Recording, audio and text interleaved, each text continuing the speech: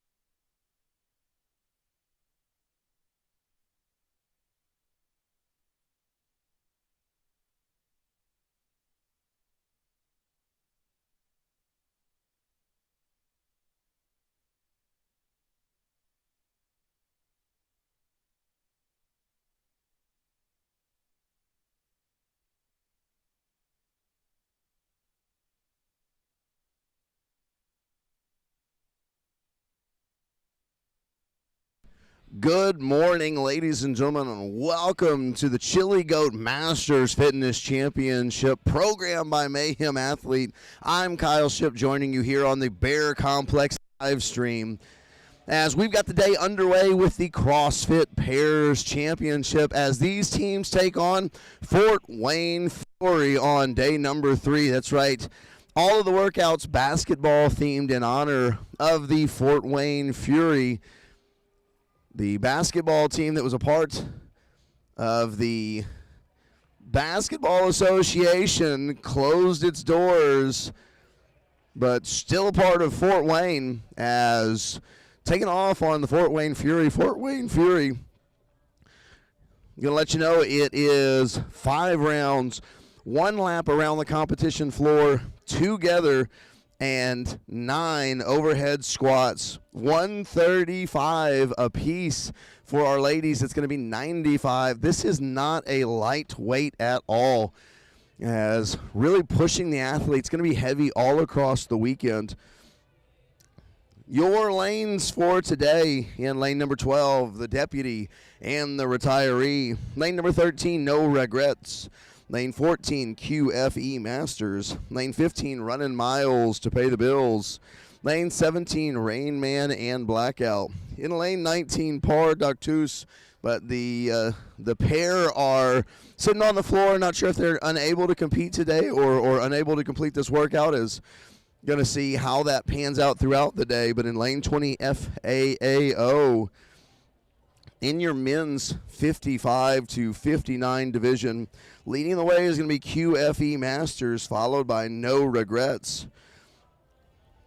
But it is a tight race for that third place spot. 13 points for QFE Masters, 4 points clear. Probably going to be fairly safe today as long as nothing tremendous happens where they take a last, or hopefully, hopefully not have to withdraw. We said I wasn't sure where the words were going to go there. Hopefully don't have anything bad with a withdrawal or anything. But No Regrets in second place with 17 points, and running miles to pay the bills in third with 18 points. So just 1 point separates these two. A heat of 4 teams, so not a ton of points to lose, but boy, if you have one where you finish second and somebody else finishes fourth, you're going to pick up 2 points in a hurry. So we're going to see how this plays out. Rain Man and Blackout, hey, let's not miss those guys, our 50 to 54 fellas, as the weight for the 50 to 54 fellas is 155. They're the lone team in this division. So congratulations, fellas. We got a spot at the top of the podium for you, for Mark Karansky and Woody Queen. Teammates for each of these teams: the deputy and the retiree, Warren Jennings, Patrick Haverty. No Regrets, Dave Bullimore, Joe Winterscheidt. QFE Masters, James English, Terry Lowry. Running miles to pay the bills, William Coates, Miles Van Pelt. FAAO, Jennifer Gatz, Tracy O'Connell, Par Doctus, Darcy Resch, Stacy Powell. As we got a 14-minute cap, 6.5 minutes into this 14-minute cap.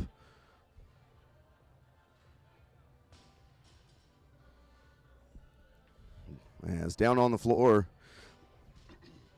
in lane 15, running miles to pay the bills, off and running. As FAAO choosing a little bit different tactic, not running together. FAAO sending the athlete that's going to be off and running onto the overhead squat first. And the one that just got off of the overhead squat is taking a nice slow lap around the floor.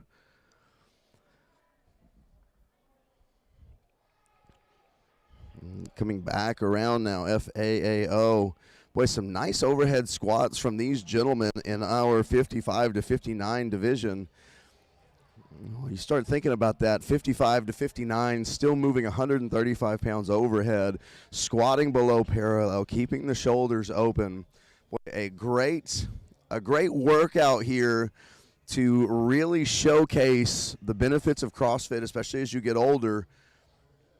We often think about the deterioration as we age, but boy, looking at these masters, realize that deterioration does not have to happen in the same way that we think about it in society, as we got a lot of amazing masters, not just in the pairs competition, but the individual RX and elite, out here doing amazing things at advanced ages. Let's face it, we're all going to reach advanced age hopefully at some point. So inspiring to sit out here and take a look as the Masters continuing on down the workout.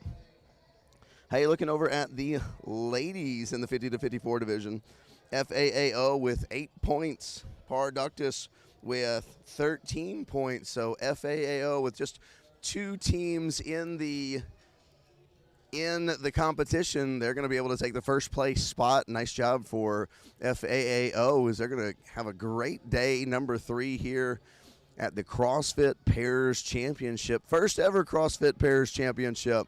Taking a look at the overhead squats. How about lane number 16? I believe, lane number 15, excuse me, lane number 15, running miles to pay the bills. I was looking at the wrong chest piece, as running miles to pay the bills. Some nice overhead squats in lane number 14, a no rep for QFE Masters, as QFE Masters continuing to work. Once again, QFE Masters, your first place team.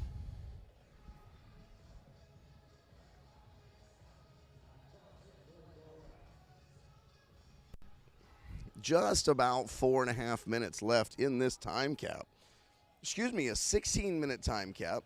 So about 6.5 minutes in the time cap. I was transposing numbers in my head, as we got a couple of mid-range workouts today, both 16-minute time caps.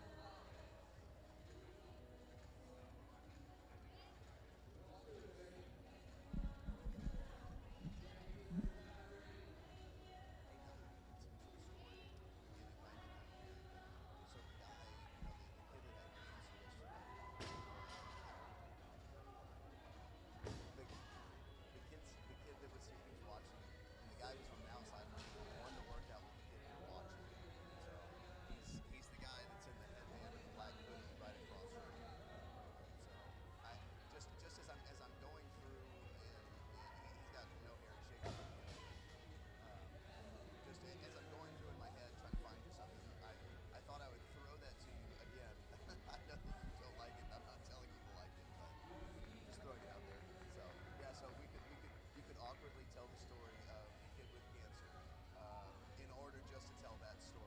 So, later, buddy.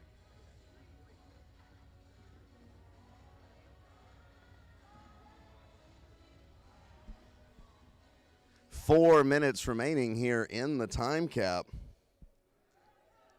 as in lane number 14, QFE Masters. Boy, you're seeing why they're at the top of the leaderboard here. Look at the positioning in lane 14 from the QFE Masters. Once again, teammates James English and Terry Lowry. Each of these teammates have 9 overhead squats to complete a piece. So 18 overhead squats per round.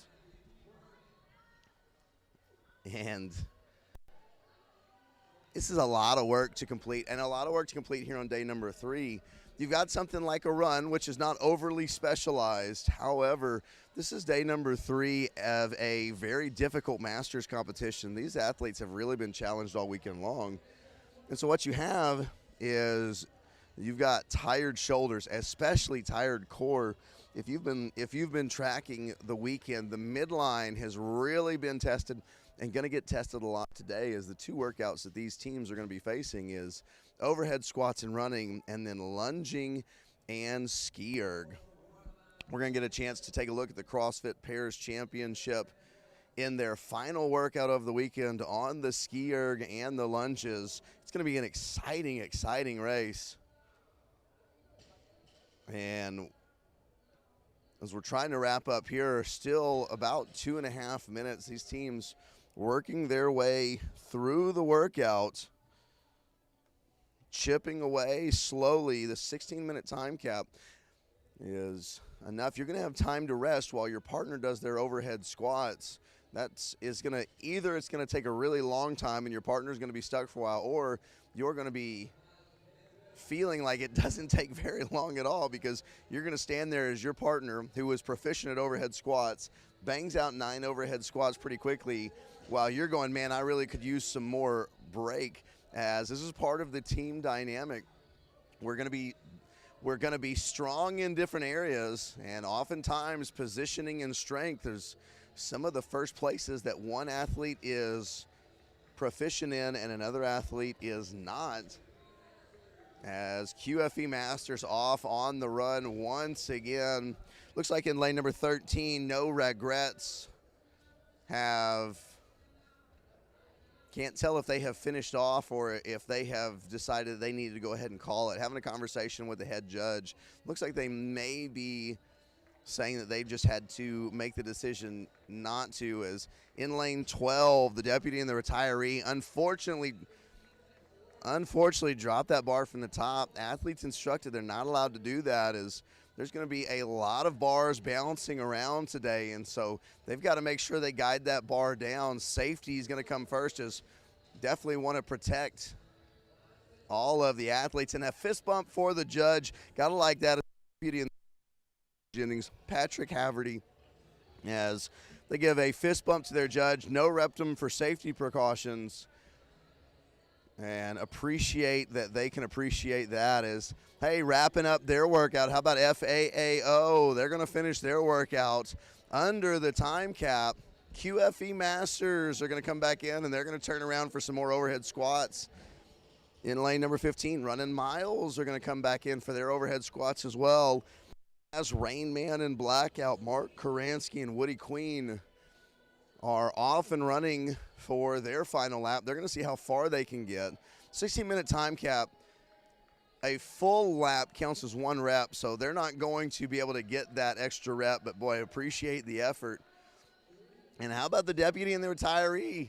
They're going to finish up. Looks like the deputy and the retiree are going to take first place in this heat. Once again, I believe that No Regrets, either they completely dominated the workout or they had to go ahead and call it. Looks like they're still having a conversation. I believe that they had to go ahead and call it. So I believe that the deputy and the retiree, the team of Warren Jennings, Patrick Haverty, taking the victory. Congratulations to them. Hey, we're going to set the floor for our next grouping of our ladies 45 to 49 and men 45 to 49. We'll be right back.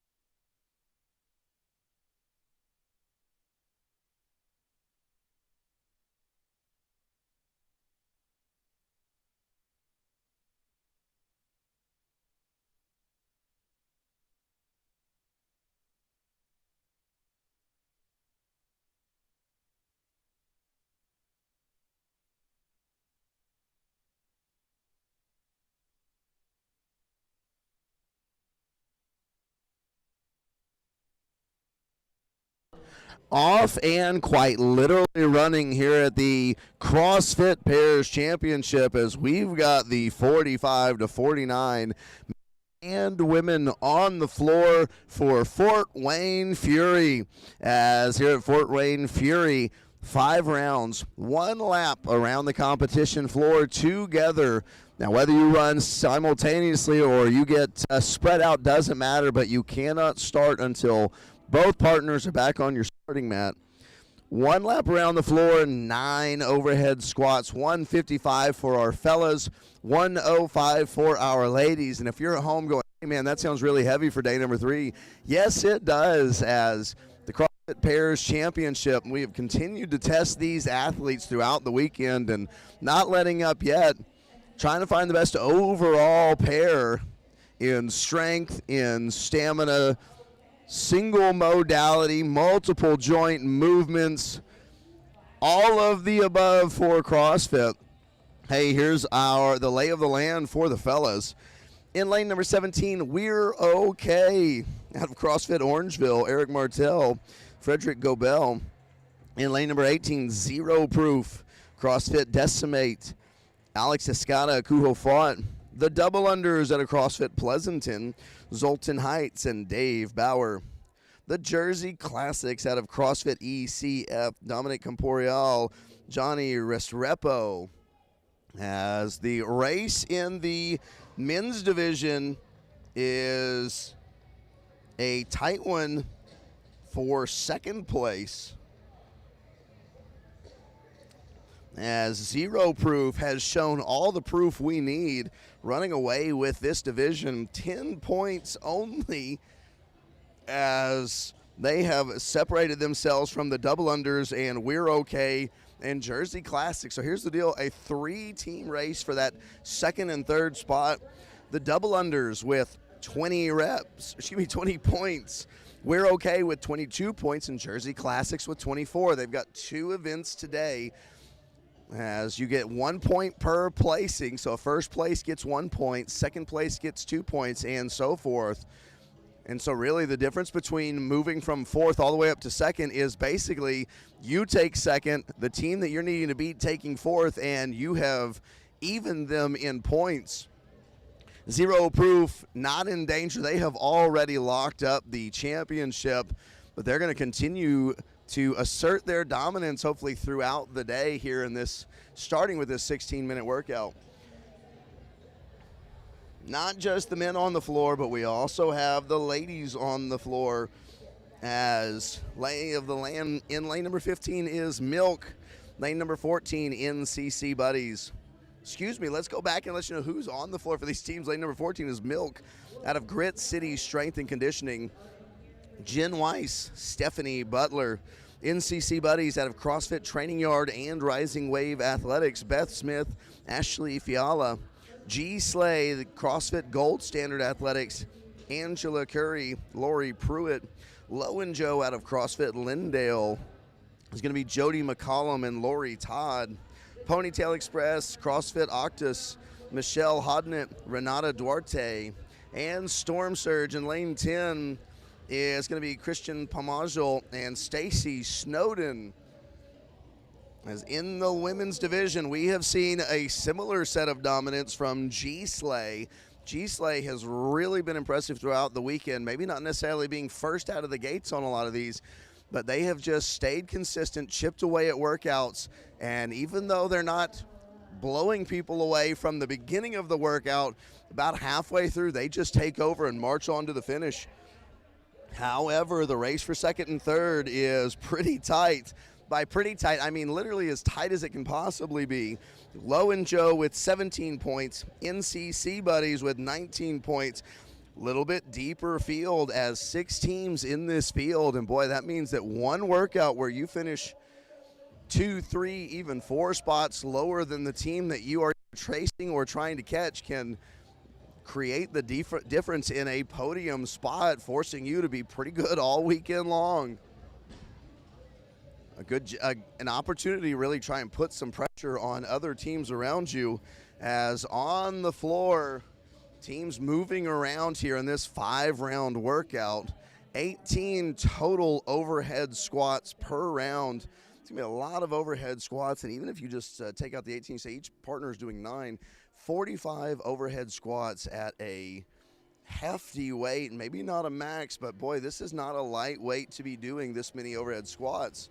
It's really testing. In lane 13, G-Slay showing why they are dominating in this competition. Look at the positioning, as great positioning and great depth. Really have been impressed with the movement quality of the Masters this weekend, as all of these Masters have continued to show why they are so fit, why they're here at the CrossFit Pairs Championship.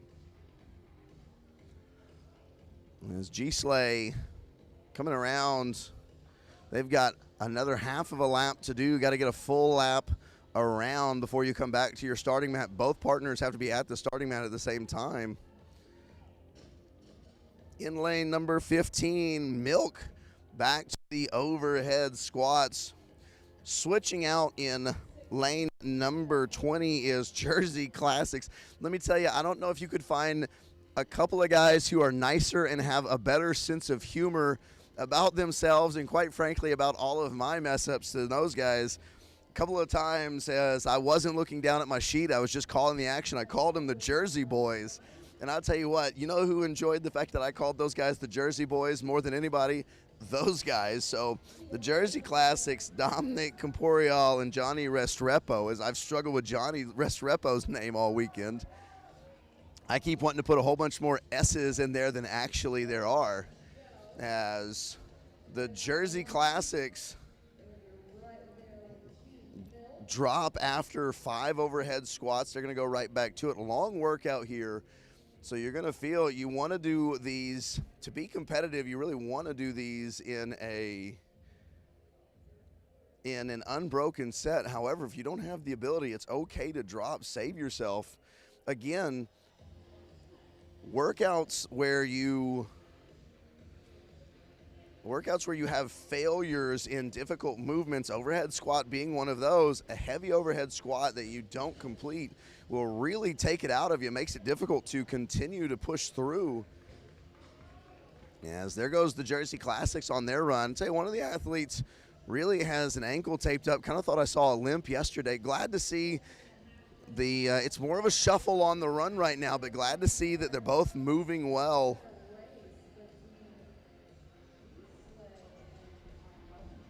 G-Slay and Lowenjo going back and forth. Looks like G-Slay may have a little bit more of a lead, but Lowenjo, boy, a nice squat snatch to start things off for Lowenjo in lane number 14. Lane number 12, Lowenjo. So in lane number 14, that's NCC Buddies. A nice squat snatch for the NCC Buddies to get things started. Lowenjo trying to complete their round of overhead squats. G-Slay already out and on their run. As may have an injury in lane number 19. The double unders, CrossFit Pleasanton, Zoltan Heights, Dave Bauer, is on the overhead squat, gets no rep and goes down. He's holding his elbow. So he's going to stay there. They're going to take a look at, give him a moment as they're going to check on him. He's up and moving. You know, there's been a lot of stress on the body this weekend. You wind up getting into these situations, the body's stressed out. Maybe if you get in a little bit of a bad position. Drops it. He's shaking out the arm. He's going to come back as G-Slay coming back around the lane. Lowenjo now going to take off as G-Slay, the two athletes, going to come down the lane. And about to get started on the overhead squat once again. As the athletes chalk up. Ponytail Express on the run now as well, trying to track down Lowenjo. Lowenjo with a really good running pace, though. Boy, they are not shy about pushing the run here, as the run, one of those elements that if you wind up taking too long, you're not going to win this on the run. Sprinting is not going to get it done for you. You are going to lose it. Well, so you're going to lose it in a lot of areas. Let me not be too cliche. You're going to lose in a lot of areas. However, you could run so slow that you just don't give yourself the ability to either stay ahead or make up ground. The overhead squat, the key piece of this workout, but you can't overlook the run. I think this is one of those workouts that some of us do in CrossFit where we look and go, this isn't that big of a deal. This is where the workout really is. And then you forget about how hard something really becomes when you combine the two together. NCC buddies coming around. They're about to start their overhead squats. G-Slay makes the switch. G-Slay now on to their second athlete in this round. 10.5 minutes down, 5.5 minutes to go.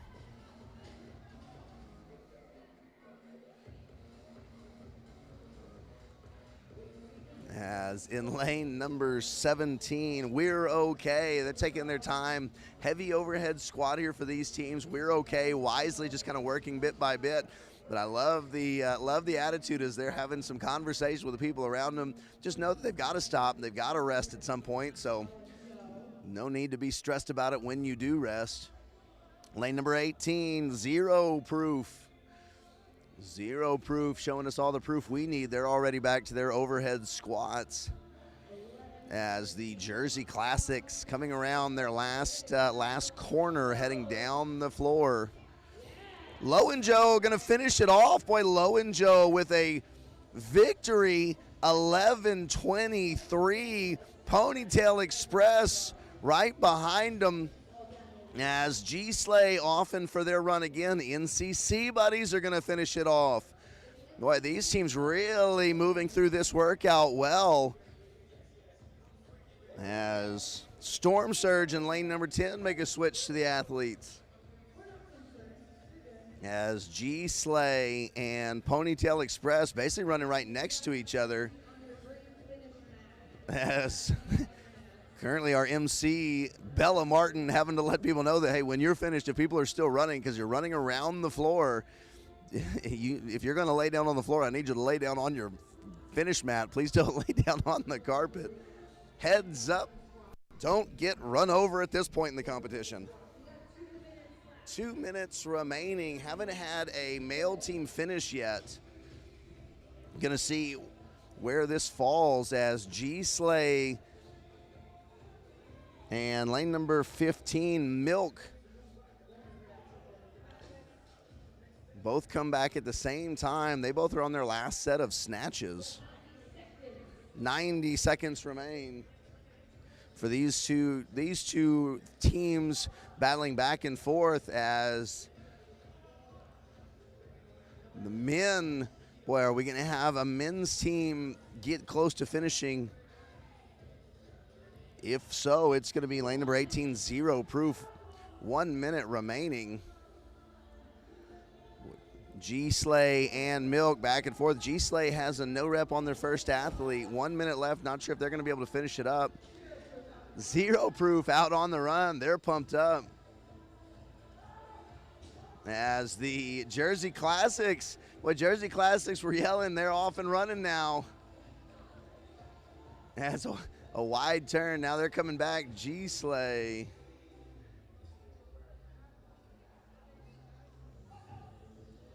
G-Slay trying to finish off their first athlete. Boy, moving through these overhead squats, and their second athlete is Milk. Just 15 seconds left. Milk moving well. They got 5 reps left. G-Slay not in danger of losing spots on the leaderboard, but their lowest finish to this point for sure. Milk, I think Milk's gonna call it, as they've still got, well, I do it again. It's a 16-minute time cap. There's plenty of time left. I think the fact that 3 teams finished so quickly in this workout, finishing right about the 11-minute mark, really kind of threw me a little bit. Now all of a sudden I'm thinking that the time cap should be shorter. Really shows how fit these athletes are.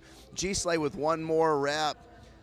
As a no rep from G-Slay, boy, just gets forward a little bit, gets popped out the backside. 4 reps left for Milk. G-Slay trying to get their positioning underway once again. Going to go to the back rack, then stands up, walks forward a couple of steps. Boy, that weight wanting to pull him forward. The shoulders are fatigued. That core having to do a ton of work. As still 4 reps for Milk. So G-Slay can see Milk in front of them. She's not really looking. She's going to go right back to it. as Milk struggling just as much as G-Slay with these reps. Milk's going to have to drop. As on the men's side, the Jersey Classics working with this overhead squat, still on their first athlete. In late 18, Zero Proof working on their first athlete. Zero Proof is about to switch over to their second athlete. Jersey Classics still one rep away from switching over to their second athlete, as he's going to wind up failing. So now with 30 seconds left, I am positive there's only 30 seconds left right here. With 30 seconds left,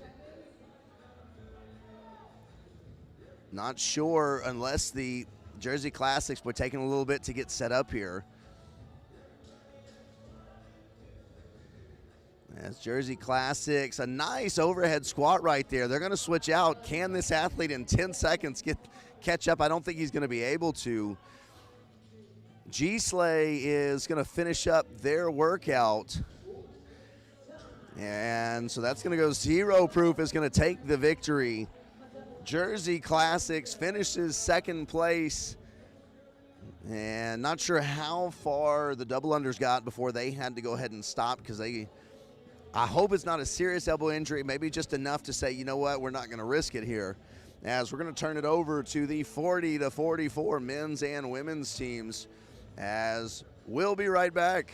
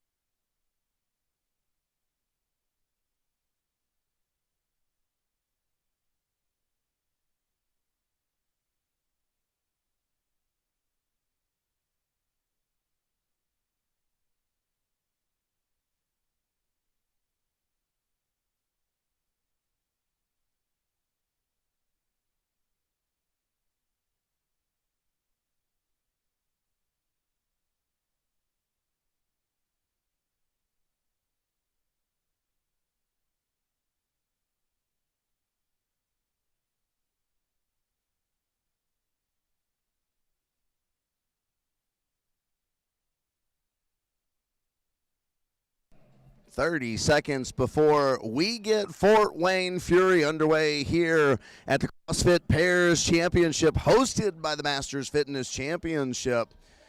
As we've got some tight races on the floor in the 40 to 44 division. On the ladies' side, Canadian Bacon with a 1-point lead over Little Giant. Canadian Bacon going to be in lane 19. Little Giant in lane 18 behind them. Blacklisted with 19 points. CrossFit 970 going to be rounding out in fourth. As these teams have 5 rounds, 1 lap around the competition floor. They both running together. They don't have to stay next to each other, but they both have to be on their starting mat so that way they can start the next round. So you can't have one athlete get there and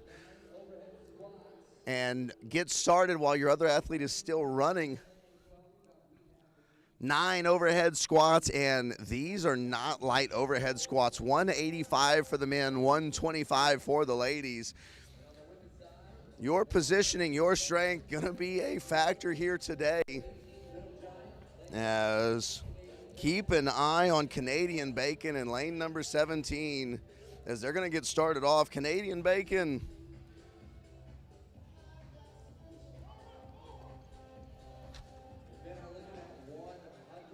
Canadian Bacon, the team of Megan Apostolaris, Amelie Verret.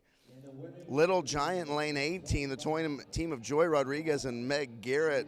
In lane 17, out of CrossFit 970, Christina Moan, Daniel Preston, Blacklisted from Blacklisted HQ, Amy Quinton, Laura Philhauer. On the men's side of the floor,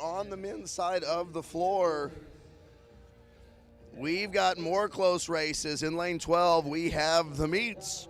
Lane 13, Overkill. Lane 14, Gator Boys. Lane 15, OG Relentless. As this division unfortunately had an injury in the box jump overs, had an Achilles injury.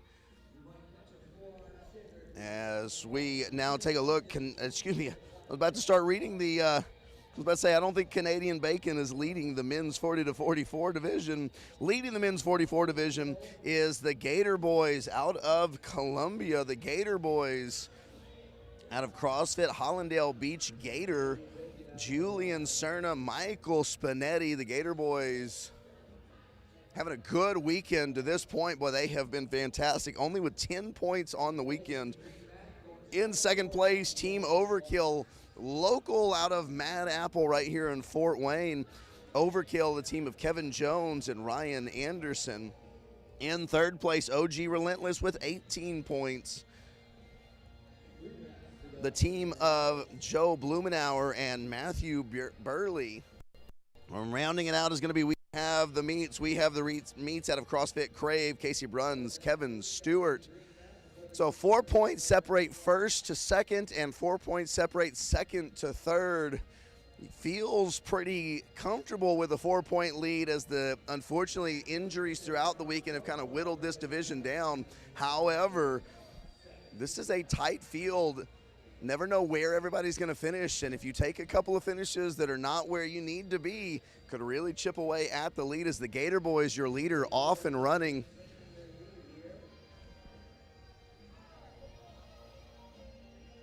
Team Canadian Bacon in their overhead squats, as is in lane 18, Little Giant. Team Overkill in their overhead squats, trying to finish off and get back into the race with the Gator Boys. A no rep for Team Canadian Bacon as they drop from the top. You've got to lower the bar. Gets called back, as boy just definitely needs to take a deep breath. In lane number 20, Blacklisted HQ working through their overhead squats. A step forward. As Canadian Bacon make the switch. Boy, and a really nice squat snatch. I believe that's Megan Apostolaris. Really nice squat snatch. And moving through these overhead squats very well. Off and running is Little Giant. So Little Giant with a couple rep lead. And off for their run. So now just a couple feet behind. Canadian Bacon behind, as Gator Boys in the lead. Gator Boys with their on round 3, Overkill on round 3 as well. Gator Boys, though, off and running. Overkill still on their first athlete in Ryan Jones. 185 pounds in the overhead squat. No joke, a 16-minute time cap. We're only in minute 5 of a 5-round workout, and the Gator Boys are going to be coming around momentarily to start their 4th round. Round number 3 for Canadian Bacon.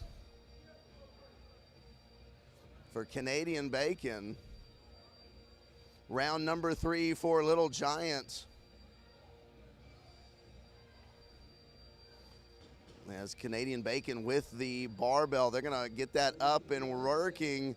Little Giant with the overhead squat, as they're about to switch to their second athlete. One more rep before they switch to their second athlete.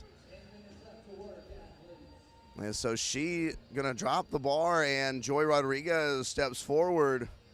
5 reps left. Joy Rodriguez with a nice squat snatch to start things off now with the overhead squat. Meg Garrett, the strength, is the first athlete.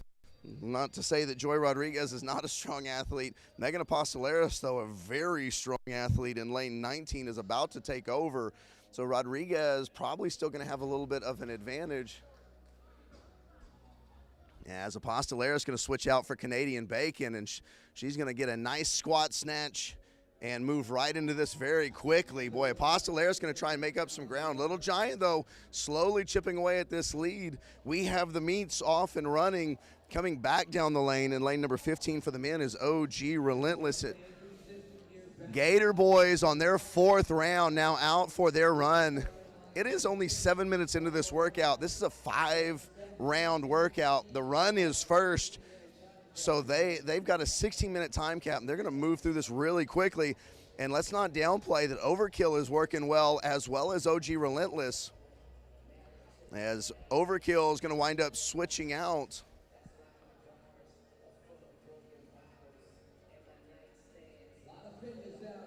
As there's the MC, Ryan just said there's a lot of fitness out here. There certainly is. 16-minute time cap moving through. Little Giant finishes their run first. Meg Garrett gonna get under the bar as they're trying to stretch their lead here in round number 4. Overhead squat at 125 for these ladies. Meg Garrett easily up in overhead squats, no problem for Meg Garrett, very strong athlete. Gator Boys onto their last round as, boy, they go into a front rack and go straight into a push squat jerk.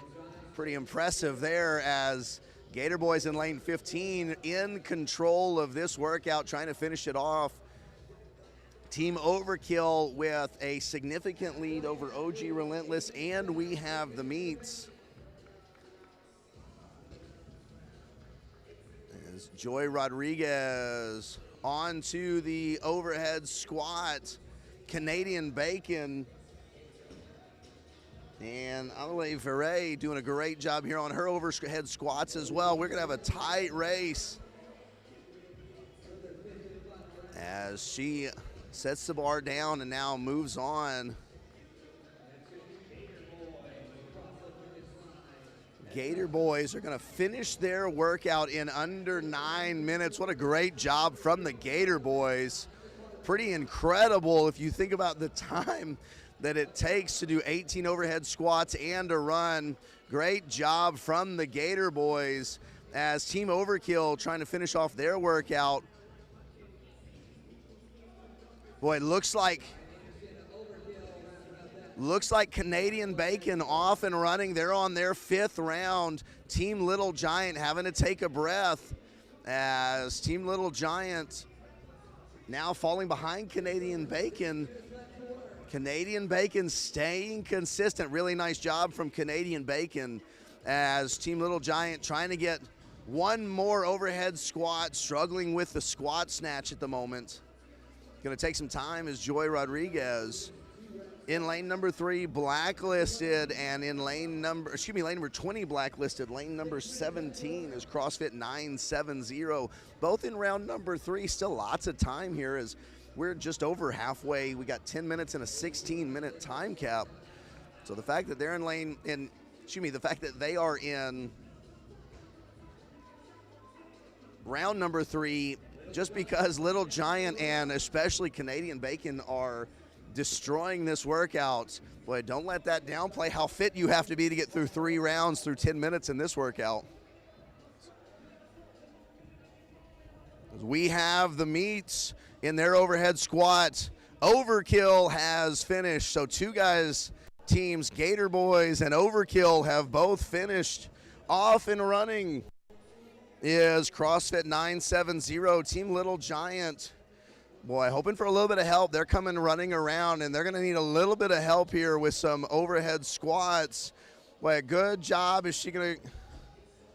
A good job from Team Canadian Bacon. Apostolera is going to hop under the bar and then just completely destroy 125 pounds. Boy, these ladies so strong. 125 pounds is not a lightweight. And I'm not just going to say not a lightweight for women. I'm going to say not a lightweight for the fact that each team member has to do 9 overhead squats for 5 rounds. 45 overhead squats, really impressive here as the men at 185, ladies at 125. Canadian Bacon going to stroll across the line As a nice job from them. They're going to take a victory. They're going to stretch their lead. They had a 1-point lead. Looks like now they're probably going to have a 2-point lead going into the final event of the weekend. Little Giant going to need some help if they're going to wind up beating Canadian Bacon. Joy Rodriguez has a lot of time to try and do her final 9 overhead squats. As the teams behind him on round number 3 and round number 4. Rodriguez here on round number 5. They've just got 9 overhead squats remaining. Team Overkill in second. We Have the Meats finishes off. OG Relentless finishes off. So all of the men's teams done with 4 minutes to spare in this workout. Joy Rodriguez trying to finish off this workout for Little Giant. Boy, you see that wobble. She's doing a really good job controlling it. And she's going to finish off as Little Giant takes second place as Joy Rodriguez down on the ground. And unfortunately, I'm blocked off by fans and blocked off by barricades. Typically what happens is when Joy Rodriguez finishes up a really hard workout, the shoes come off, the belt comes off, the knee sleeves come off. Everything that she can take off without getting in trouble comes flying off. And so I would suspect that there may not be any shoes on at the moment for Joy Rodriguez. As a really impressive heat, both from the men and the women. Blacklisted trying to finish off. Blacklisted are going to switch off to their second athlete now. As Amy Quinton finishes her overhead squats, turns over to Laura Philhauer. Philhauer sets up for her overhead squats. They're trying to get into round number 5. Still have some time to get plenty more work done as they've got a full round lead on CrossFit 970. So you're going to finish up in lane number 19 is going to take first with Canadian Bacon. Lane number 18 will take second with Little Giant. Lane number 20, Blacklisted HQ, is going to wind up taking third. CrossFit 970 is going to take fourth. On the men's side, everybody finishes up. Gator Boys continue their dominance as we need to get set up a no rep for Blacklisted as she gets spit out the back, and we're going to take some time now. Those failed overhead squats take a lot out of you, especially here at the end of a long workout. Still 2 minutes remaining on this workout.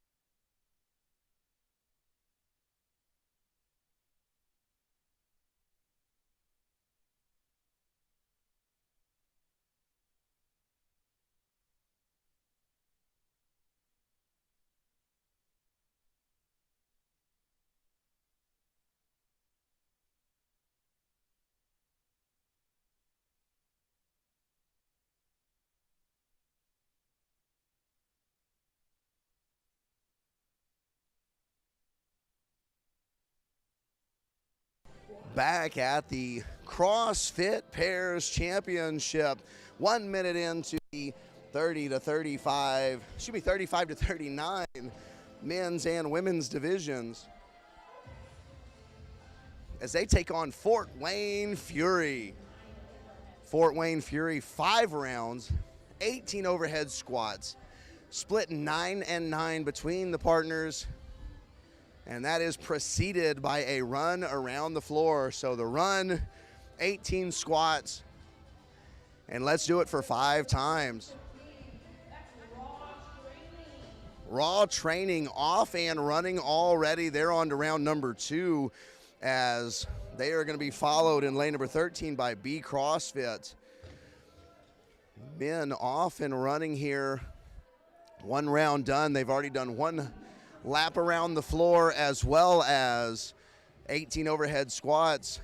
And now the ladies heading off into round number 2. Leading the way is going to be lane number 18, Las Gorditas. Lane number 17, SM. Now taking off lane number 20, Team Principal Problems. In the 35 to 39 division, got a tight race for the top as Team Tirano with 16 points, the team out of Brazil. Keep an eye on them in lane number 14. And B CrossFit in second at 17 points. B CrossFit in lane number 13. So B CrossFit just behind Team Tirano. So B CrossFit, going to be plenty of time to have your partner looking around. So in the individual competition, being in the higher position, having your competitors behind you will wind up being a little bit of a problem. However, here with the team competition, you got the ability to have a little communication, not just with your teammate, but with your friends and coaches that are watching on the side. As looking for who's going to be the ladies off to the run next. Looks like Team Gorditas, Las Gorditas, with their second athlete now on the floor. SM is going to switch over to their second athlete on the floor. This is going to be a close race as this goes. It's a 16-minute time cap. Up in lane number 16 for Team Kazakh. As Team Kazakh, Yerlin Akhmatov, Max Ospanov, all the way from Kazakhstan, as Ospanov, the fittest man in the 35 to 39 division in Kazakhstan. Akhmatov, the fittest man in the 35 to 39 division in Estonia. They're off and running now. As back onto the overhead squats here in lane number 3, round number 3. Lane number 14 is Team Tirano. B CrossFit a few reps behind them. 4 reps left for Tirano as they're trying to move into their second athlete. B CrossFit, no rep, didn't stand up all the way. Got to open up those hips at the top, making sure athletes are all adhering to the same standard.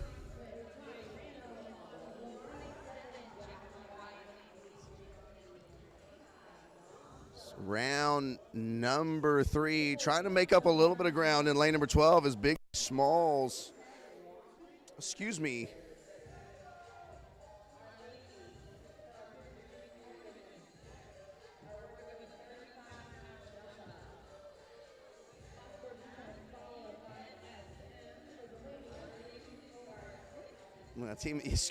I was correct, Team Biggie Smalls.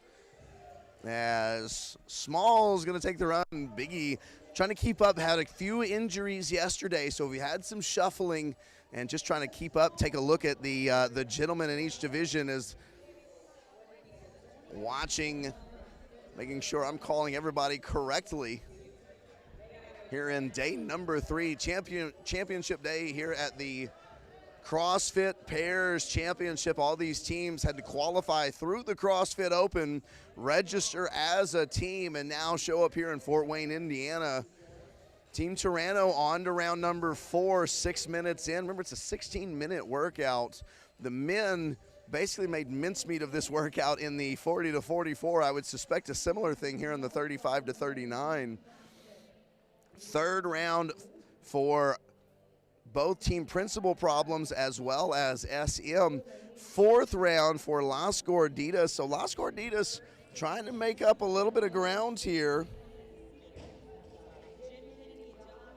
as SM with 10 points on the weekend. Team Principal Problems with 13 points. Las Gorditas with 19. So Las Gorditas are doing what they need to do right now. Not sure they're going to be able to move up and catch Team Principal or Team SM, but seeing if they can get in line more with Team Principal Problems. Just 2 events on the day, and so I think the only opportunity for any passing is going to be if Team Principal Problems can get in front of Team SM, but that would mean that Team Principal Problems is going to need to finish first, which the way Las Gorditas is moving on these overhead squats, not sure if that's going to happen unless something crazy goes on. Team SM currently in second place. So Team Principal Problems, or as I got to know them, I've had a chance to talk to them a couple of times over the weekend. They are characters. I've decided they're no longer Team Principal Problems. They're Team Principals Being Problems, as they've been absolutely wonderful this weekend. But they give me a hard time, so they're being a problem for me. As the community here at the Masters Fitness Championship, absolutely amazing. One of my favorite things to do all year long, get a chance to come and not only see a lot of the people that I've seen for many years, get to meet some new people, make way more connections, love the community, love the interaction. As lane number 14 is going to be Team Taranto. Team Taranto on their overhead squats for round number 5. I almost called them air squats. They're moving so easily through these. It'd be like me doing an air squat. A really nice snatch in lane 13 for B CrossFit to get underneath that bar. B CrossFit trying to catch up to Team Taranto. Team Taranto trying to gain another point on B CrossFit though. As overhead squat now for Team Taranto. This will be their final overhead squat. In lane number 15, though, don't sleep on Raw Training. Raw Training in round number 5. B CrossFit's going to switch out athletes. Team Taranto with just 2 reps left, trying to finish as Raw Training is going to go to their second athlete. Team Taranto with another victory on the weekend. B CrossFit trying to slide in at second place, not lose more points in this event. Looks like they're going to be able to complete that. B CrossFit, nice job from them taking second place on the weekend. Las Gorditas trying to close out their event here in day number 3. Boy, as they are really doing well. SM just now coming around from their run, about to start their 18 overhead squats. 1 rep left, and Raw Training will complete their workout. So Raw Training walks across the line and finishes it up.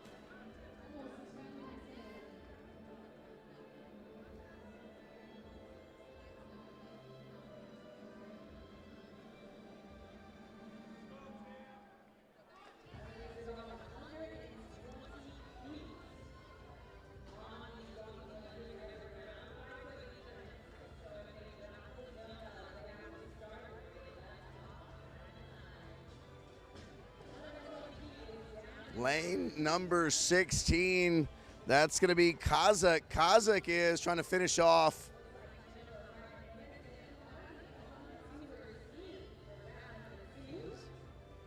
as Kazak going to finish off here with Max Ospinov. Ospinov's going to get a no rep. Boy, got down, couldn't quite get out of that hole. Lane number 11, Double D, starting off onto their overhead squats. Now coming back is Team Biggie Smalls. Smalls with a quick run. Biggie's going to take a little bit longer on the jog. Las Gorditas finish off, and they are dancing on the finish line. Hey, why not? finished a 16-minute workout that a lot of teams are getting capped on in about 10.5 minutes. Dance away. Team SM finishes off. So Las Gorditas takes first. Team SM takes second. Principals being problems out and running as they're trying to finish up. They're on round number 5. They've got time. This is a 16-minute time cap. Plenty of time to finish this off. 7 minutes, 7 minutes in, 3 minutes remaining. Some really quick air squats in lane number 12 from Biggie Smalls. As Biggie Smalls going to drop the bar and switch it over. They're in round number 5. They're trying to finish off their workout.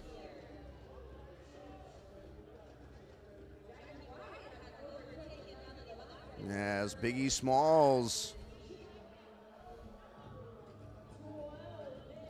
set and squatting. Team Biggie Smalls, the team of Jesse Diaz and Greg Turner. Turner here on his overhead squats.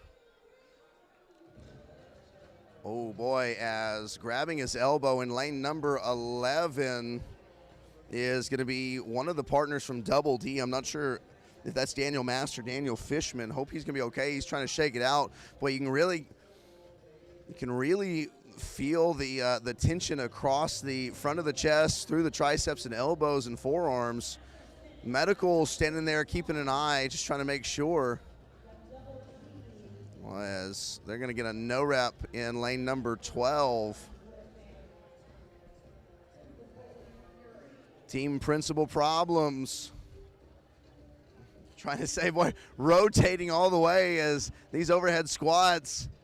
Boy, a good overhead squat for him as she's just spinning around, smiling at everybody as she finishes off.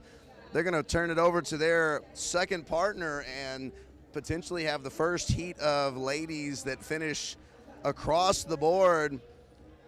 Looks like in lane number 11, Double D, they're going to go ahead and stop their workout. As in lane number 12, they're going to wrap up their workout for Biggie Smalls.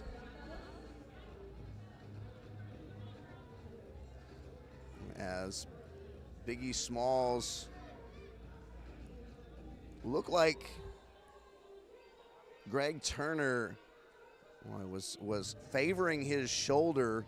Judge walked over and let medical know they may want to go check on him. Double D, I thought Double D was going to call it. Double D is going to give it another shot as Team Principal Problems going to wrap up their workout. So all 3 ladies teams have finished. Overhead squat still have 2 minutes left. Overhead squat in lane number 11. As it's going to go out the back, and boy, he goes back and holds the elbow again. Boy, he's really fighting some pain in the elbow. As he's really going to try and fight this off. 90 seconds remaining.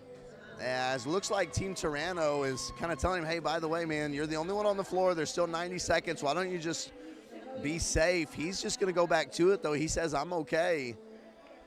And he's going to fight through this. As these teams doing a great job on this workout, moving through the workout very well. 1 minute remaining on the clock.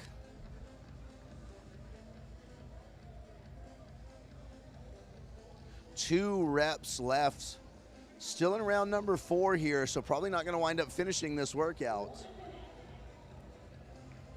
Probably being an overstatement. It would be a very impressive feat if they finished this workout. As 2 reps down, and they're going to take off for their run.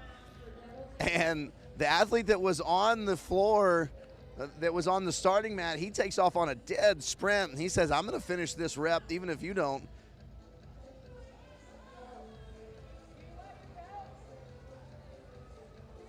As with just 30 seconds left, hey, they're going to wrap up and finish up.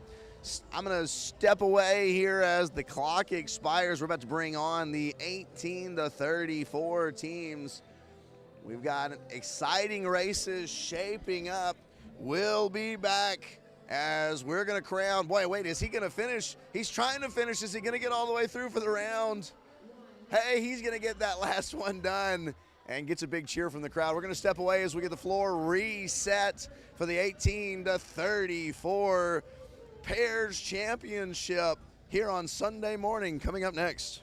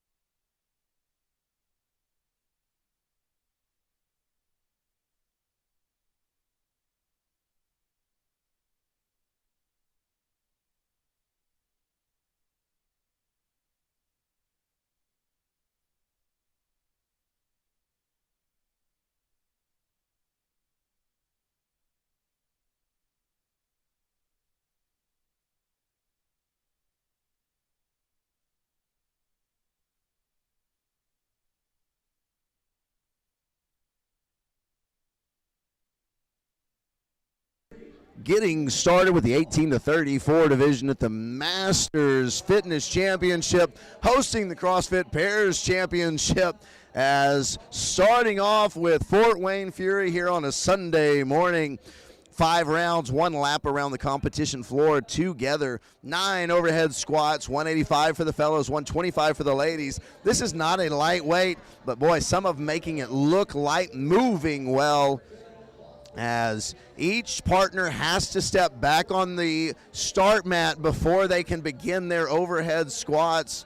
So no matter how fast you run, you're going to have to back it off anyway whenever you're waiting on your partner, as partner one always has to stay partner one. So if you're starting off on the overhead squats, you'll be the first athlete on the overhead squats each and every time.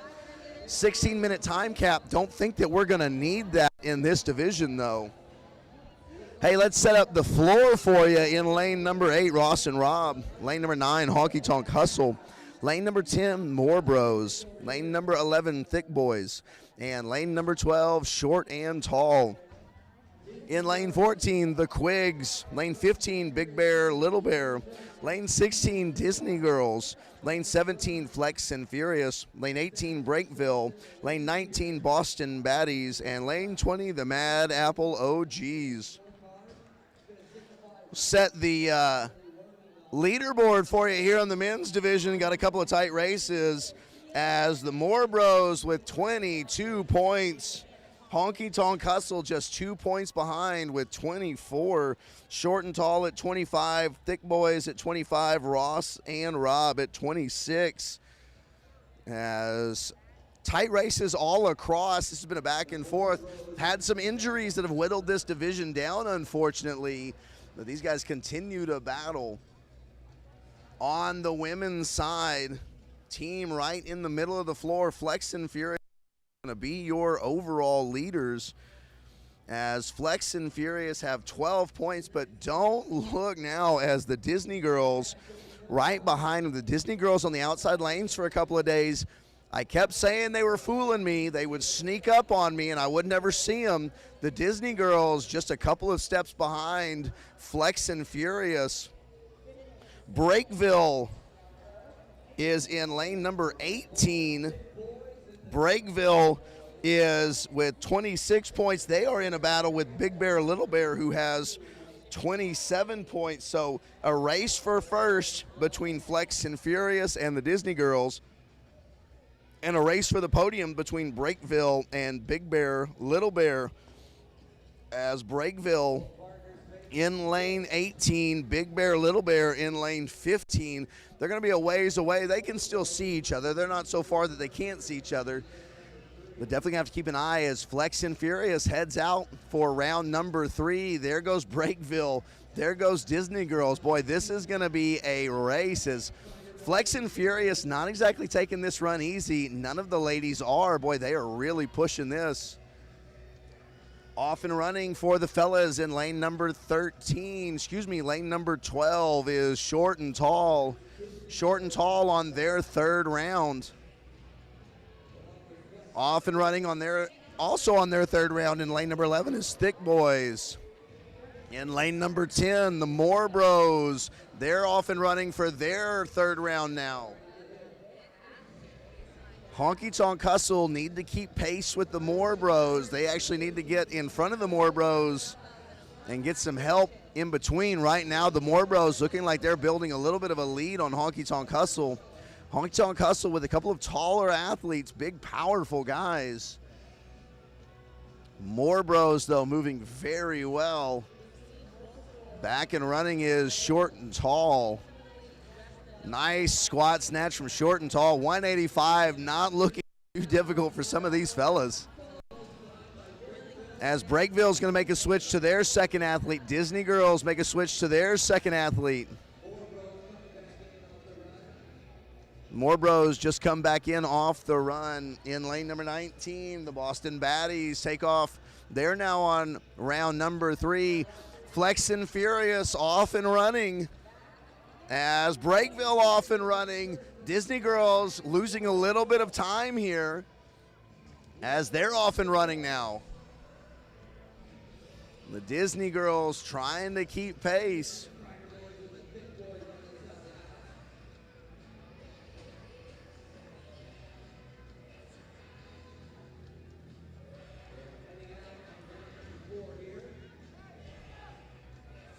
As Thick Boys coming around.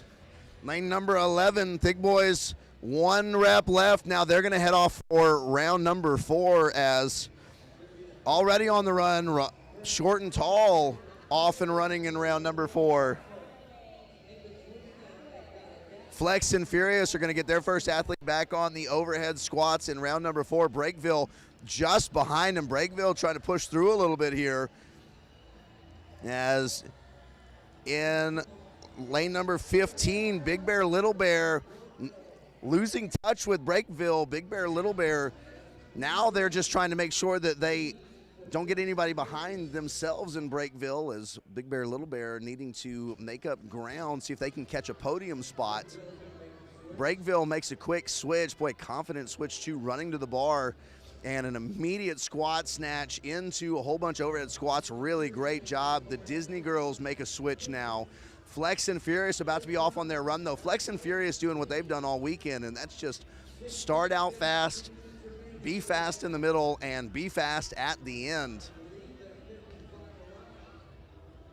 Breakville now heads out, but Breakville starting to see a gap between themselves and Flex and Furious. On the gentleman's side, in round number 4 is Thick Boys. And in round number 5, Short and Tall trying to move through this quickly as well. Short and Tall is going to drop the bar. They're on round number 5. So our ladies teams are the pace setters here as the Flex and the Furious are moving now into their overhead squats. Breakville right behind them. Breakville's going to have to touch their starting mat before they can get started.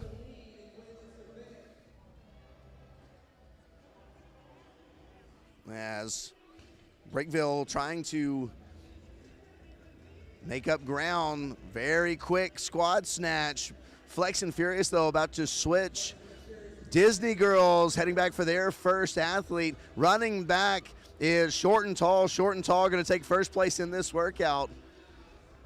Excuse me, no, they still have to do their overhead snatch. I apologize. Now they're going back. They're still first place in the workout, though.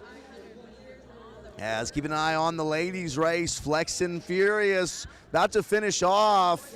As Flex and Furious take first place, 7:57. Fastest time that we've seen. That is really fast. They finish in under half of the time cap. And Breakville going to finish off.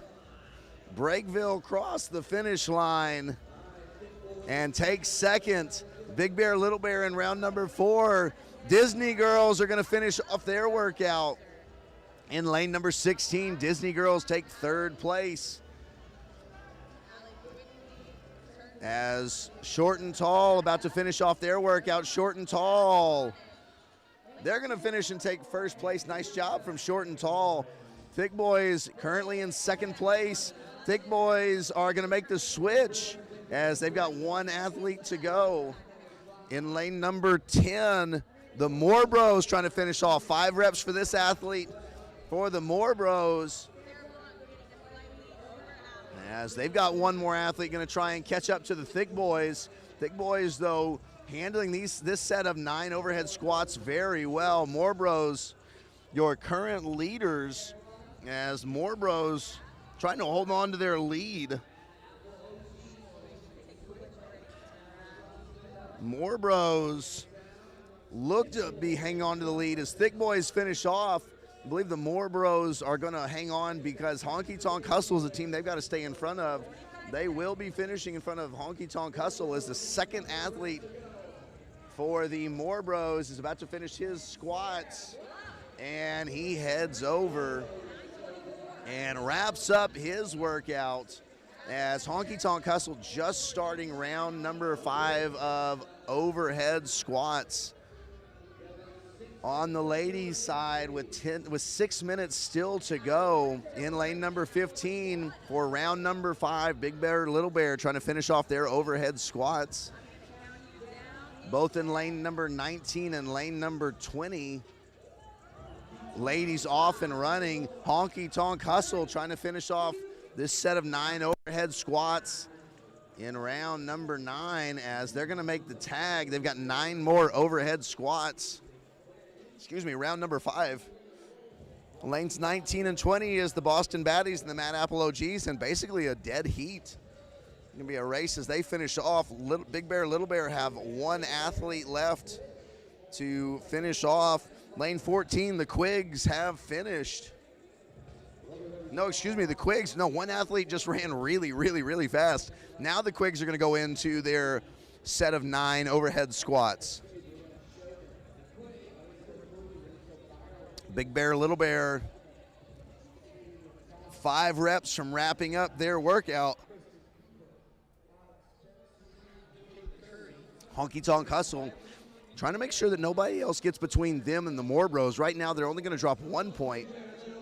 That'll put them 3 points behind as they move into the final workout. 1 rep left on the outside lane for Ross and Rob. Looks like Ross and Rob. Boy, bar's still on the ground, though. Where is Honky Tonk Hustle? Honky Tonk Hustle with 5 reps left. Ross and Rob trying to get in front of Honky Tonk Hustle. That bar's staying on the ground a long time, though. 3 reps left for Honky Tonk Hustle. Ross and Rob still haven't got the bar off the ground. 2 reps now. 1 rep. Can Honky Tonk Hustle get in and save themselves a position? Squat down. Can he get out of the hole? He cannot. Ross and Rob are going to finish off. Excuse me, Ross and Rob, I thought they were in round 5. They're on round 4. So I was creating tension that didn't exist. That's okay, though. It makes a good viewing experience until you realize that I was wrong. In lane number 9, so Honky Tonk Hustle, are going to 1 more overhead squat. He's got plenty of time. Still about 4 minutes left. We're going to see most of these teams, if not all of these teams, finish. As the Quigs are going to finish off. Boston Baddies, Mad Apple OGs, the only athletes for the females left on the floor. Now Mad Apple OG is going to finish off. Boston Baddies looking to wrap this up.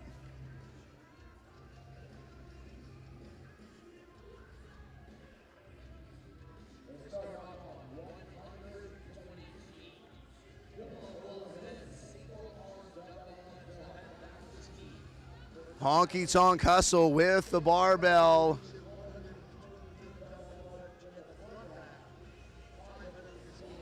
Well, is looking down. Anna Tobias, unfortunately, I think has a shoulder injury. Her day may be done. It's the overhead walking lunge, difficult for her on that arm.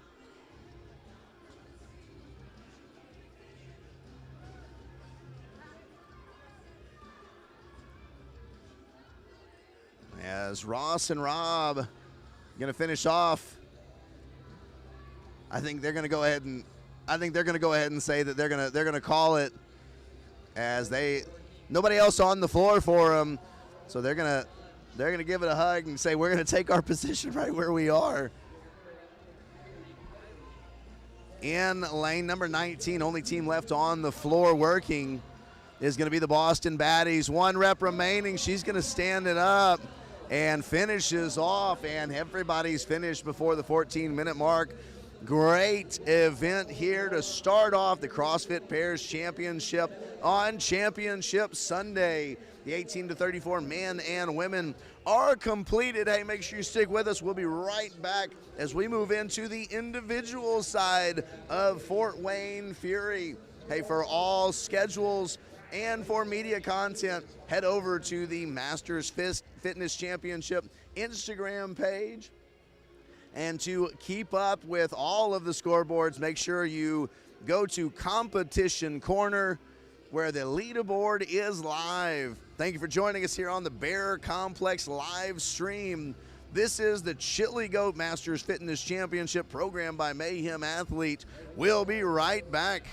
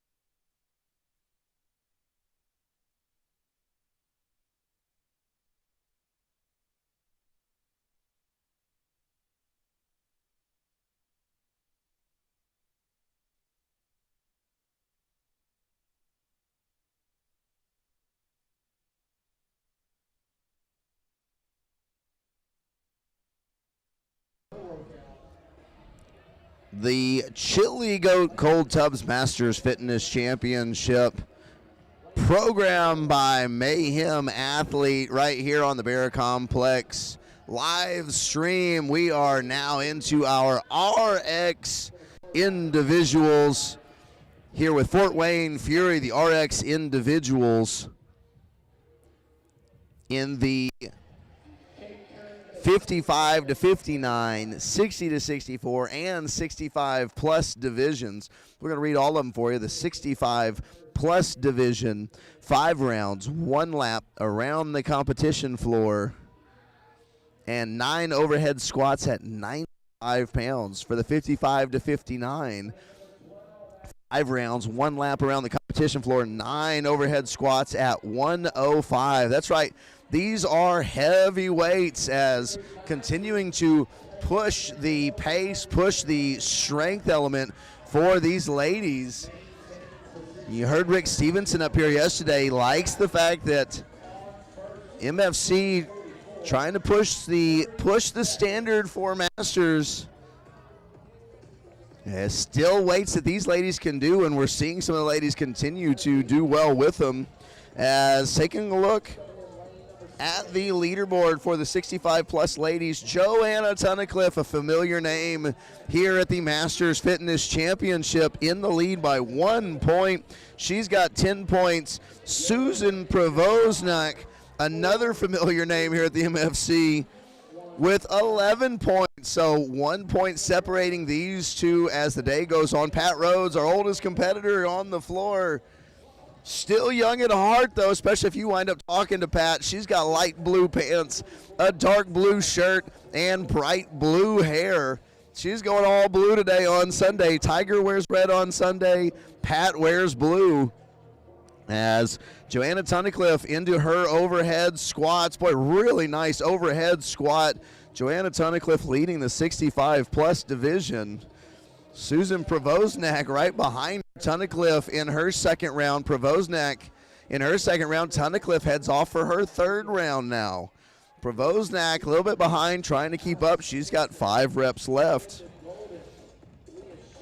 In the ladies 60 to 64 division, Georgette Ray with a significant lead in the 60 to 65 division. She's got 8 points. Marianne Waller with 17. Julie Fegan with 27. Jeanette Perret-Gentile with 30 points. As in lane 13 is Kathy Bunch. Lane 14, Jeanette Perret-Gentile out of Italy is in lane 14. Lane 15 is your overall leader, Marianne Waller. Lane 16 is Georgette Ray, and lane 17 is Julie Fegan. As Georgette Ray has a top podium spot all but locked up. Enough ladies to possibly have some changes if something goes wild. Right now, though, looks like the biggest race is going to be Julie Fegan and Jeanette Perret-Gentile, as they are racing for the podium in that third place spot. For our 55 to 59 ladies, Julie Schaffer has 11 points and is in control. She has ran away and hid all weekend long. Julie has won Fast Break Part 1. That was Fast Break presented by RX Smart Gear, one of our sponsors. They provided prize money for the athlete using an RX rope that finished the fastest in the men's and the women's division. She also finished second in Fast Break Part 1, or excuse me, Fast Break Part 2 was a first place. Fast Break Part 1 was a second place. Paint Battle she took first. Full Court Press she took first. Triple Threat she took fourth. Above the Rim she took first. And Buzzer Beater she took first. So Schaefer having a great weekend. Carol Turnbow in second place with 24 points, and it gets very tight from there. Turnbow with 26, Colette Cowan with 26, Stephanie Russell with 28, as the race for second and third. Boy, it's a two-spot race between four ladies. In lane 6, Annie Savarino. Lane 7, Stephanie Russell. Lane 8, Katie Tavog. Lane 9, Julie Schaefer. Lane 10, Carol Turnbow. Lane 11, Colette Cowan. And lane number 12, Yuka Miller. This workout, a 16-minute workout, and already having ladies that are into their fourth round. How about Joanna Tunnicliffe on her fourth round of overhead squats? 7 minutes down, Tunnicliffe moving quickly through this. As Provozniak on her run currently. She's now going to be on her fourth round as well. Fourth round in lane number 17 for Julie Fegan. So Fegan trying to make some moves, as in lane number 12, Yuka Miller in her fourth round. Lane number 11, Colette Cowan in her fourth round. Carol Turnbow in her fifth round. She's out on the run. She's coming back for her final time, as Turnbow looking to make some movement up the leaderboard here. In lane number 9, Julie Schaefer, your current leader, is not currently doing overhead squats. Not sure if there's an injury. She's got wrist wraps. She's got knee sleeve. She had every intention of doing, or excuse me, is she on her fifth round? So she's taking some time. She's on, it appears she's on round number 5. Wait, did she finish? It looks like she finished. That's unbelievable. How fast did she finish that? And now coming across the lane in lane number 8 is Katie Tavog. And now across is Carol Turnbow. I'm so sorry, as absolutely continuing to dominate is Julie Schaefer. Schaefer wraps it up. Boy, I thought that maybe there was an injury, as I've been looking down trying to update you on leaderboards. In lane number 7, how about Stephanie Russell? As these 55 to 59 ladies have really ripped through this workout. Joanna Tunnicliffe is out for her run. She's on her 5th round. Susan Provozniak was a little bit confused about, she thought she was done, and she still had one more round. They finally explain it, or not finally, but they explain it to her with the judges. She gets a big old smile on her face, slaps her forehead, and goes, "Oh my gosh, I can't believe I did that." Again, the community here at MFC, so amazing, as these RX athletes had to qualify to be here. Impressive, as they are working. Colette Cowan in her final 5 overhead squats. Yuka Miller is going to come across the line and finish her workout. Joanna Tunnicliffe looking to finish, as Tunnicliffe trying to take another event win, give herself a 2-point spacer on the next workout, as Tunnicliffe and Provozniak have traded top finishes. A 2-point may be difficult to overcome on the next workout with 3 ladies in the division. So Provozniak is going to move into her 5 or 9 overhead squats on the 5th round. So many numbers, they keep getting backwards in my mouth, as in lane number 13, Kathy Bunch working through her overhead squats. Lane number 14, Jeanette Perret-Gentile, as in this 60 to 64 division, heading out for her run on the 4th round is going to be Georgette Ray. Marianne Waller already out on the run. Very close race, as you'd expect for our 35-39. As Georgette Ray, we've talked about it, big lead. Georgette Ray probably not going to take a first place in this event, but she is really staying way towards the top. Marianne Waller pretty solidly in 2nd place, now coming back as she's going to touch her mat. and turns around. She's got another set of overhead squats in lane number 17. That's going to be Julie Fegan. Fegan is way out in front here. She's got just a couple overhead squats left before she wraps up this workout.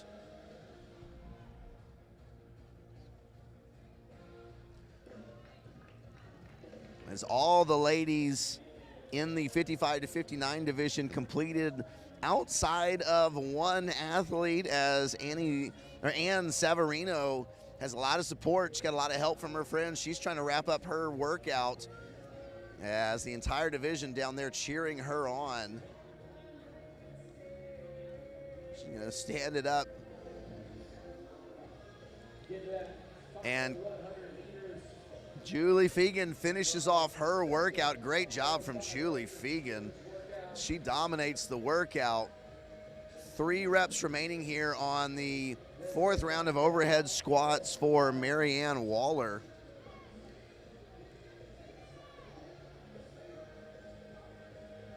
As 4 reps remaining in lane number 16 from Georgette Ray. As Georgette Ray turns, takes a look at the clock and says, oh, hey, I still have 3.5 minutes. These athletes have been moving through. Lots of work to be done here in this event, and they are doing it very, very quickly.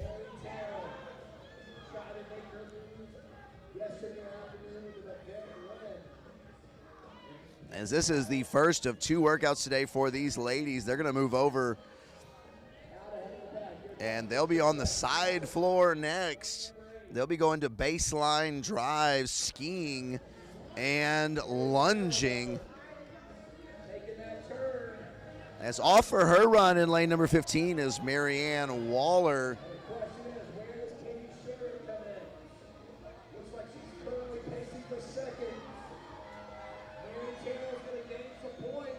One rep remaining in lane number 16 for Georgette Ray.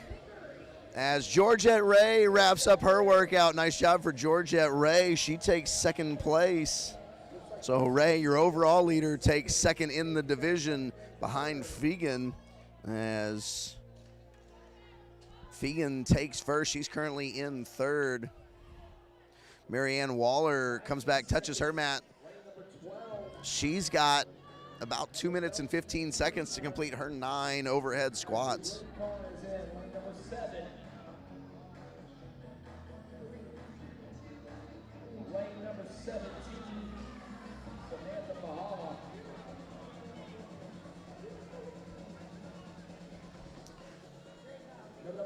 As 14-minute time cap is up, 14-minute time cap for the individuals here. And we're going to turn it on over. Coming up next is going to be our 45 to 49 ladies as well as our 50 to 54 ladies. We'll be right back.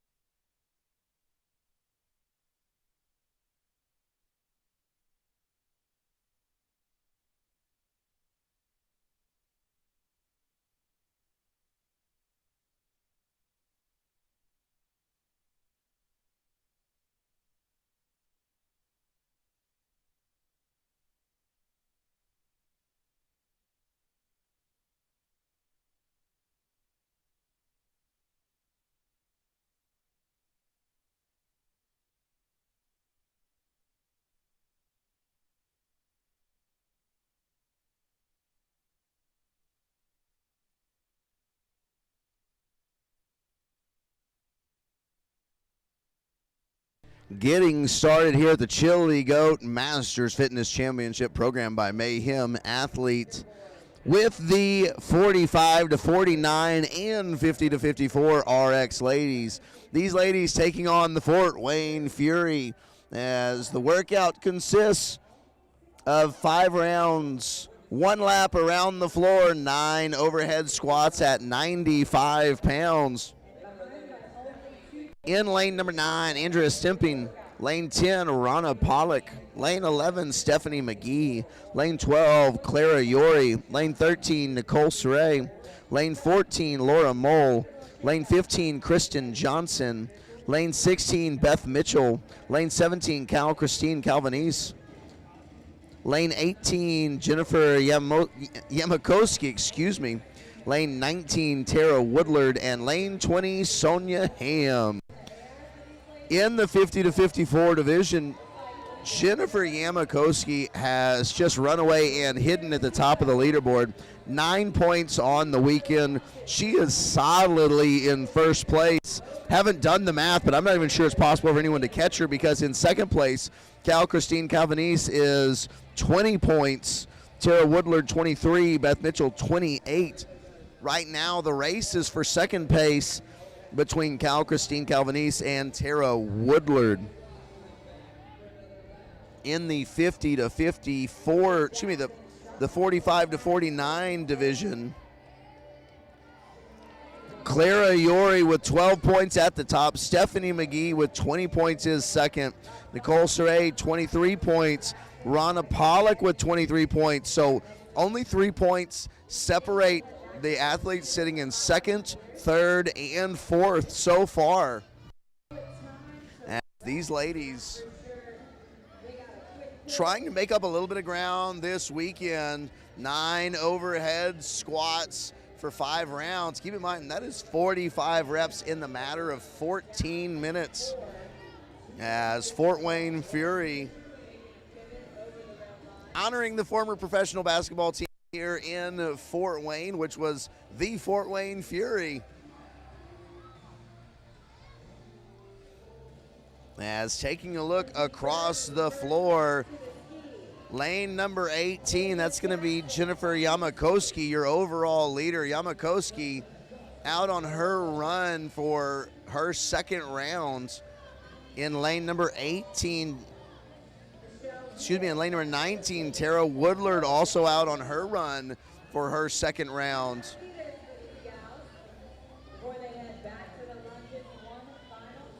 On the 45 to 49 side of things, in lane number 12, Clara Yori, your overall leader, comes back.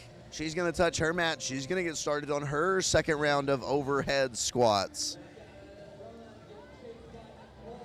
As heading out for her run in lane number 11 is going to be Stephanie McGee. Finishing the run, walking back to her bar. She's going to shake out her arms, shake out her legs. Lane number 18, Jennifer Yamakowski. As Woolard also going to head back to her overhead squats.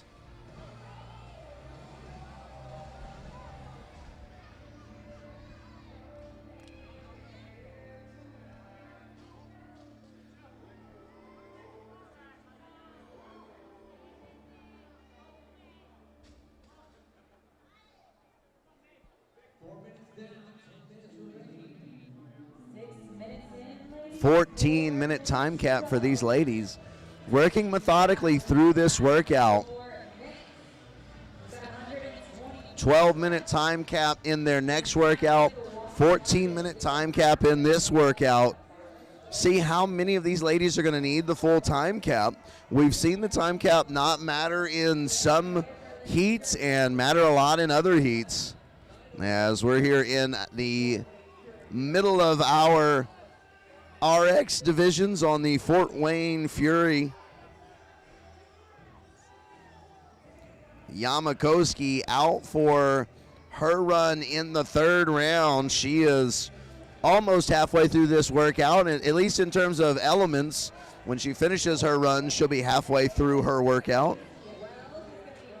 As lane 11, Stephanie McGee, lane 12, Clara Yori, lane 13, Nicole Saray, all out on their run, as is, excuse me, lane 14, Laura Mole. Mole having a conversation with her judge. Looks like Mole's not going to be able to continue. Yeah, she's talking about maybe something with the hip, I think.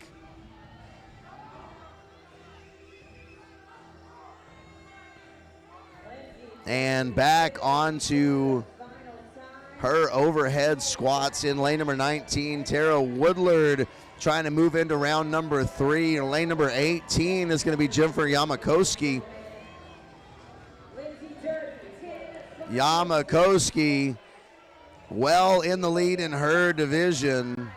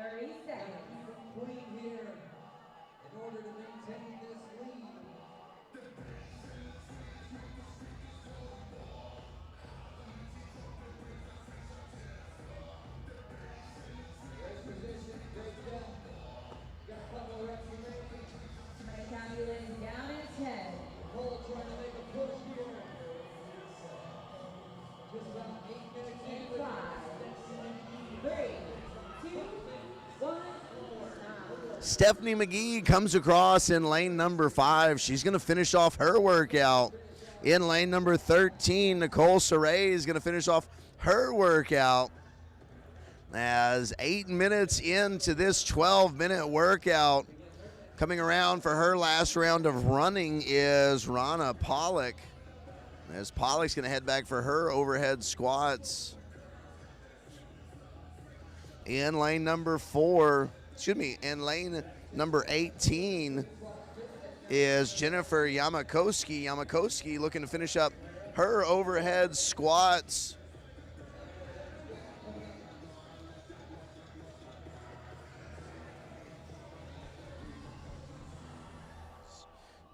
Yamakowski well in the lead on the weekend, well in the lead for this event. She's going to hang on to that lead, obviously, as still 3 minutes remaining. Ladies out and running in lane number 12. Clara Yori, your overall leader, looking to finish up her overhead squats.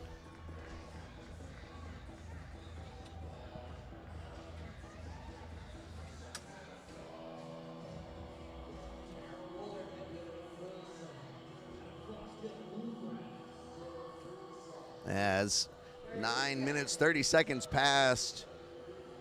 Heading back for her third round of overhead squats in lane number 16 is Beth Mitchell. Taking a little bit of a walk, getting some chalk in lane 18, Jennifer Yamakowski. We're seeing a lot of ladies in the 45 to 49 division wrapping up their workout. Still working here in the 50 to 54 division. As off for her run in lane number 12, Clara Yori. Once again, Yori off and running.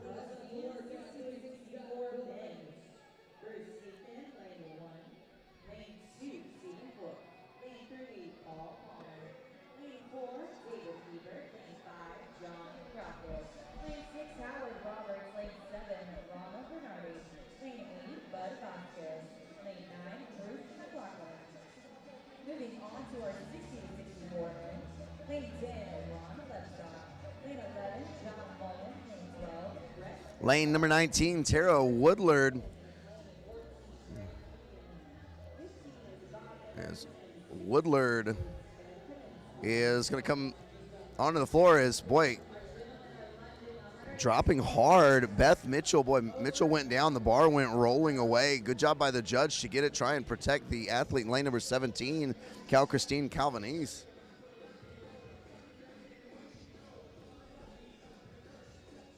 Is trying to come around for her fifth and final round in lane number 18, Jennifer Yamakowski. As 45 seconds remaining in lane number 12, Clara Yori. Yori's going to walk to her finish mat, step on the mat, turn around, see how many overhead squats she can get in 30 seconds.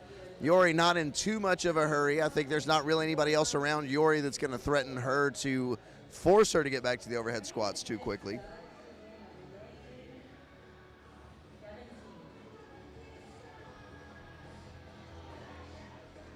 Yamakowski is going to come around. She's going to be able to step on her mat, not going to get any overhead squats though. As we are just 10 seconds away from wrapping up this heat. And that's going to be it for the 45 to 49 and 50 to 54 ladies. Excuse me, 14-minute time cap. Boy, I have not, even though I have gotten the time cap right each time, like, I just always in the middle of the workout wind up messed up because we started with 16 minutes on the teams and then dropped down to 14 minutes. And for some reason, I was thinking 14 minutes on the teams, which in my mind drops it down to 12 minutes for the individuals. How incorrect am I? As Yori trying to wrap up her overhead squats here with 90 seconds left to go now. I am positive that that is correct this time. Yamakowski is trying to wrap up her workout as Cal Christine Calvanese off and flying. She is booking it as she just finished up her overhead squats. She's like, hey, I want to get another one. So she is really moving. You got to get all the way across the line. She still has a minute, but she is running and working for each rep. Every rep's going to count here as you're fighting for positioning. Cal Christine Calvanese, we talked about it, fighting for reps. As now in round number 2, Jennifer Yamakowski trying to finish up before the time cap. Woodlard booking it around. Boy, Woodlard can really run. My goodness. Woodlard must be a runner as she is really opening up that stride. Boy, Yamakowski is going to get no reps as she goes outside of her lane. Woodlard's going to come back and take the victory. Nice job from Woodlard. Tara Woodlard out of CrossFit Bluegrass is going to take the victory. As Yamakowski is not going to be able to get that final rep. 3, 2, 1, and now it's time. Hey, stick around with us. We'll be back for the individual RX ladies 40 to 44 when we return.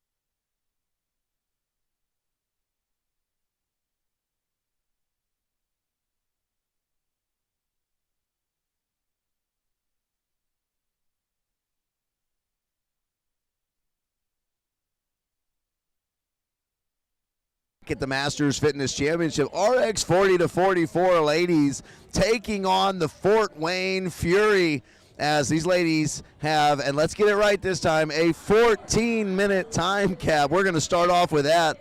They've got 5 rounds of a lap around the floor and then 9 overhead squats at 105. Keeping in mind that 105 is a heavyweight here on Sunday. Well, let me say this. It's a heavyweight regardless. It's a heavyweight here on Sunday, as joined in the booth once again by Rick Stevenson. Stevenson here, as somebody said, hey, Kyle needs some help. My goodness, go wake that guy up. All right, Rick, so let me ask you this. You're looking at this event for the first time. A lot of moving parts. What do you think? Well, first of all, Kyle did his best to lock me out of the door here, but I found a way to get in. No, you didn't. You should have seen the look on his face. Yeah, this is final day of the competition here, and they're going to beat up your legs. We could talk about the lunging workout later, but right now these ladies are faced with another leg test. If running wasn't enough, it's about 300 meters-ish per lap. We know you're going to pair it with overhead squats, which are going to not be very pleasant. 105 pounds for 9 overhead squats. We're going to see how many of these ladies will go unbroken the first few rounds, and either fatigue or strategy plays in where they'll break in maybe a 5-4 or a 6-3 combination from there. But as they head out for lap number 2, it's going to be a little easier to pick out who is in the lead, as we only have just a few athletes left working on their first set of overhead squats. Well, and got a full heat here, so we're going to have basically ladies all the way down the floor. Hey, on the leaderboard, Sarah Appleton. Appleton's in lane number 13. That's your overall leader, as basically almost everyone is out running right now. Just a few ladies still overhead squatting. But Sarah Appleton with 22 points, unless there is a disaster today, she's got a 12-point lead on second place. Now, once again, with a full heat of ladies, anything can happen. But right now, Sarah Appleton also coming in as number 1 alongside lane number 9, Jamie Birdsall. Probably going to wind up seeing Appleton take the top spot home, like we said, unless something crazy happens. Denise Stayert in second place with 34 points. She's in a 1-point battle with Natalie Esposito. Stayert in lane number 12. Stayert is, well, excuse me, I talked about Appleton. That's not Appleton. Stayert is the athlete that was coming in first. And then Natalie Esposito is in lane number 14, currently in third place. As athletes working through, and our first athlete off and running here for round number 3 now, and that's going to be Stayert. Boy, Stayert is moving quickly and moving well. Stayert just making the second turn, wearing the Prey shirt, the sleeveless shirt, black pants, and I don't know, Rick, is that like a dark teal? I'm not very good at colors. Rick says dark teal works for him as well. As Sarah Appleton now takes off for her run. Lanes 10, 11, 12, and 13, as well as 14, all out for their third run. All these ladies making their way down the floor. I'm really impressed right now. On a Sunday, you're asking to hit full squat depth on an overhead squat after running. This is not going to be probably the judge's favorite movement to look at and scrutinize, but across the field so far, the ladies have done an excellent job in reaching below parallel, and you can tell the positioning of the judges, where they're sitting and what they're looking for points of performance. In fact, right there in lane 13, our leader, Sarah Appleton. Lane 12, that's Stayert. That's Stayert, sorry. In lane 12, she is just about to snatch. I think she's been doing a full squat snatch into the first overhead squat. Yep, and achieving the depth that you need. As the Rick is learning the hard way what I learned earlier.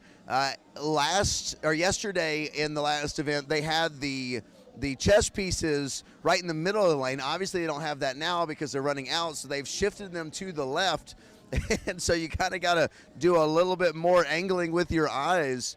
But Rick, you talk about the overhead squat on day number 3. Not just day number 3. How about early morning on day number 3 overhead squat? I'm not entirely sure that in my heyday of competition, I don't know how early I would have had to woken up to get an overhead squat, especially with the heavy weights that these competitors are going to be doing today, woken up and loosened up in time to be able to actually compete it. Well, it's pick your poison because they could have flipped the events, and I know in the beginning of the competition this weekend we started with heavy deadlifts. You could have put the heavy deadlifts and the handstand walks here at the end, and your body is going to be pretty fried to pull that kind of weight off the ground. So instead, we'll just make you position yourself into a really technical lift, which is an overhead squat, especially for masters athletes, and it's certainly well known. It's better to do this, in my opinion, and correct me if you think differently, but I'd rather have an overhead squat tested in live competition in front of judges' eyes that are 3 or 4 feet from you, as opposed to doing an online qualifier where angling, color, lighting all plays an impact, and then you can't be self-corrected on the floor. I mean, in a qualifier. Yeah, I would completely agree with you. Definitely, the high skill movement's hard to do on the the high school weightlifting movement's hard to do through an online qualifier. As your leader right now in lane number 9 is Jamie Birdsall. Birdsall ahead in the run. Stayert just out for her run in the 5th round. So Stayert is out and about. Appleton is on her 4th round. And here comes, in a blazing fast pace, there's 7 minutes in a 14-minute time cap halfway down. Birdsall is about to start her overhead squats. Take a look at here how quickly Birdsall gets into these as she gets right into the squat snatch, walks through it a little bit, but is able to go full depth and stand it all the way up. As Birdsall looks like she's going to take a first place in this workout, as Birdsall with 57 points, and that's going to be huge. A full heat, and she's going to get, with 57 points overall, is going to get 1 point in this workout. Here comes Stayert. Appleton just out for her run. Stayert, coming behind Stayert is going to be Kristen Lubke, and actually finished with the workout in lane number 9. Jamie Birdsall takes the event victory. Stayert laboring a little bit more now maybe starting to find her rhythm, as that bar was really wobbling on her a minute ago. Stayert now about to finish off her workout, takes 2nd place. In lane number 10 is Allison Gibson. Gibson on her 5th round. Gibson really moving quick and well. Stayert with 1 rep left, as Stayert is going to stand it up and finish it off. And Stayert completes her workout. Gibson now trying to complete her workout, as she's got 1 rep remaining herself. Gibson drops the bar, crosses the line.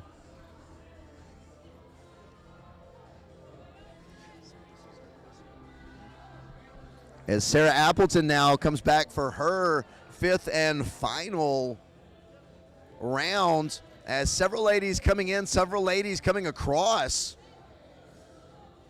So Appleton's going to lose some points. Again, she's got a lot of points to give, and based on Appleton's performance, maybe the workout she was looking forward to the least.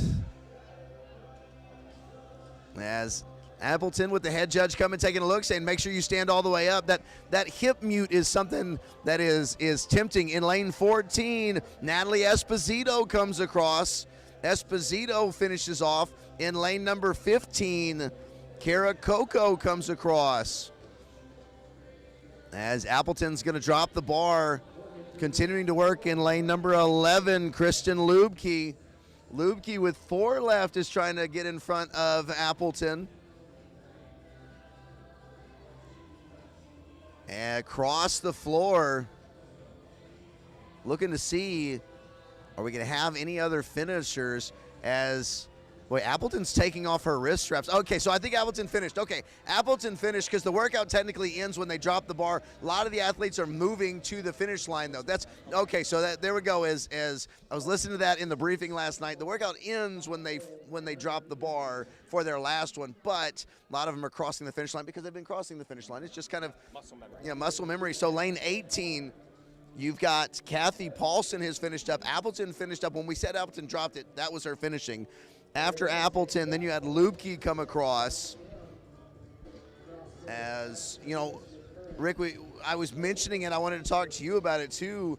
It's amazing how, and I'm going to say tempting, not in the fact that, like, people are trying to cheat, how tempting that hip mute is, not opening it up all the way, just because it feels so much faster, and it kind of is faster because you're not going through the full movement. You're not going through the full movement, but it's also a stabilization deal for me. Like when I catch myself muting those hips, it's because I'm in a position where I'm just trying to hold the bar overhead. I mean, I feel like you stand up fully, and the more fatigued you are, for my case, I feel like I'm going to lose it overhead. It's just like I'd rather keep it out where I know it's stable, and that might mean there's just a little bit of an angle and your hips aren't fully opened up. But again, that's round 5, and I saw a lot of judges making that point, that calling the athletes out on this. It's exactly what's happening in lane 19. You're so fatigued, you just want to keep that bar overhead at this point in the comp. As these ladies continuing to work through, starting to have some ladies maybe trying to get towards that 5th round. Here's the deal. It's a 14-minute time cap. The fact that the ladies finished off in 8, 9, 10 minutes, don't let that make you think these ladies are not doing something impressive in and of itself. As in lane number 19, that's going to be Layla Bartroff. Layla Bartroff here in round number 4, excuse me. In lane number 8 is Amy Dempsey. Dempsey, as she's going to drop the bar, and her workout is complete as Dempsey is done. We've got 3 athletes still working through, as two floors working today and 2 workouts. You've got Fort Wayne Fury. You also have baseline drive. Baseline drive is a combination of lunging and ski erg, or as was lovingly called online a couple of weeks ago, the death machine, which, by the way, I really like that term. I have never gotten off of a ski erg in a competition, Rick, and was like, oh, I enjoyed that. Does nothing but jack your heart rate up. So is the Echo Bike the devil's tricycle, right? Devil's bicycle.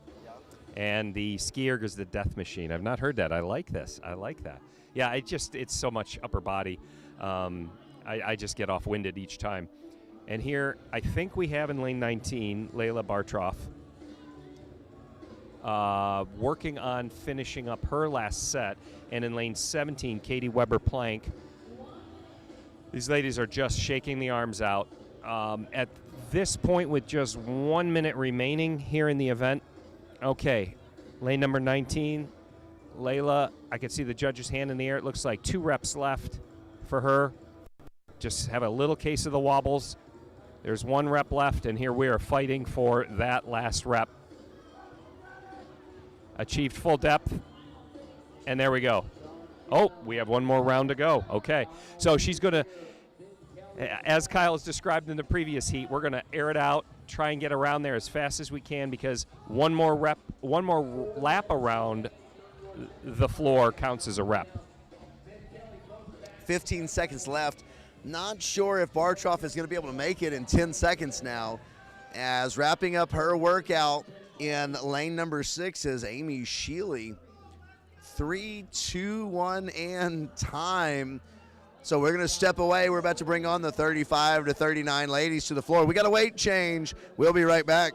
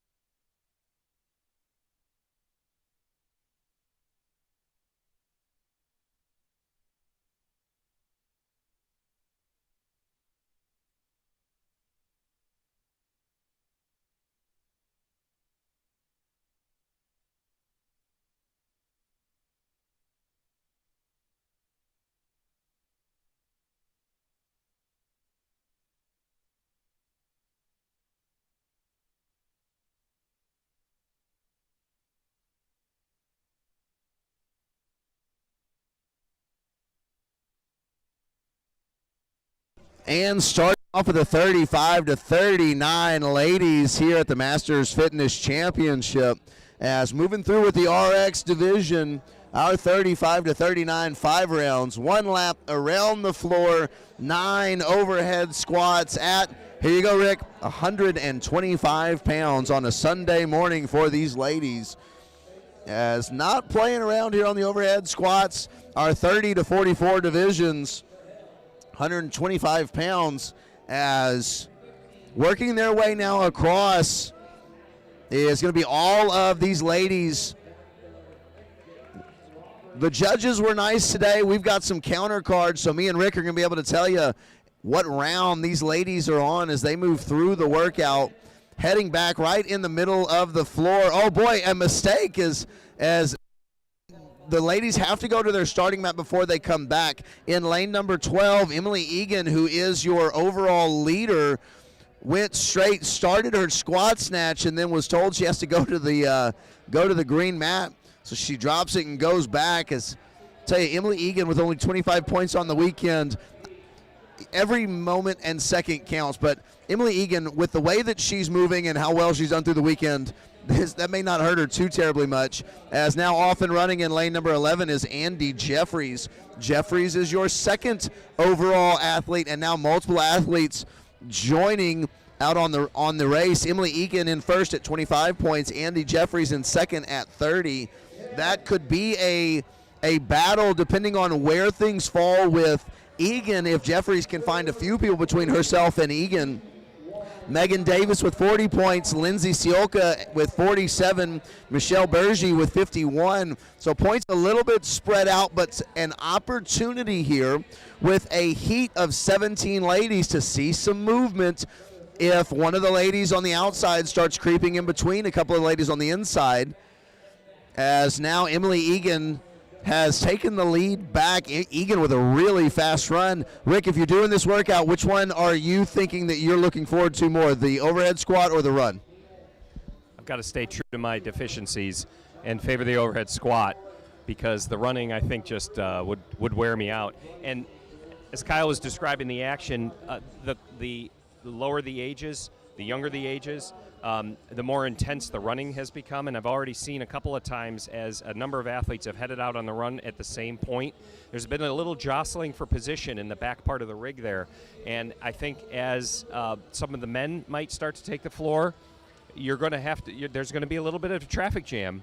You don't want to get stuck behind a large group of athletes if you think that you can stretch out the run, and that's an advantage for you. So we're going around the rig here in two of the corners.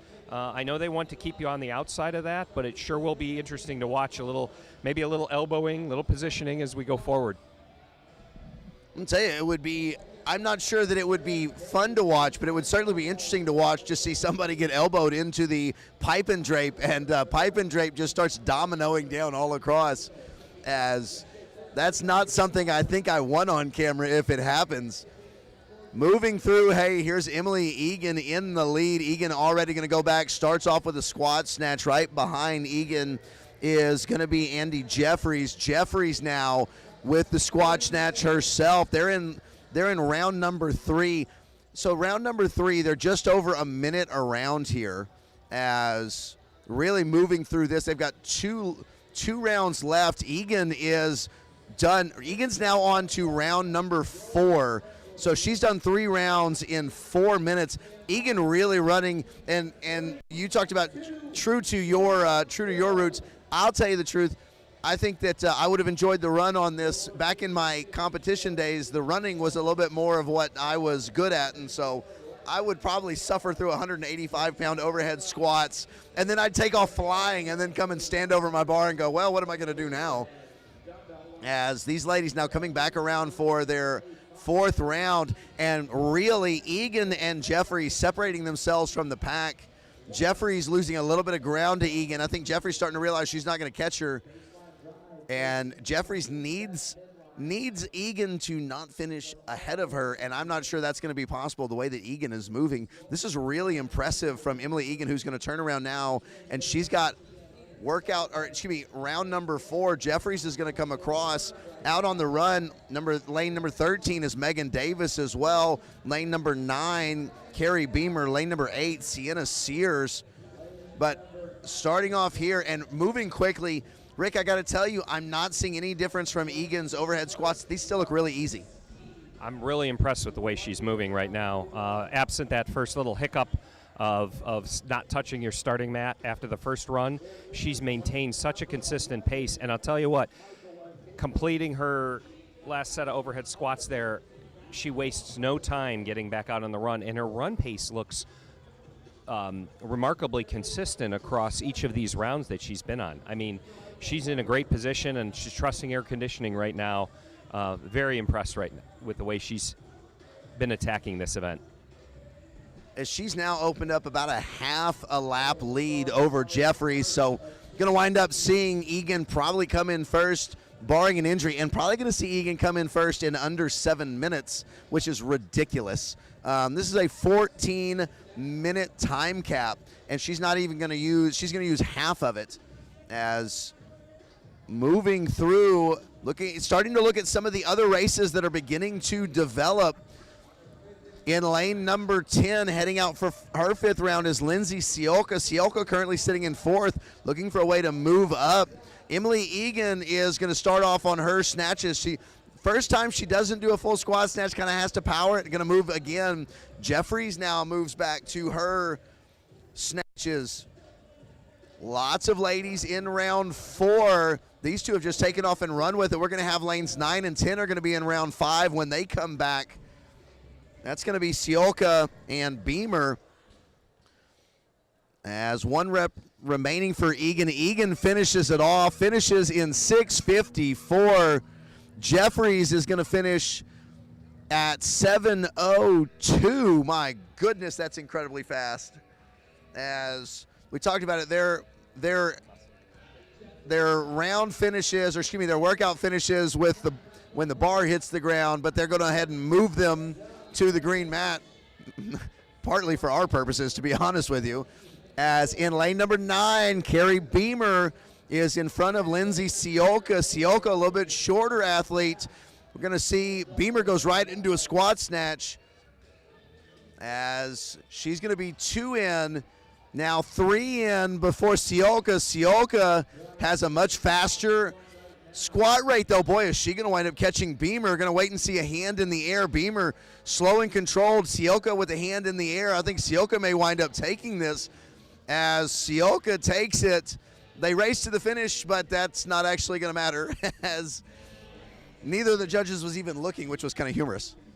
And what they have to be careful of, both ran through the green finish mat and ran across the run course and almost ran into a couple of the competitors, or the 3 ladies that are still out there running right now. But I think this final briefing that you get from the judges right before, I know you're in the middle of a workout, but the messages will sink through, and all you have to do is complete that 9th overhead squat and just be grateful for being done. Well, it was interesting. There was a couple of questions last night about why, some athletes kind of thought it was ridiculous. Let me say, in lane number 15, Jennifer Hewling is going to finish off. In lane number 14, Michelle Bergy has finished. There are a couple of athletes that thought it was fairly dumb that they didn't have to run through the line when they've been running through the line, but you see now why they're not running through the line. You could create a real problem. Very few people are just stop on that green mat. Really, the only people that stop are the ones that just walk across the line, because they don't need to rush too much. In lane number 17, Amanda Miller has crossed the finish line. In lane number 15, Jennifer Hewling, excuse me, I called out Hewling has finished. It's actually in lane number 16, Ashley Palmer that's finished. As with still 5 minutes to go, and in lane number, that now Hewling finishes in 15. Lane number 18, Cami Mann. Lane number 19, Gianna Tribbiani is on round number 2. So she, as well as in lane number 3, Danny Bowers, are going to have an opportunity to spend some time working on the overhead squats here, as most of the field has finished up. And we still have the 30 to 34 to go. Got to imagine the 30 to 34 are going to be just as fast. I think we still have coming up here just with 4 minutes left. 3 athletes still working on the floor, and in lane number 19, it's just a little bit of a struggle here for Gina Trebbiani. Taking her time, making sure her arms are ready. At this point, with just a few minutes left, pretty sure she's not going to be able to finish the event, but we're going to try and get as many reps in here. And they're in lane number 18. Nope. Lane number 18, Cami Mann did come across the line. So looks like in lane 7, Alyssa Sanzari. She has 3 reps left. Excellent depth. Taking a break with now just 2 to go, and it looks like from her lane marker card she is on her final round. A number of the athletes have gathered and are doing what we expect in CrossFit, cheer on every last competitor. Okay, bar is back up. That's now her second to last, and here goes her last overhead squat, and she is done. Finished with a time of 11:20. It's Alyssa Sanzari. Okay, 1 athlete still working out there on the floor. Lane number 19, Gina Trebbiani. It's a stabilization factor, I think, here with the overhead squat. She looks good going down. There we go. Looks like she has 5 reps left in her second round. Only about 2 minutes left here. And I'll tell you, this was a fast heat in terms of overall finishers. Just 1 athlete working on the floor.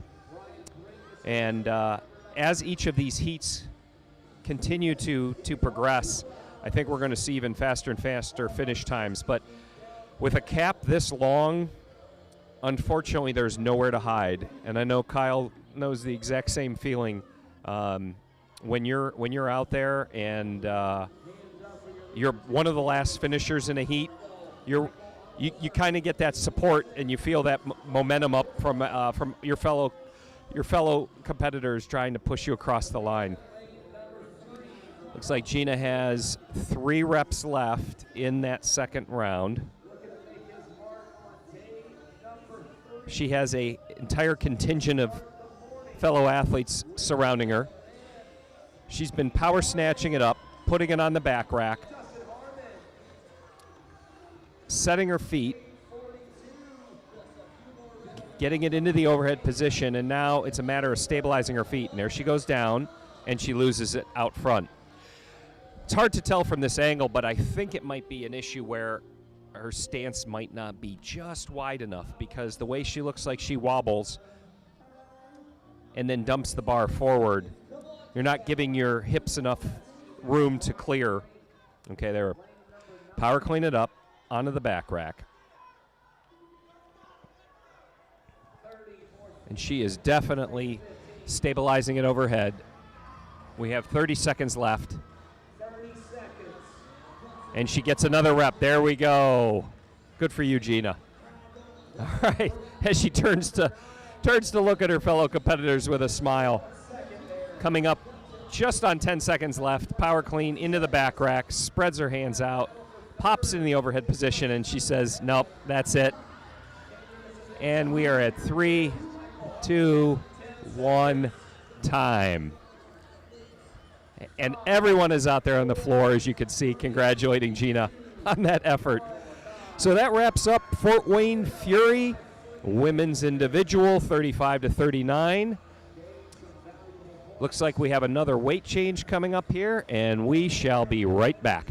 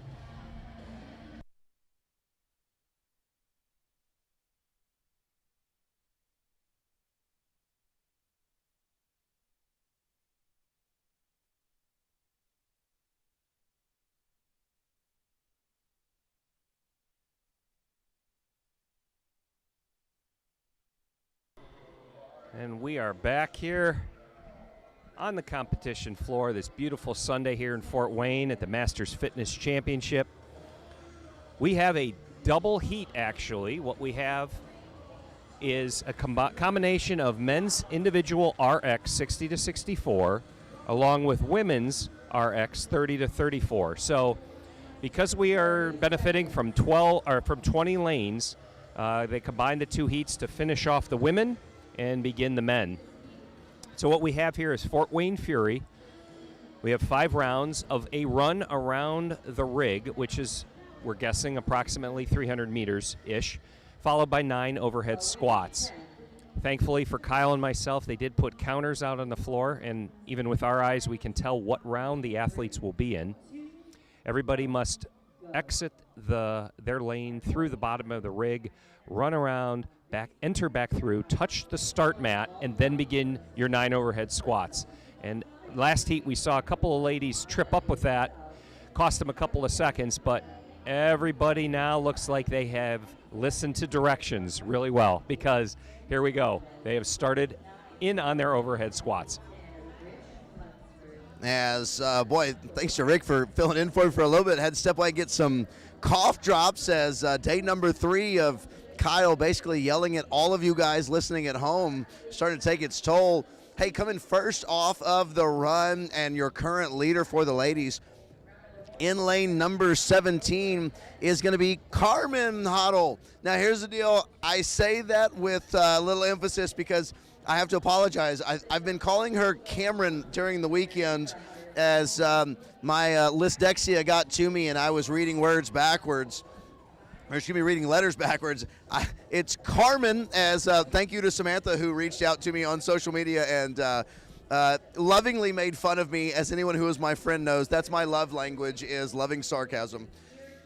And we're going to set up the heats for you, the leaderboard for you, as it's a tight race here for the ladies.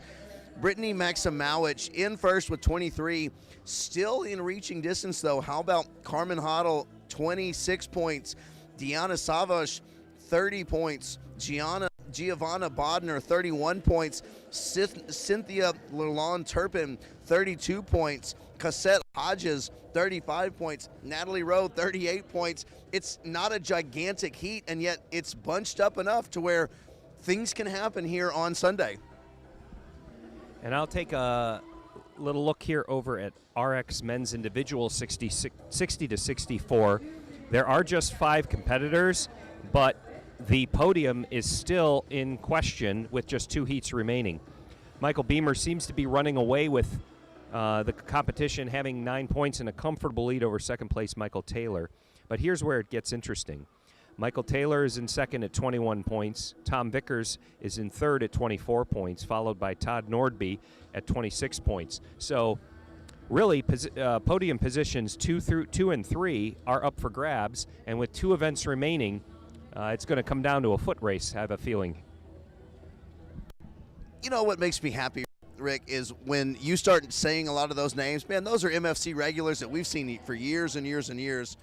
Love getting a chance to see all of our regulars back. Speaking of, you're one of those. This is the first time. I think you missed one time with a knee injury previous, right? No, this is the first time with the knee injury that you missed. I was about to say, so have you been here every time since 2020? Unbelievable. Rick's been here every year since 2020. This is the first one he's missed. Unfortunately, has had to miss.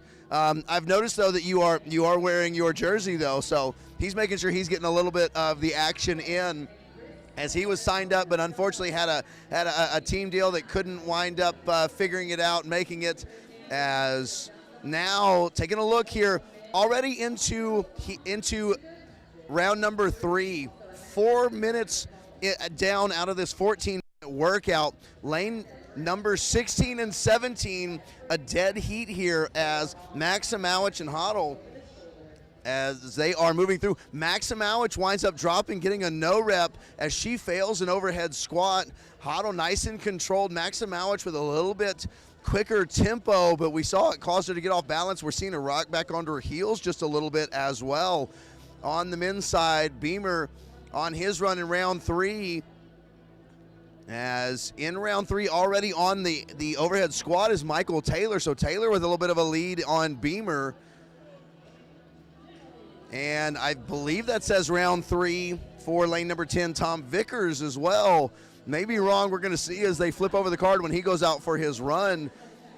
But we are now on round number 4. That's going to be lane 17, Hoddle. Lane 16, Maximowicz. In lane 15, Diana Savage is on round 3 now.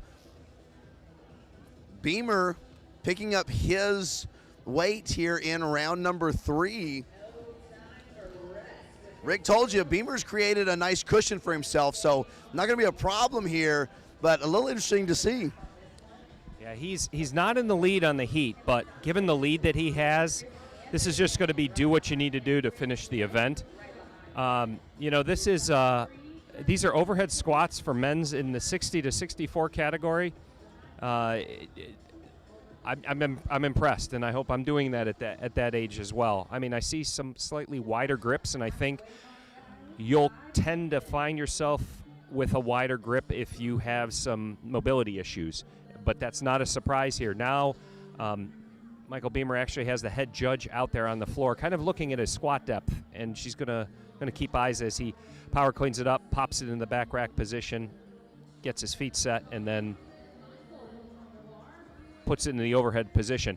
But back over in lane number 8, Michael Taylor, who is around ahead now. Again, a very wide grip on the bar, but does not seem to be having much problem. Cycling speed of the overhead squats is pretty quick, and as the judge's hand is in the air, he has just 1 rep left, and there goes Michael Taylor out for a run on his, looks like his 4th round. Yeah, 4th round there. Again, these lane cards are a little small. 5th round. And we are only, remember, there is a 14-minute cap on this event, and we are just approaching the 7-minute mark of elapsed time, so just about halfway through. Hoddle looks like she's going to take the significant lead and possible victory as Maximowicz trying to keep up with Hoddle. Maximowicz now has failed a couple of overhead squats, dropped them behind her. We've seen her kind of, the bar wobbling a little bit above her head. This is not a light bar, as these 30 to 34 RX athletes are doing a 105-pound bar. And for those of you that were listening in the last round, I said 125. I apologize. I was looking at the elite weight. So 105, still not light. Still not light, but 105 pounds. Now Maximowicz heads out for her 5th round. Hoddle now just has 9 overhead squats. She's not been fast on them, but she has been very smooth. And for our classic CrossFitters out there, smooth is fast. Is now looking to finish off. We've got a couple of gentlemen in round number 5. In lane number 8, we've got Michael Taylor. Michael Taylor trying to finish off. In lane number 10, we've got Tom Vickers trying to finish off. As Michael Taylor is done, Michael Taylor wraps up his workout in 8 minutes. Tom Vickers is going to wrap up his workout. He is done. Hoddle gets a no rep with 3 reps left. Hoddle trying to figure out, I say figure out, and she's not trying to figure out, she's doing a great job. She's trying to finish off. There we go, words getting all jumbled now on Sunday here for Kyle. As, oh boy, Hoddle, I think Hoddle, she just rubbed her forehead. I think Hoddle hit herself on the forehead as she was trying to power snatch the bar up. She's going to go to the back rack position, and all of a sudden it gets a little bit nerve-wracking as Maximowicz, if Maximowicz has recovered a little bit, if Hoddle has another couple of no reps, it brings Maximowicz back into play. As Hoddle with a nice rep, she's got 2 remaining. Maximowicz trying to speed up, see if she can catch her. Hoddle's got 1 more. Is she gonna get this? Boy, slow down, she's trying to control. Stands it up and makes the rep as Hoddle takes the event victory. Maximowicz is going to drop. 3-point difference. Hoddle really needs somebody to get in between her and Maximowicz right now in lane number 18 In lane number 18, you've got Giovanna Bodner. Bodner on her 5th round, she's got the weight up. 4 reps left for Maximowicz. Bodner with the squat. Beamer's coming back in for his 4th round. On his 5th round is Oliver Rack trying to finish this off. No rep. Maximowicz doesn't get low enough. 1 rep now for Maximowicz. 3 reps left for Bodner. Maximowicz finishes it off. So she's going to only lose 1 point to Hoddle, as Bodner is going to step back, take a breath. In lane number 14, Cynthia Lalonde Turpin. She's got 3 left. Can't see what round she's in. The judge's arm is unfortunately in the way. Nice finish there for Oliver Rack, who took 3rd in the heat coming out of lane 11. Our overall leader, once again, in the competition, Michael Beamer. Yeah, he'll take a little hit in the standings with this finish, but what he's trying to do is just manage the work to get through here. He's working in his 4th round. We have coming up on about 3 minutes left. It's just a very deliberate overhead pace at this point. And of the men, we have 3 of the 5 done. We have, looks like Todd Nordby, still out there running, and as he walks back in, he's going to be coming back into lane 7. Lane 7, sorry, excuse me. There, once again, my eyes are failing me. Okay, Michael Beamer. Judge's hand is up. It looks like there's 2 reps left and a fail on that rep. So I think he still has 2 reps left in the 4th round. And he's going to use probably the entire cap here to finish this event. Take a 5th place finish, add 5 points to your total, but still have a comfortable lead heading into the last event. As Norby starting on his 5th round, good-looking overhead squat. Still a couple of ladies on the floor. In lane number 19 on her 5th round is Cassette Hodges. Hodges trying to wrap it up. Wrapping her workout up, lane number 15, Diana Savage. Lane number 12 still working, Brittany Bowers. As Beamer trying to the overhead squat here. Nordby wrap up his workout. Just got about 2 minutes remaining as the elite 40 to 44 starting right underneath us. We'll see those guys in their final workout of the day in a couple of hours. Michael Beamer off and running. He's got 90 seconds remaining. Nordby is going to wrap up his workout. He's completed. As Hodges with 3 more reps left now. And all the lunging in what would be my age group. What is my age group happening underneath us. I'm trying not to watch the guys in my age group because it reminds me how fit they are and reminds me that I definitely belong up here in the broadcast booth. 1 minute remaining as Beamer's trying to make his way around the rig. He's definitely going to be able to get back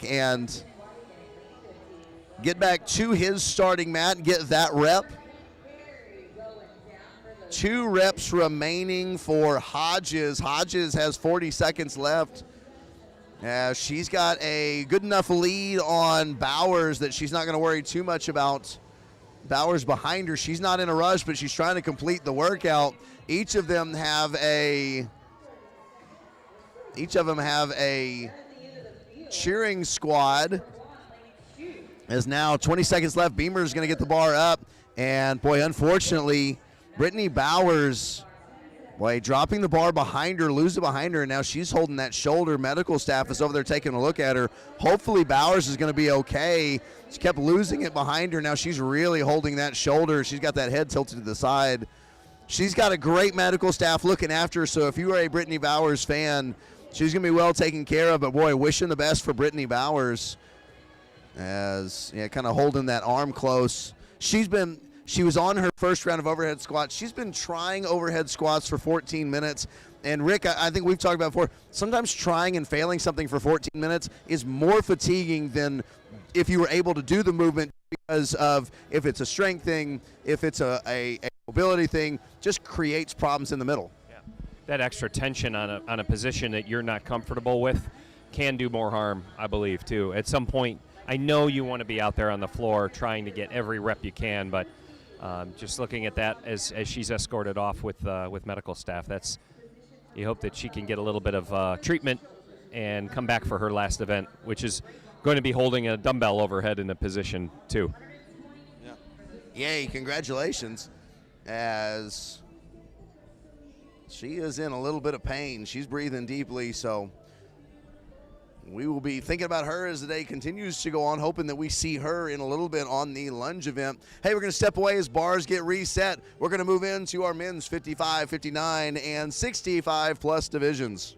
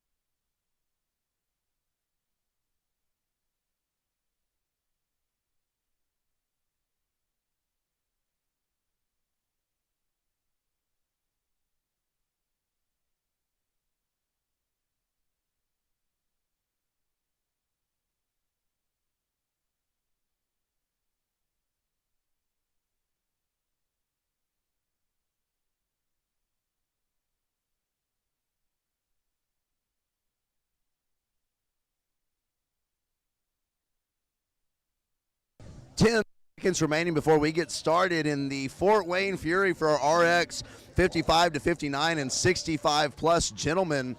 As let me tell you, this may be the tightest race in the entire competition at the moment. Certainly for the morning that we've been working, this is the tightest race. We're going to see a lot of movement, as Jack Wells in first place with 26 points, Nate Gordon in second with 29, Alex Munoz in a tie for second with 29, Todd Merrill with 34, Dale Smith with 35, Steve Gibson with 38.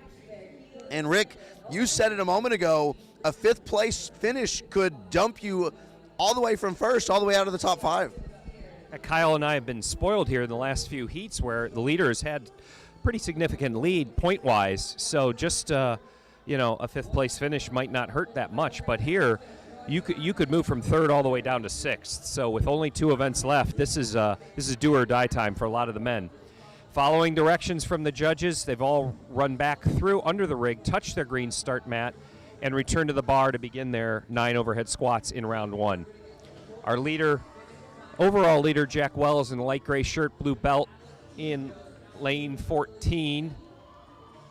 Pretty good cycle speed in lane 15. Alex Munoz making easy work with 1 rep left. There we go. Drops the bar. He's got the black headband, yellow shorts, and out on his run for his second round. And not sure if I let you guys know or not, but it is a 5 rounds of a lap around the floor and 9 overhead squats. Hey, stick with me. I've got to turn off the microphone for a second. I got to change the battery so you can keep hearing us. Don't worry, your sound's not broken. I'm just not talking.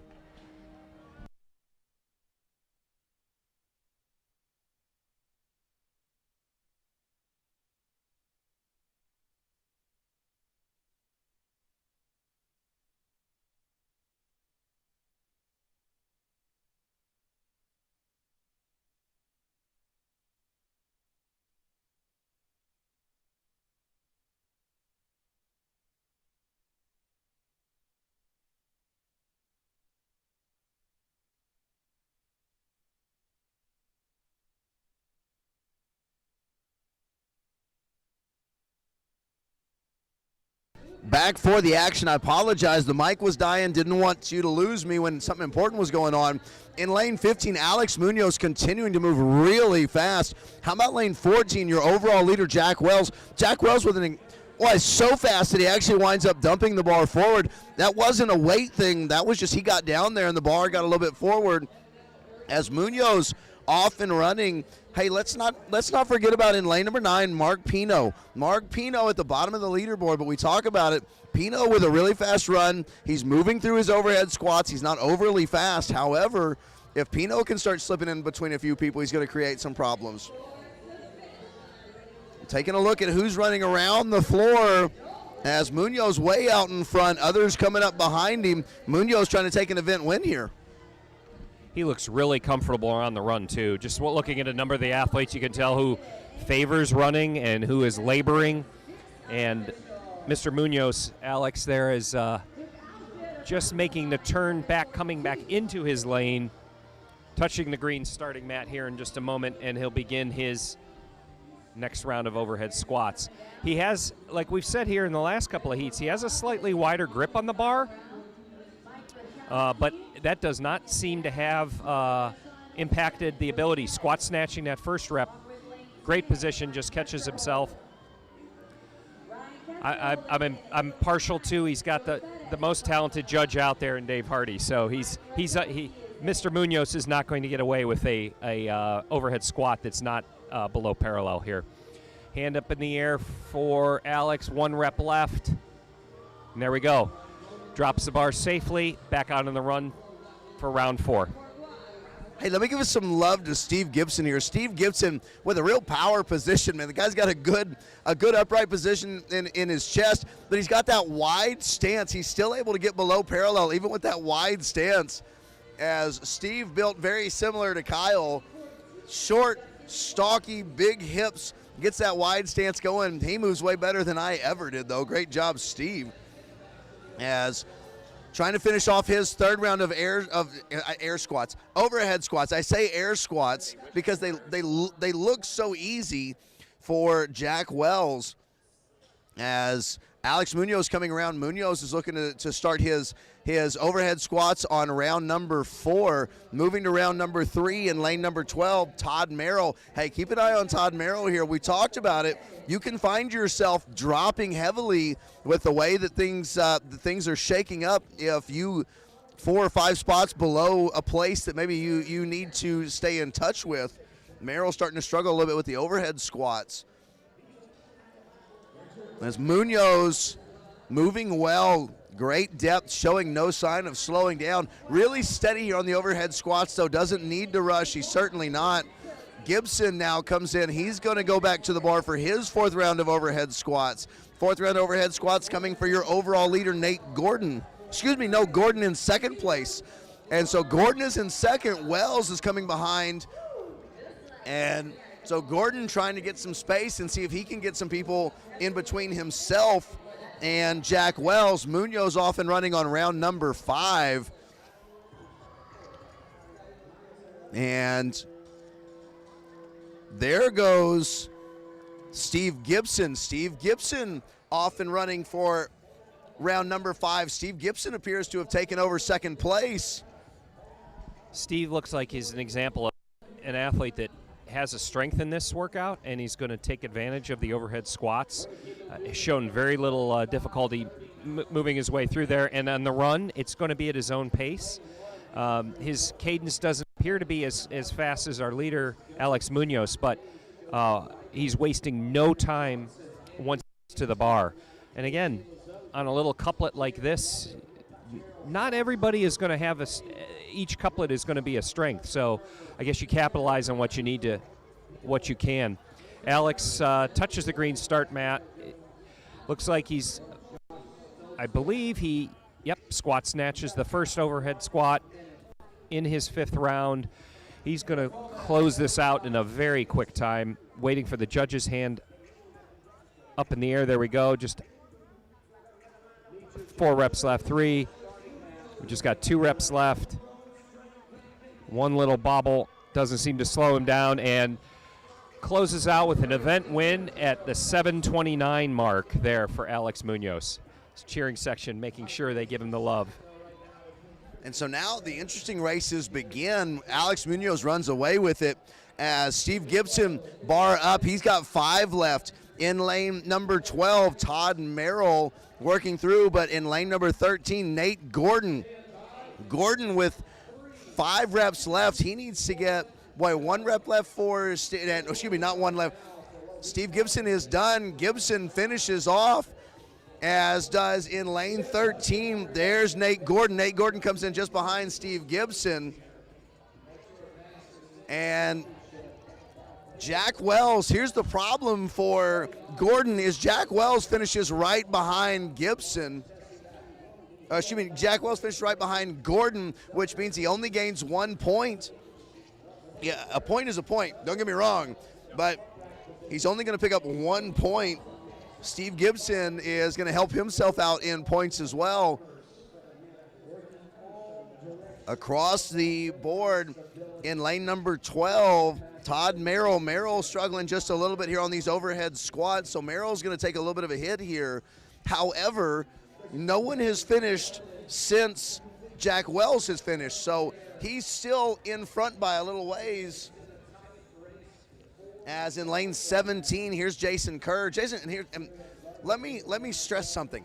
There's still 5 minutes left in this workout. I think this is the crazy thing. There's a lot of work left. So it looks like Jason Kerr is probably going to be your next finisher. He's in lane 5. He does his overhead squats. Now Jason Kerr finishes it off. But there is a lot in round lane number 20, Greg Petro. And so let's talk about the 65-plus men for a second. Lane number 20 is Greg Petro. Petro in his second round. Bradley Mosher is in his third round. So Mosher with a significant lead here. These gentlemen trying to battle through these overhead squats right next to each other, the only 2 65-plus competitors. As Mosher with a 3-point lead, which basically assures him a victory for today with 2 competitors in. But Mosher in the lead right now of this event as well. Now out for run number 5 is Todd Merrill. In round number 5, lane 17, Jason Kerr. Okay, so I called Jason Kerr finishing.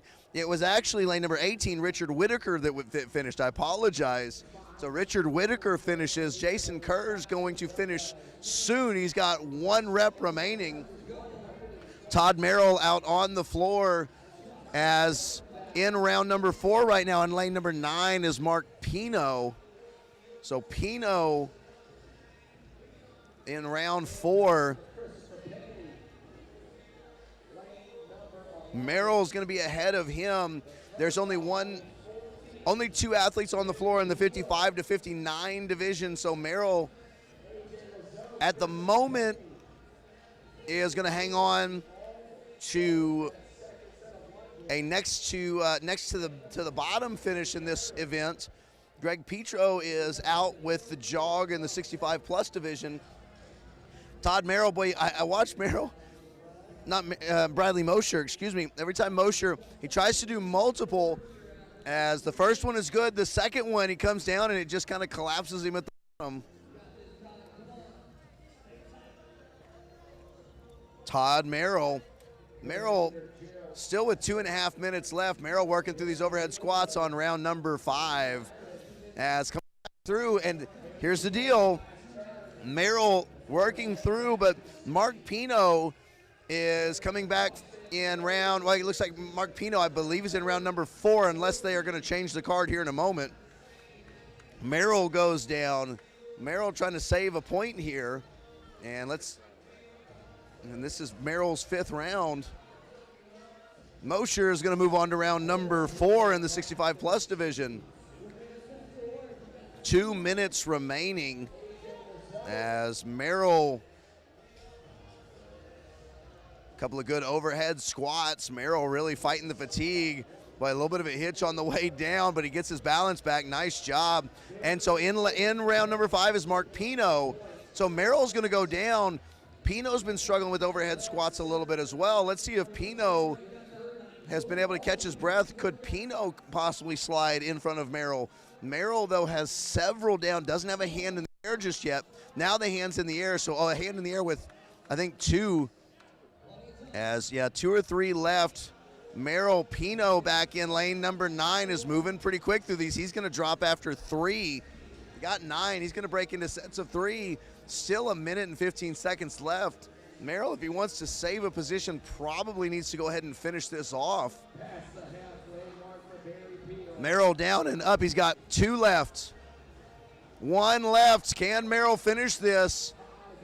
Steps forward, no rep as he steps out of his lane. Boy, that's a tough no rep to get. 3 reps left for Pino.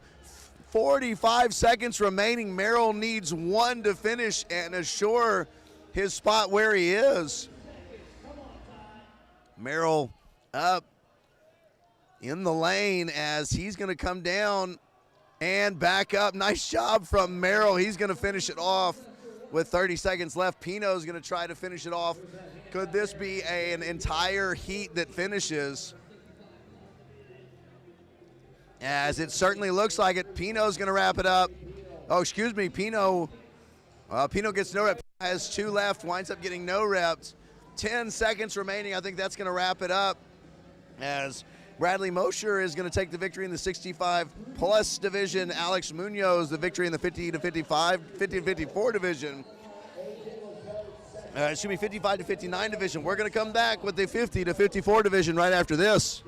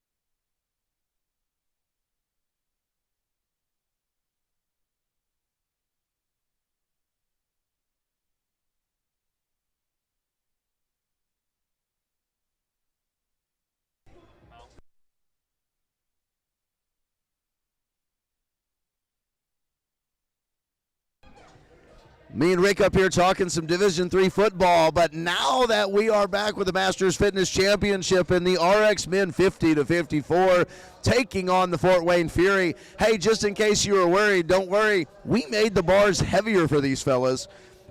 As the 50-54, 5 rounds, 1 lap around the competition floor, and 9 overhead squats at 135. And not only that, Rick, we have a really tight race going on for the top of the leaderboard as Michael Johnson Munzingo in first place with 43 points. Derek Mason in second, 45 points. Jeff Blasco tied for second, 45 points. Steve Griffin, 50 points. So within the top 4, 7 points separate four places. Now here's the deal. This is a 14-man heat. There is a possibility that you could have some big changes depending on where guys wind up falling in the workout. Getting started first in lane number 11, Danton Alba. Alba wearing the aqua blue muscle tee and the backwards cap. Go for it, Danton Alba. Shoot your shot, brother. In lane number 12, Steve Griffin. Alba already off and running again. I'm going to go ahead and say this, Rick. I think Danton Alba is going for it in this workout. Here we've seen the different paces or different strategies so far. Mr. Alba here shows a pretty good run pace right out of the gate. I know you're fresh, but this is run number 2 for him, and he had no trouble whatsoever with the overhead squats at 135. I believe he has followed. We're going to have to wait to see who comes back into what lane, but in that short time, Mr. Alba's almost done with his second run lap, waiting for his 9 overhead squats. You know, Rick, we talk about it. In lane number 14, Derek Mason. Mason currently sitting in second place. Here's the deal, though. Derek Mason is a really long, tall athlete, still on his first set of overhead squats.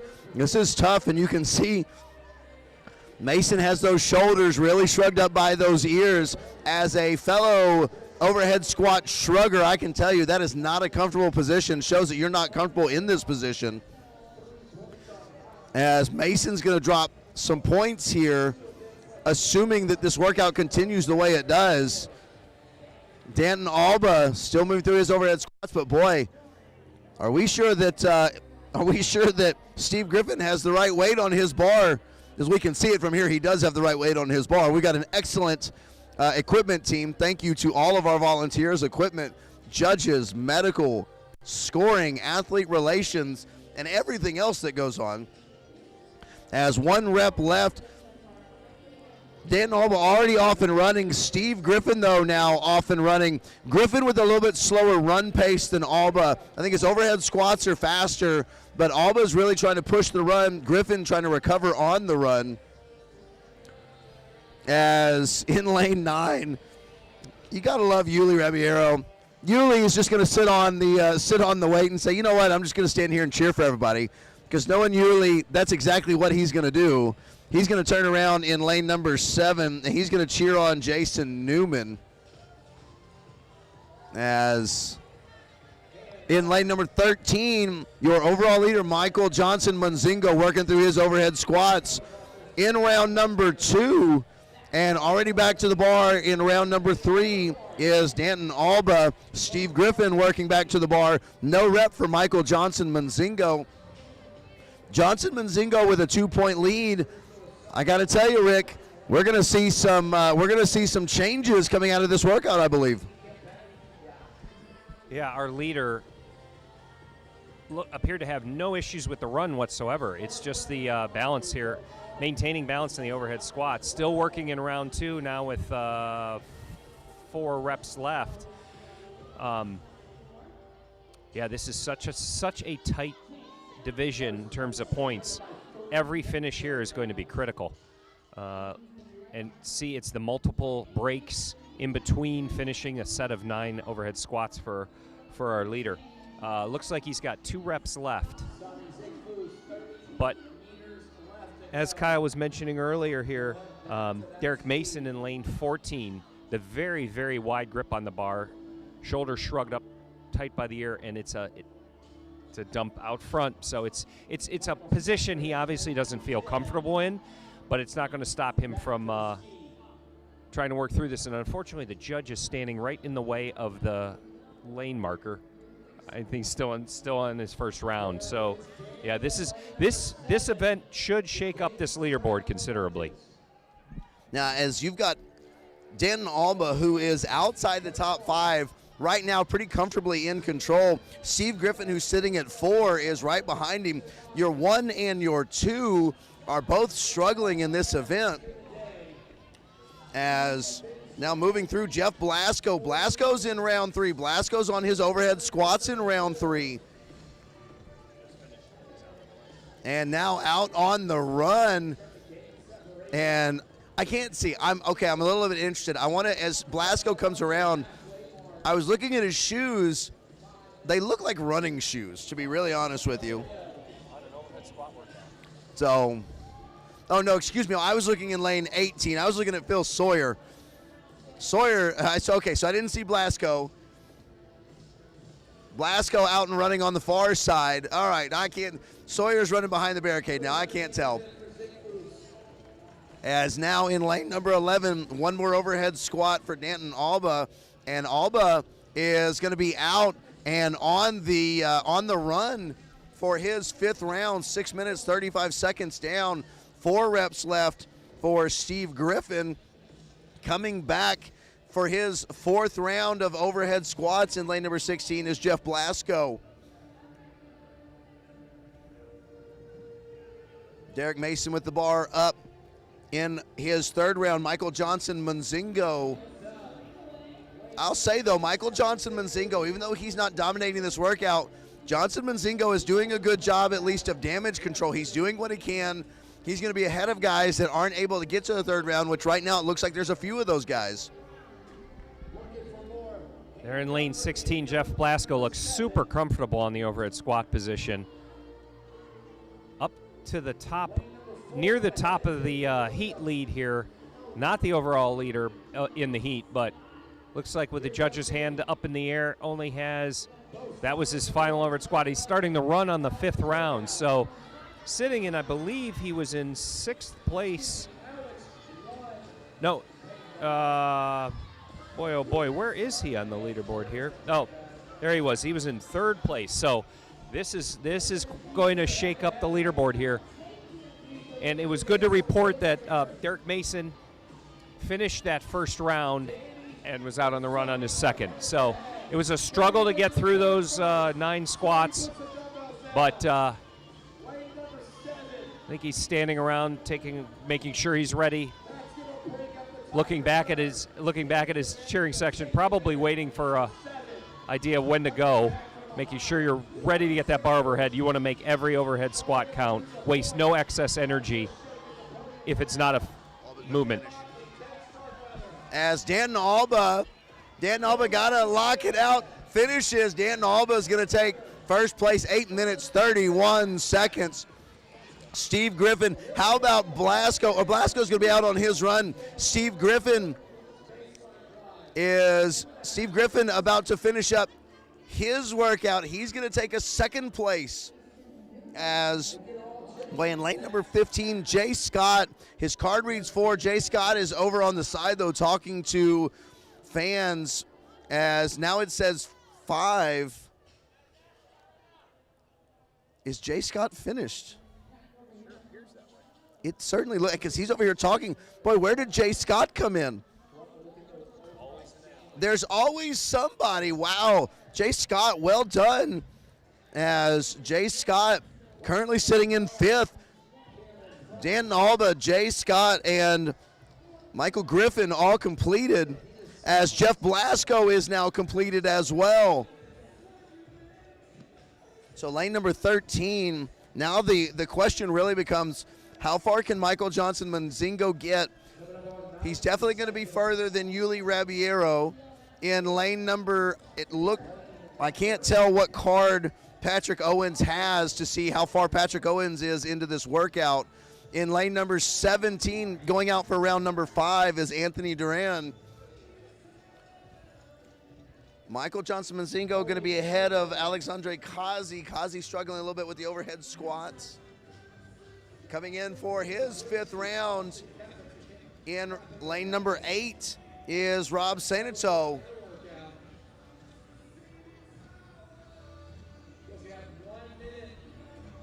Still have 3.5 minutes on this workout. There's a lot of time to get more work done. Sainato looking to try to finish off. Boy, Rick, I got to tell you, it's even amazing with the fact that they've got the cards out, I still don't know where on earth Jay Scott came from.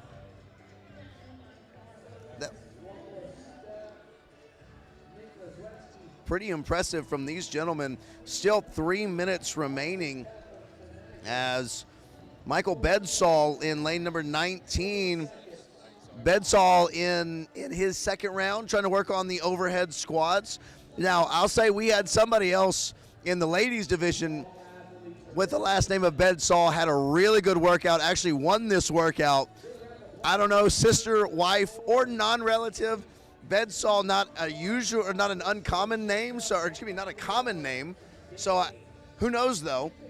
Because quite frankly, I'm from an area where there's a lot of Czech and Polish names, and those wouldn't necessarily sound common somewhere else. So who knows? Maybe somewhere in Pennsylvania, Bedsall is a common name. But if they are related, it's always a good story to see all of the husbands, wives, brothers, and sisters that are here competing together. That's always a lot of fun to see as Michael Johnson Manzingo trying a squat snatch, does a nice job on the squat snatch. Looks like Michael Johnson Manzingo is just going with squat snatches now to try to get these front squats or these overhead squats out of the way. Lane number 8, Rob Sainato. Bar up over his head. He's trying to finish off. Lane number 10, Patrick Owens. Owens on the overhead squats. Sainato looks good and strong on these overhead squats. Boy, looking like an Olympic lifter right here. 90 seconds remain as Derek Mason, Mason trying to get it with that overhead squat. Lane number 18, Phil Sawyer. Sawyer's on his 5th round. Sawyer looks like he's about to finish off. As Sawyer, and it looks like that card reads 3, so Derek Mason is here on his 3rd round. As Sawyer with 1 rep remaining, Sawyer over his shoulder and time. Nice job for Phil Sawyer. He's got 1 minute, or the group has 1 minute remaining. As next athlete's going to get escorted into the building by our Dynamite athlete control team. 1 rep remaining for John Michael Manzingo here in the 3rd round. He's trying to get this last rep, maybe get a run in, get as many reps as he can. In the 5th round, Patrick Owens. Owens fails that snatch, 30 seconds left. Rob Sainato is going to finish it off. He's going to drop the bar and complete his workout. Michael Johnson Manzingo with 20 seconds left is going to head out on his run. I don't think it's entirely necessary. Does not look like anybody else is on a similar grouping. However, there goes Michael Johnson Manzingo.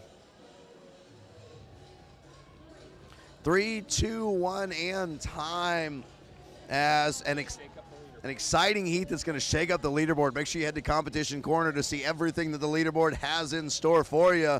Hey, stick with us. We'll be back with the men's 45-49.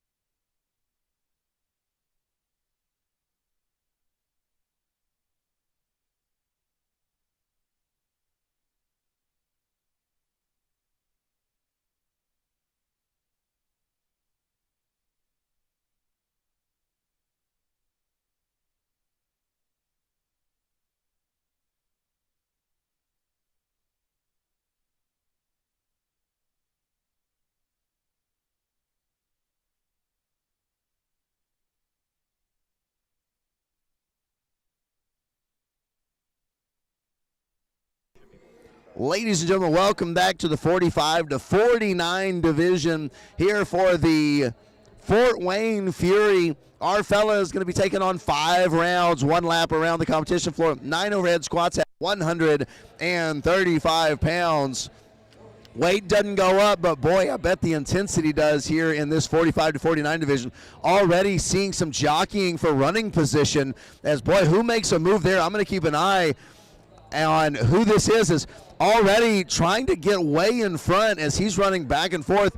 And in lane number 3, that's going to be Scott O'Neill. Scott O'Neill absolutely sprints. Now, here's the deal. Scott O'Neill with a really slow walk back to the bar. I'm wondering if Scott's not exactly in a rush. Okay, so Scott took off running. I think Scott was trying to get a really good time on his run. I'm not sure that we're going to get a ton of overhead squats is what it looks like. But as we're going the rest of the floor, it is tight at points on the leaderboard, not necessarily all across. Your leader right in the middle of the floor. How about Dan Winning? That's right, ladies and gentlemen. Dan Winning is winning. Talk about literally the perfect name to be in a competition. Oh, also Dan Winning is currently winning this heat as Winning is the first out for the run. Following Dan in second place, Tommy Kusgard with 39 points. It gets tight from here. Brett Lurs at 41. Stuart Wilson, 49. Jörg Butler, 51. Stephen Causey, 51. Brian Petroro, 55. Starting off, we are really fast in this heat, aren't we, Rick? Tell you what, it's going to be a fast and furious finish here. And as Kyle so accurately described, Scott O'Neill just wanted to make sure he got back to the bar first, and don't think there are going to be any overhead squats attempted by the look of his body language. But coming back to your heat leader here in lane number 12, Dan Winning with a gray tank. Squat snatch up that first overhead squat. Looks reasonably comfortable in the overhead position. Kind of chipping his way through those 9 reps. Judge's hands up in the air. Just 4 reps to go. And he'll shortly be out on starting round 3. And again, remember, folks, this is a 14-minute cap, and not even 3 minutes have elapsed so far on it. And there he is, out and done. As Kyle also described how tight this is between spots, we'll call it 2 through 5, with a pretty full field here, 17 athletes, only 12 points separating 2 through 5, so a lower finish in the heat can really add up in terms of points and cost you valuable positions in the overall leaderboard. Lane 15, Brian Petroro finished up his overhead squats and out on the run. And here we go back with our leader just like that. Finishes up on his run, comes back into lane 12. Mr. Winning, as all athletes have been instructed to, has to touch the green start mat, then make their way back to the barbell to complete their nine reps. Now again, running seems to be Dan's strength here, but that was right into a squat snatch for that first rep. And with 3 reps down, does not look to be much of a problem. Judge's hands up in the air again. In lane number 13, in the, we'll call it light green tank top, Brett Lurs coming in third place here overall in the competition. He's also in the middle of his 3rd round. Judge is in a good position, checking for squat depth there. Grips a little wide on the bar, and that's probably just a mobility issue. Brett looks to be a taller athlete, and sometimes you have those difficulties achieving that overhead position comfortably. But he knocked his 9 reps out, loosens the belt, starts back out on his run. It looks like he's finished in 3rd, so he'll be starting his 4th round there. Action over in lane 15, Brian Petroro again. Brian has a great overhead position there. Just 2 reps left. Big, tall chest. No wobbles. Drops the bar, loosens the belt, like the other athletes, underneath the rig and out on the run. Lane number 16, Josh Elliott. Another athlete with fantastic positioning in the overhead squat. Just one little step forward, but stays in the lane. 1 rep left to go. And he's out to begin his run. Meanwhile, back in lane 12, our heat leader and overall leader, someone who is winning, Mr. Dan. Judges hands up, 4 reps to go. And here we are, 5.5 minutes elapsed in this 14-minute cap, and he will finish up the squats and begin his final run, which we estimate to be about 300-ish meters around on the competition floor on the outside of the rig and then around each lane. And outside of that first lap where there was some jockeying for running position, the runners have spread out, and there's very, very little elbowing or moving. There's no tightness around the corners because the runners aren't just all bunched together like they were at the very beginning. Back in lane 13, Brett Lurs completing his 4th round, loosening his belt. He's in the light green tank, gray shorts, black weight belt.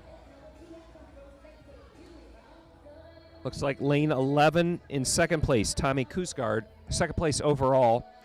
Gray top, lighter gray shorts. He is working on finishing his 4th round of overhead squats.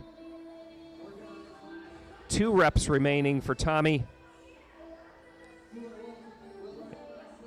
Stabilizes himself and just happens to dump the bar on his final rep. So that'll cost him a little bit of time trying to reset himself. Meanwhile, judge's hand, as I say that again, is up in the air in lane 12 for Dan Winning. His final 2 squats. And there we go. There we go. Dan closes it out with the event win in about 7:18 unofficially. We had another finisher come in there in lane 10. That was Stuart Willison. So Stuart came into the heat here in 4th place overall. So Dan maintains this lead, but with a solid 2nd place finish for Stuart, it looks like it could tighten the leaderboard up even more. Couple of finishers. It looks like lane 14 also. Jorg Butler. He is done.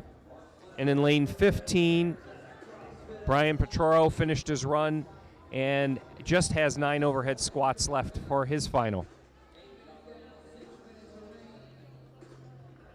Finishing up nicely there in lane 13 was Brett Lurs. We've mentioned him a couple of times. Had no problem with his final 9 overhead squats. And in lane 11, Tommy Koosgaard is going to have his final set of squats. Remember, Tommy came in here in 2nd place overall. So with a number of finishers already completed in a very fast heat, we only have 8:40 elapsed on the clock. Tommy's going to fight for positioning here on. He's got a watchful eye of the judge, making sure he gets depth, riding the line, and doing exactly the amount of work the judge requires him to do. Just a few reps to go, and Tommy will finish up here. 2 reps left. If you remember, he dumped the one, his 9th rep last round. So 1 rep left to go. Hang in there. There we go. And he finishes up. Doesn't have to step on the finish line, but he does after all. So just a few athletes out here left on the floor. This has been a fast and furious heat, Kyle. Yeah, what the heck, Rick? I step away for 8 minutes, and I come back, and almost nobody is working out anymore. Running media here at the event. Nice to be able to be up here, especially with Rick, so when something needs to get taken care of, I can run and go take care of it. As 1 rep remaining in lane 18 for Brian Pieper. Brian Pieper finishes off and lays down on his starting mat as he finishes this in under 10 minutes. Boy, well done. In lane number 17, Justin Farah. Farah shaking out his arms as he's doing his best to try to finish this off in the 5th round, wrapping up his workout. Lane number 7 is going to be Ronis Gutierrez. Gutierrez finishes up. As there's still just under 4 minutes remaining in this workout. Heading off for his run in lane 19 is Robbie Williams. Robbie Williams takes off. And see who else is on the floor currently. Looks like in lane number 5, that's going to be Kyle Stepp. Kyle Stepp's going to go get some chalk. So right now, 3 men on the floor. Lane 20, Eric Noonan. Lane 19, Robbie Williams. And Kyle Stepp in lane 5. As Kyle Stepp, well, it looks like that card says 4. I believe he's in his 4th round here. Robbie Williams coming around on his jog. He's in round number 5 right now.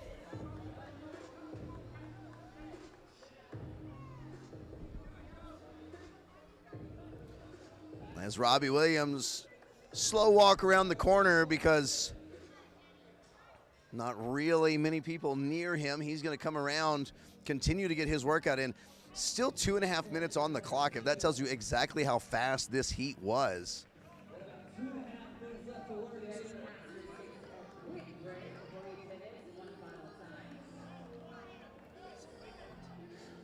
So still working in lane 19, 135 pounds. And a big crowd down in lane number 5 for Kyle Stepp. As Stepp stands that up, he's going to drop the weight, and he's going to head off for his run. As he's got 2 minutes remaining, down here in lane number 19, trying to finish off his workout is Robbie Williams. Robbie Williams is back to the bar, 1:45 seconds remaining.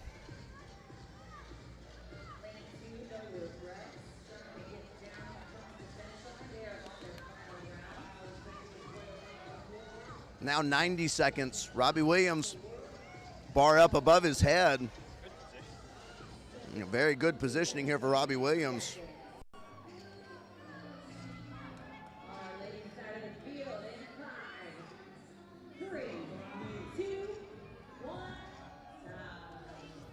As a minute 15 seconds left, as Rick's up here doing what I was doing earlier, going, oh wait, 15 seconds, oh wait, no, a minute 15 seconds.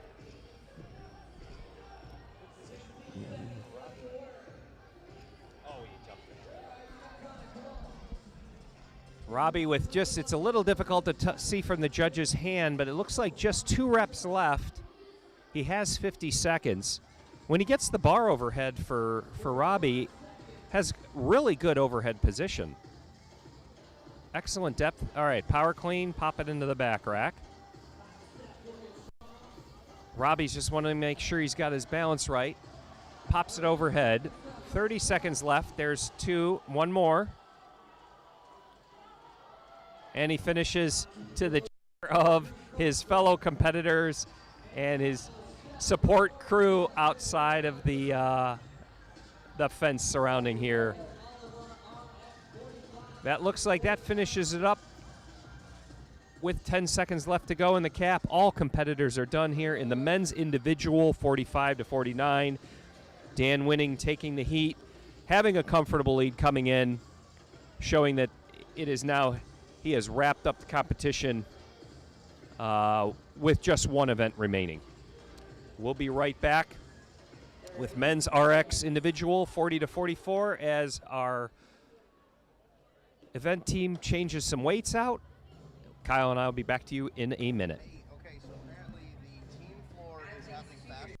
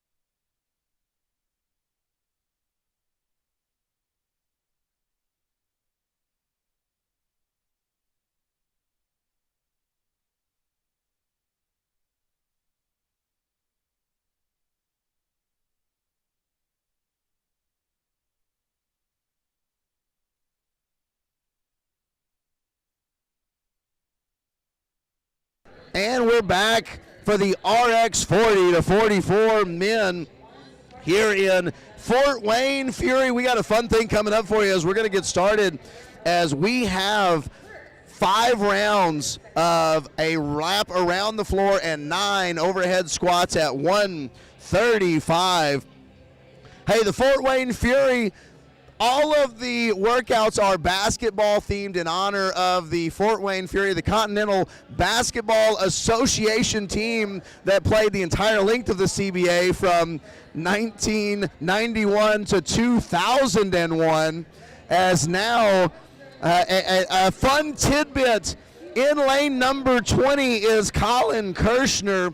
Colin Kirshner is the mascot for the Indiana Mad Ants, the G League team for the Indiana Pacers, as they're being rebranded, but he is the Mad Ants mascot, also a good friend of the former mascot for the Fort Wayne Fury. So an opportunity here to get a little bit of a local connection with Colin Kirshner as he's wearing a Mad Ants jersey. He's actually brought us some goodies. We're going to get a chance to show you some of those later on in the day. Hey, you may even see me wind up in a jersey, and nobody wants to miss that, and you may have nightmares from it. That's okay, though, as we continue on with the workout in the 40 to 44 division, as this is certainly going to be a fast division. These gentlemen having a really good weekend and battling it out, as at the top of the leaderboard, Doug Lavin has created a gap. 26 points. He's got a lead on Daniel Cota. Cota with 43 points. With a full heat, though, of 16 men, a lot can happen.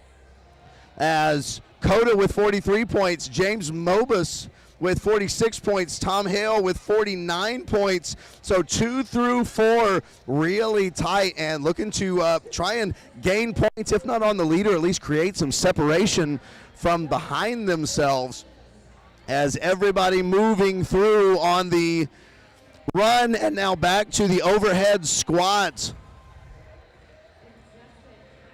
as all of the men now into round number 2 and looking right in the middle of the floor. Let's look at lane number 13 with Doug Lavin. Lavin, your current leader. Lavin with a hand in the air on the front squats. Hand in the air for Dustin Trimble as well. Dustin Trimble in lane number 12. In lane number 11, Justin Horrigan.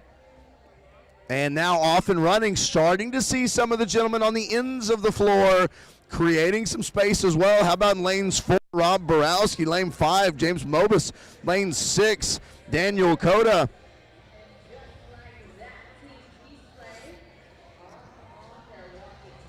As changes throughout the day, this is these gentlemen's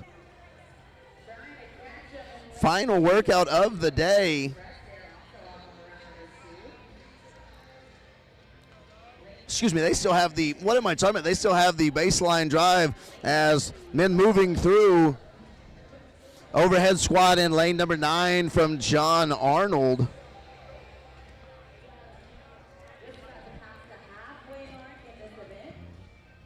A 14-minute time cap, and I got to tell you, not looking like we're going to need too much of that. 3 rounds down, as Doug Lavin, your overall leader, back onto the bar. He's going to be followed closely in lane 8 by Jeremy Brush, in lane 5 by James Mobus, in lane 4 by Rob Borowski.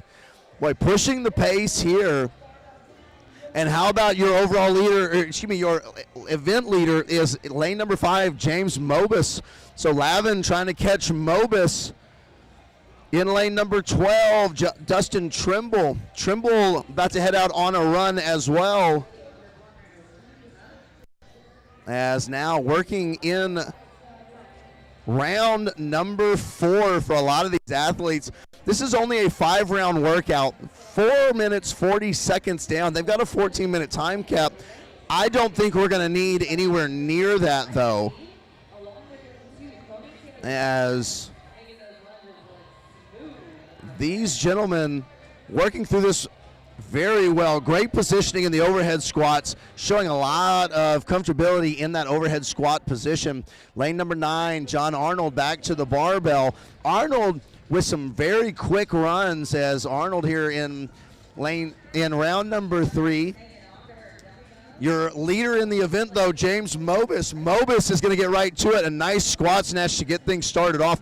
Boy, he has great positioning and is very comfortable in this position. Rick told you earlier that guys that are comfortable in the overhead squat position have a real big advantage in this event, and he's certainly showing that, as Mobus in round 4, 5:35 down, and Mobus is already off and running again. There's no one to join him, as those that are following him are just now getting the bars in the air. So Mobus has a big lead right now and is looking to continue to stretch that, and that's good for Mobus, as Mobus in 3rd place. Overall, looking to try to move up into that 2nd place position.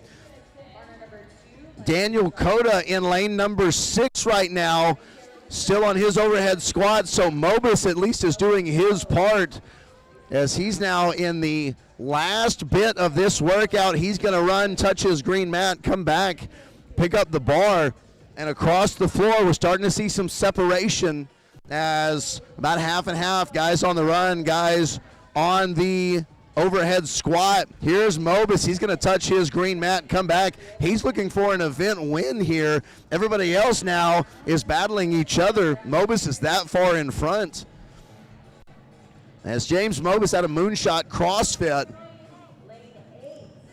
Boy, Mobus still moving the overhead squat very well, showing no signs of slowing down.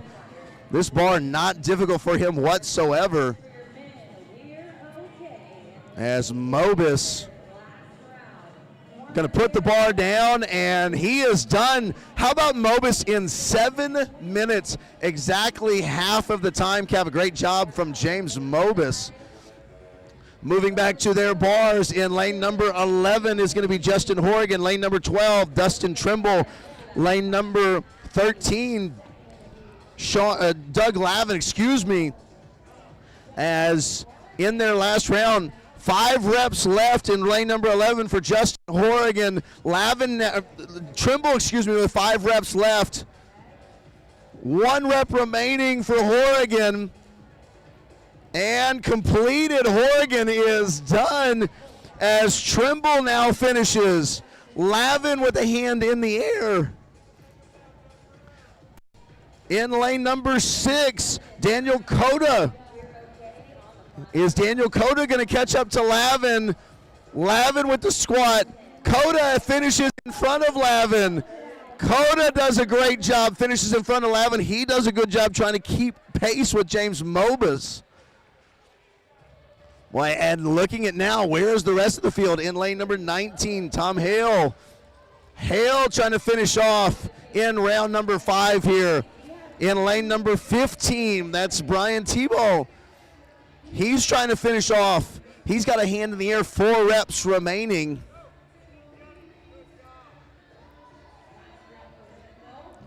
There's 4 reps remaining. Boy, moving it very well. Just a couple reps left. 1 rep, and he is done. Great job. He's finished up his. In lane number 4, Rob Borowski is on his 3rd round. Lane number 20, Colin Kirshner, is about to move into his 4th round.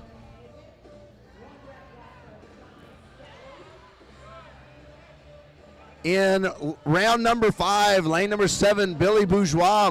Bourgeois looking for a hand in the air. Lane number 14, Sean Skelly finishes his grouping, as he is done. Hand in the air for Billy Bourgeois. Sean Skelly finishes in front out of CrossFit Roaster Barbell. Lane number 9, John Arnold. Arnold trying to finish off his 5th round. Hey, we're not even 10 minutes in yet, as these gentlemen continuing to really push and work hard. We have 30 seconds, athletes. Still over 4 minutes remaining.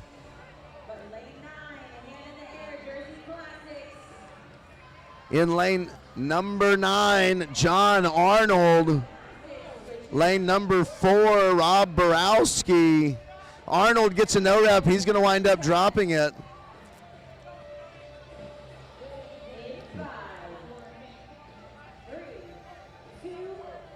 Arnold with the, boy, almost a strict press from just below his chin. As ladies and gentlemen, boy, thank you for joining us in the RX. Hey, we're going to move over as we got the 40 to 44 CrossFit Pairs Championship coming right up. We're going to switch over there as we'll be right back.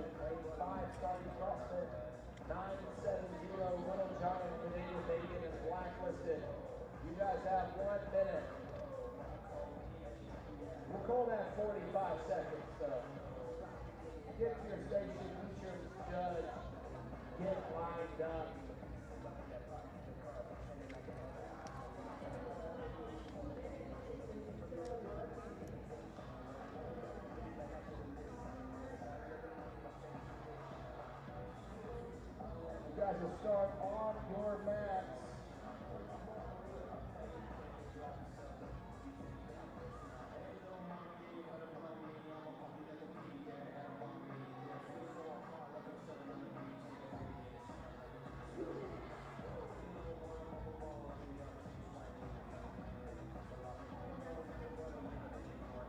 As soon as our judges get in position,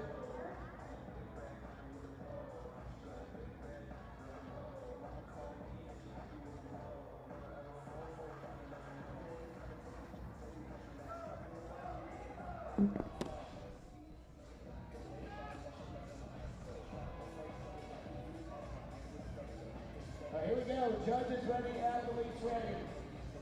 10 seconds.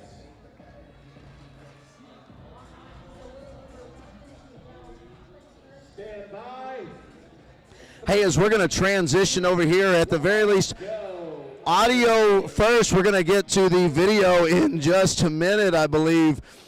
Starting with the CrossFit Pairs Championship, the 40 to 44 men and women going to be on the floor in this workout for the baseline drive. Partner 1 is going to complete 120 feet of single overhead walking lunge. Partner 2 is going to ski in that time. Then they're going to switch before they move to the next round with a 120-foot double front rack walking lunge with a 500-meter ski. Again, they both complete that before they move to the final 120-foot double farmer lunge, and then another 500 ski. So a lot of work going on in this event. For the men in the leaderboard, the Gator Boys with a commanding lead, 11 points. Team Overkill in second place, 16. OG Relentless. Oh my goodness, OG Relentless in third with 22 points. We have the Meats with 30 points.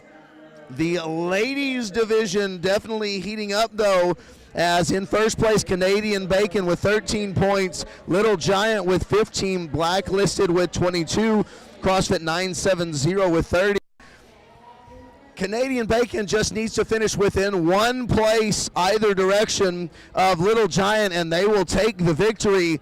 Little Giant needs some help. They need somebody to slide in the middle, and probably need two people to slide in the middle based on tiebreakers. So really, at this point, with the number of teams, Little Giant needs to finish first, and they need Canadian Bacon to finish last.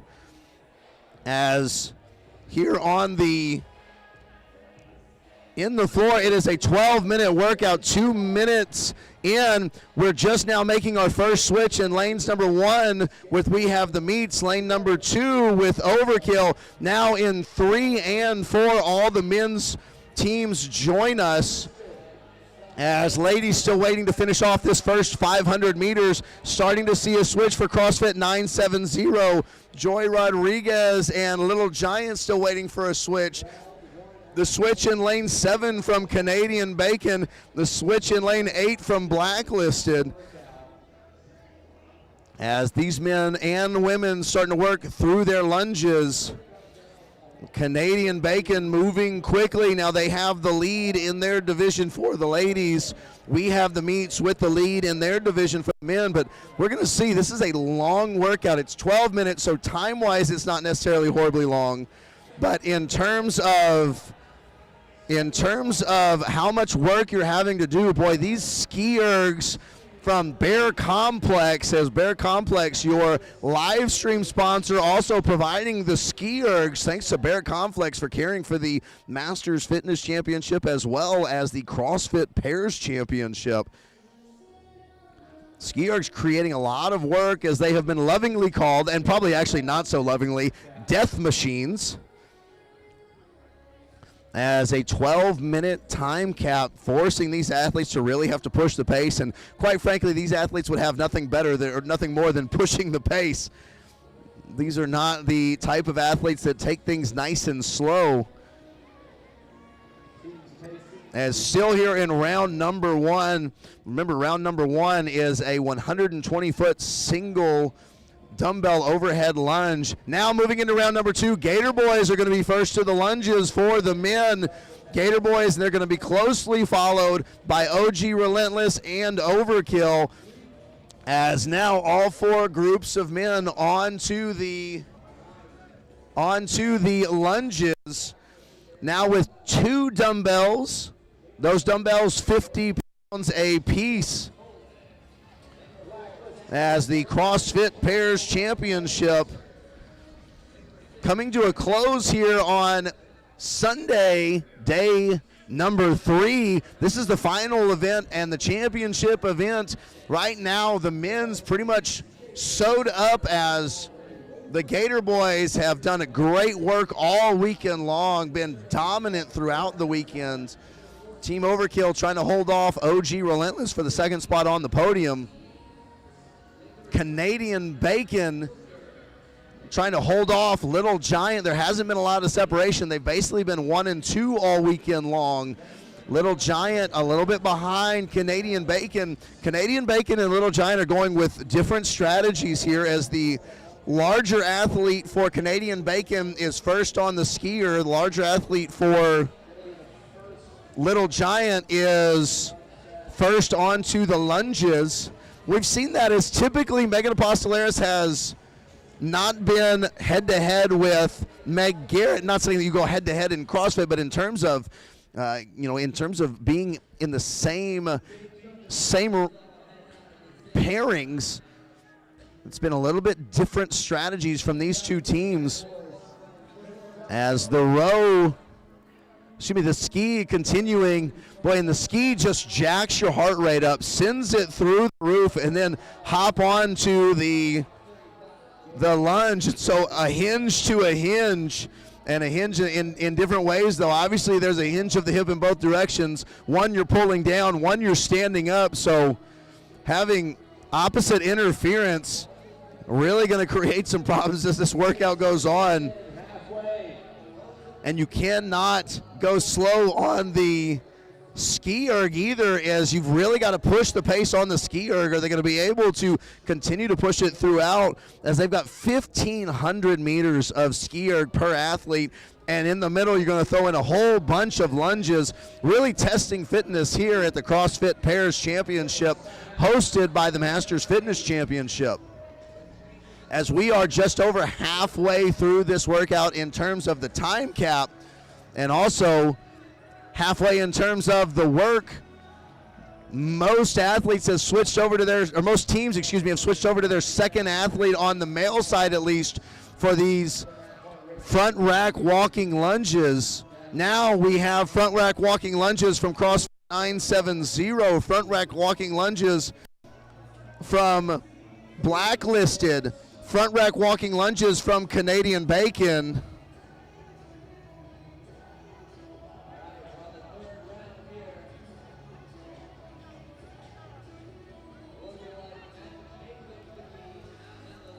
As judges trying to make sure that those dumbbells stay on the shoulders, they don't get down onto the biceps. And judging, making sure that the dumbbell heads don't touch overhead either. If you hold them on the shoulders with the dumbbells straight up and down, they can't rest on each other. As more no reps here for Little Giant.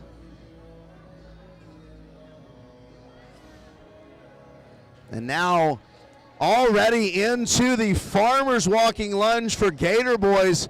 Farmer's walking lunge for OG Relentless as well for Overkill. Moving through these lunges here, and by the slow walking lunge, Ryan Anderson has to take another lunge as he doesn't get all the way over the line. Now he's going to come back down the lane. Kevin Jones from Team Overkill working on the ski erg.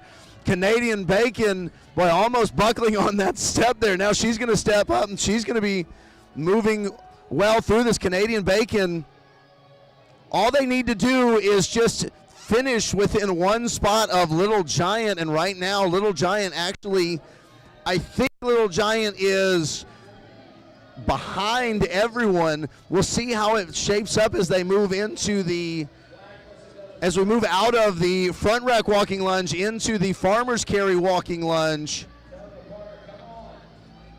Canadian Bacon's going to take a little bit of a breather, shake out those arms. 500 meters on the ski erg. Blacklisted, boy, ski erg is actually done before the lunge. First time we've really seen the ski erg being done before the lunge in this division. So Blacklisted, Amy Quinton is waiting, boy, she is raring to go. Canadian Bacon going to make the switch. Is Canadian Bacon going to lead the way? And they're going to get started first on the row or the ski and on the lunges. Blacklisted is moving very fast though. Meg Garrett is off of the ski erg and waiting on the dumbbells as when the no rep, having to keep those dumbbells on top of the shoulders, can't let them slide to the side. Now with the men, the OG Relentless have taken the lead. OG Relentless now first on the lunges. Now Overkill. Gator Boy is going to take some time to chalk up. And this is going to come down. It's a dead sprint on the ski erg, and it is moving as quick as you can on the lunge. Really, you don't want to be the partner that's having to wait, but we could get one of those slow boat races at the end if the ski erg finishes up first. Now all of a sudden it becomes about lunging, and are you going to be consistent in your lunges, prevent no reps, or can you balance trying to have to go very, very fast? Just 90 seconds remaining. Are we going to run into the clock first, though? On the women's side, Canadian Bacon makes the turn first. They're ahead of Blacklisted. We don't know where they are in terms of the ski erg, as Blacklisted put the... Wait, is Blacklisted done with their lunges? Blacklisted is done with their lunges. My goodness. Amy Quinton flying through the lunges. Canadian Bacon still moving through the lunges, but Quinton is going to be waiting on her partner for a little bit. Remember, the time is going to be when both athletes are done working. So Quinton will be fresh to get onto the ski erg. She'll rip through that. It will come down to how far can her partner get. Canadian Bacon on the lunge. Meg Garrett for Little Giant on the lunge. The men are done. OG Relentless are going to take the victory. OG Relentless take the victory. Where are the men going to finish on this ski erg? It's the final. Oh boy, and how about a dead heat? We don't know between Overkill and Gator Boys. My goodness, OG Relentless 1, dead heat 2 and 3, as now Canadian Bacon and Blacklisted make the switch at the same time. it's going to come down. Who's going to get this finish? 10 seconds. Who's going to take first place here as the lunge and the ski erg, as Canadian Bacon get a little bit further on the lunge. We don't know about the ski. Here's the deal, though. Based on the way that all shakes out, Canadian Bacon going to take the victory in the CrossFit Pairs Championship.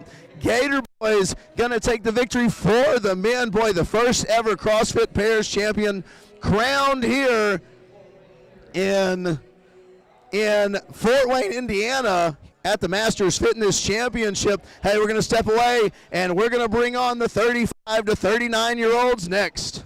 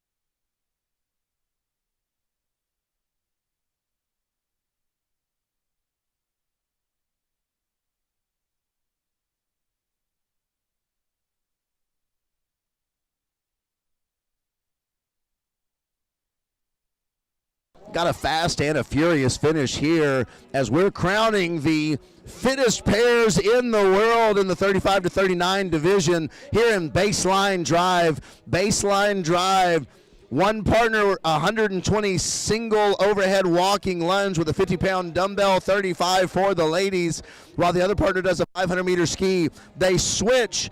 When they switch, they go to 120 double dumbbell front rack walking lunge, 500-meter ski. Switch again, and then the third and final round, 120 double dumbbell farmer walking lunge with a 500-meter ski, as the men's division hotly contested. Team Tyranno with 17 points, B CrossFit with 19 points. B CrossFit needs to get in front of Team Tyranno, and they need a little bit of help coming in behind them. And Raw Training trying to hold off Biggie Smalls,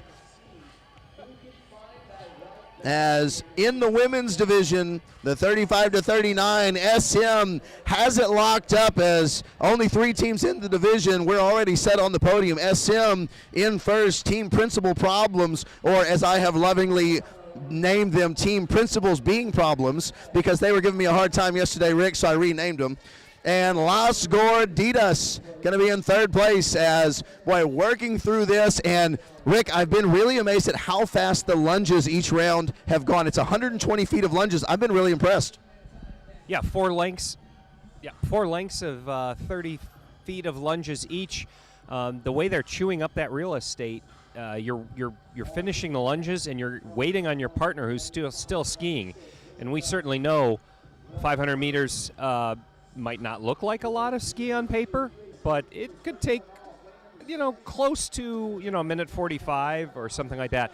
And the lunging is just being done in a much, much faster pace here. And from our vantage point, Kyle, these 50-pound dumbbells that they're lunging with overhead certainly doesn't look intimidating. You get down and hold a 50-pound dumbbell, and it's a whole nother animal. Yeah, why is it that when I hold a 50-pound dumbbell, it looks so much bigger than what they do?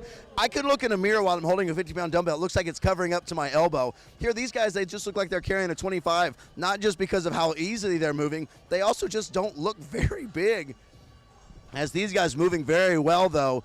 Rick, you've done a lot of team competitions, pairs competitions. Tell me a little bit, when you're in this situation, obviously the lunges are happening faster than the row.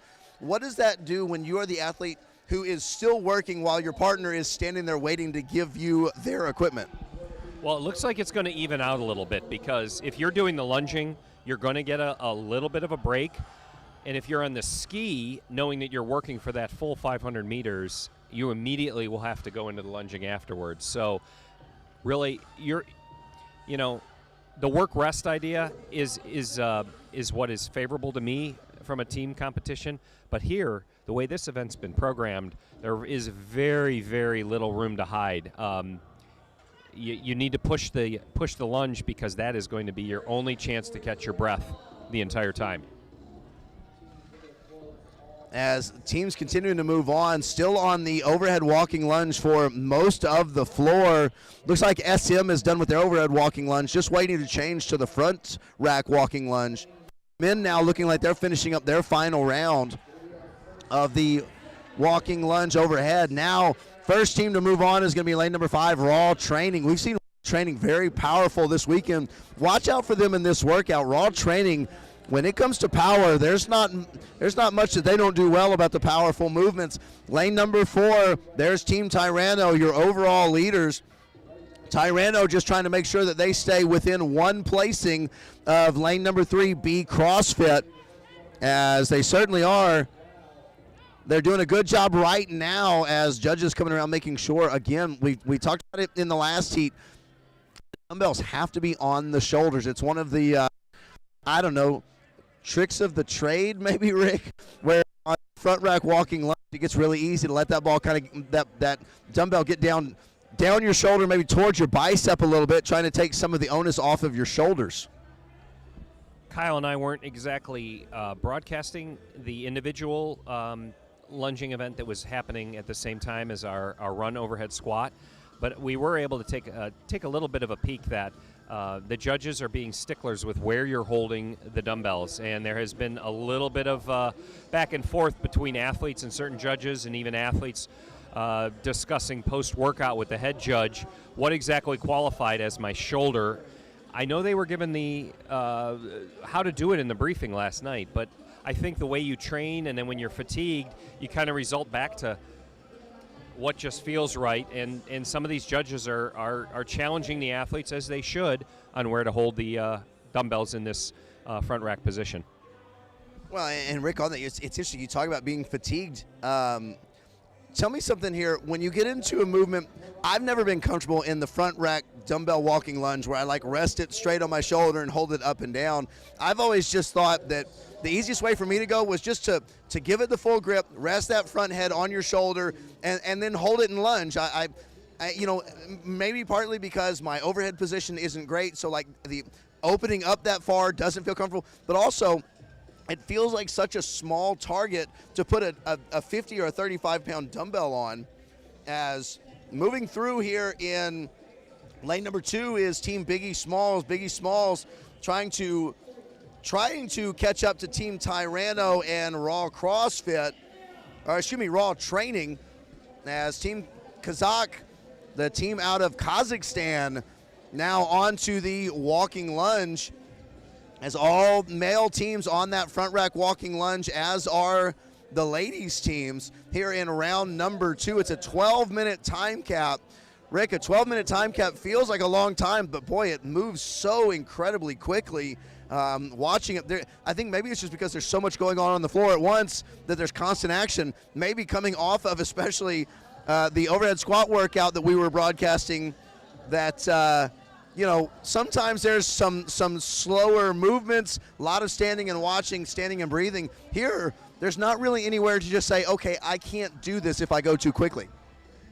Yeah, the only disadvantage that Kyle and I have up here is you can't tell how many meters are elapsed on each ski erg, but you can see the progression in the workout with where the athlete that's working on the lunges is, and the little races that are developing back and forth. Remember, 120 feet is going to be 4 of these 30-foot lengths. So you get done, every partner has to do the work. Here in lane 2, Biggie Smalls, which Kyle mentioned earlier, one athlete preferred to put the dumbbells on their shoulder in the position that I think Kyle and I are most comfortable in. The second athlete over here is doing the one where they stand the one head up on the back of your shoulder. In fact, most have. Lane number 4, Team Tyranno, out with the farmer's carry version of the lunges, starting on that. And I believe they are ahead of Raw Training. Yep. So Team Tyranno right now is the only one 30 feet down with farmers. There's another 10, so they're 40. And starting out with that is Raw Trainings out of the Pittsburgh area, beginning their first 30 feet of farmer carry lunges. So Team Tyranno doing what Team Tyranno has been doing, which is they don't start off the fastest, but they finish the fastest. And we've said it time and time again, that's CrossFit. That's what you're supposed to do. SM on the farmer's carry walking lunge as they're moving through their workout, marching on to that gold medal, as is Team Tyranno, at least at the moment. Still on the front rack walking lunge is B CrossFit. So really all Team Tyranno needs to do is just finish this workout. They're in first place. You know, Rick, it's always funny that we talk about this. How far can they finish below a team and still win, et cetera, et cetera. And yet, I think competition experience has taught both you and me that you're in front for a reason, and usually you're not going to wind up finishing in fourth needing help to hang on to the top podium spot if you're already there. Not unless it's very close across the board here. That is for sure. Here with only a 2-point lead, Team Tyranno is in the good position, probably coming into this, and that's the other factor that plays in is a little bit of strategy. You're going to know who is trailing you and by how many points, what lane they're in, and with it being a team competition, one partner can do a little looking around, maybe offer you a little cue as you're skiing, like, okay, we're still ahead. I'm starting my next set of lunges or something like that.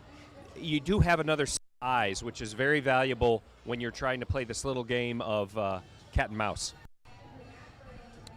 As 10 minutes down, 2 minutes remaining in the time cap, Team Tyranno working in their final athlete, as is B CrossFit. Certainly looks like Tyranno is going to wind up taking this event as they have taken so many events before. Team Kazakh, man, I had a great time getting a chance to talk to them, get to know them a little bit as a team coming all the way from Kazakhstan in lane 6 on their front, on their farmer's carry walking lunge, as is Raw Training.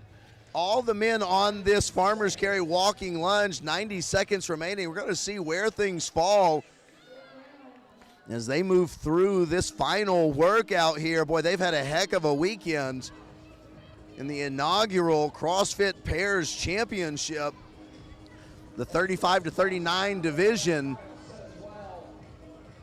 Gator Boys was the last one. Team Tyranno, excuse me. Team Tyranno out of Brazil, marching on their way to claim the first ever CrossFit Pairs 35 to 39 championship. Team SM for the ladies already has it wrapped up. They're going to try and take an event win here anyway. Team Principal Problems right behind them. Las Gorditas in third place. Las Gorditas might be in second place in this division, though, as there's Team Tyranno. One athlete's already done, and it's just about the ski now, as Team Tyranno, hand in the air for Tyranno. Nobody else is even done with their lunges, so Team Tyranno running away with this as they've ran away with the weekend. Hand in the air, B CrossFit can't catch them, and they're going to finish. Congratulations to Team Tyranno. B CrossFit now moving down the lane. They're trying to finish this off. Raw Training with a hand in the air. Raw Training is going to take second place. Team Kazakh, wait a second, boy, Team Kazakh might have finished at a very similar time. And the time cap hits, my goodness. Tyranno takes first. Raw and Kazakh somewhere in second. Boy, so close. We'll have to wait and see on the Competition Corner Live scoreboard, as we're about to bring out the 18 to 34 division for the CrossFit Pairs Championship. Don't go away. This is going to be an exciting 12 minutes.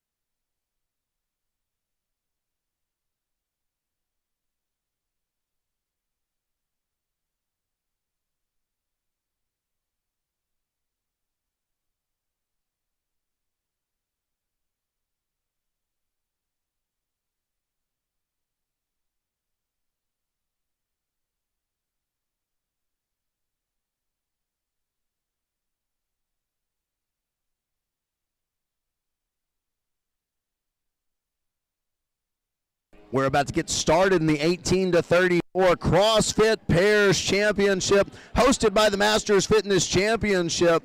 On the floor right now, boy, we've got some great teams and great races as they're about to get started in baseline drive. Baseline drive, 3 rounds. Each partner has to complete a 500-meter row and a variation of lunges. First lunge is 120 feet of an overhead walking lunge. Second lunge is double dumbbell front rack walking lunge. And the third variation is a farmer's carry walking lunge. This has been going really, really quick on the lunges, usually waiting for the ski erg, as the men's heat is tight. More Bros in first. They've got 24 points. Thick Boys in second. They've made a move today. 26 points. Honky Tonk Hustle at 27 points. Short and Tall, 29. Ross and Rob, 31. As, my goodness, this is a tight heat. We can see anything happen on the ladies' side. Tight races as well, but more so for the podium. Flex and Furious, 13 points. Disney Girls, 16 points. As Disney Girls certainly within reaching distance, but Flex and Furious have been holding off everyone all weekend long. For that third place, though, Breakville with 28 points. Big Bear, Little Bear with 31 points. Men have already finished the lunges. They're still waiting on that row, as the ladies now finishing off on their lunges, waiting. Excuse me, I said the row on the ski erg, as the ski erg lovingly referred to on Instagram a couple weeks ago as the death machine, and I said I was going to use that for the rest of my life. I have never, ever felt good getting off of a ski erg in the middle of a competition. As hand in the air for the Thick Boys.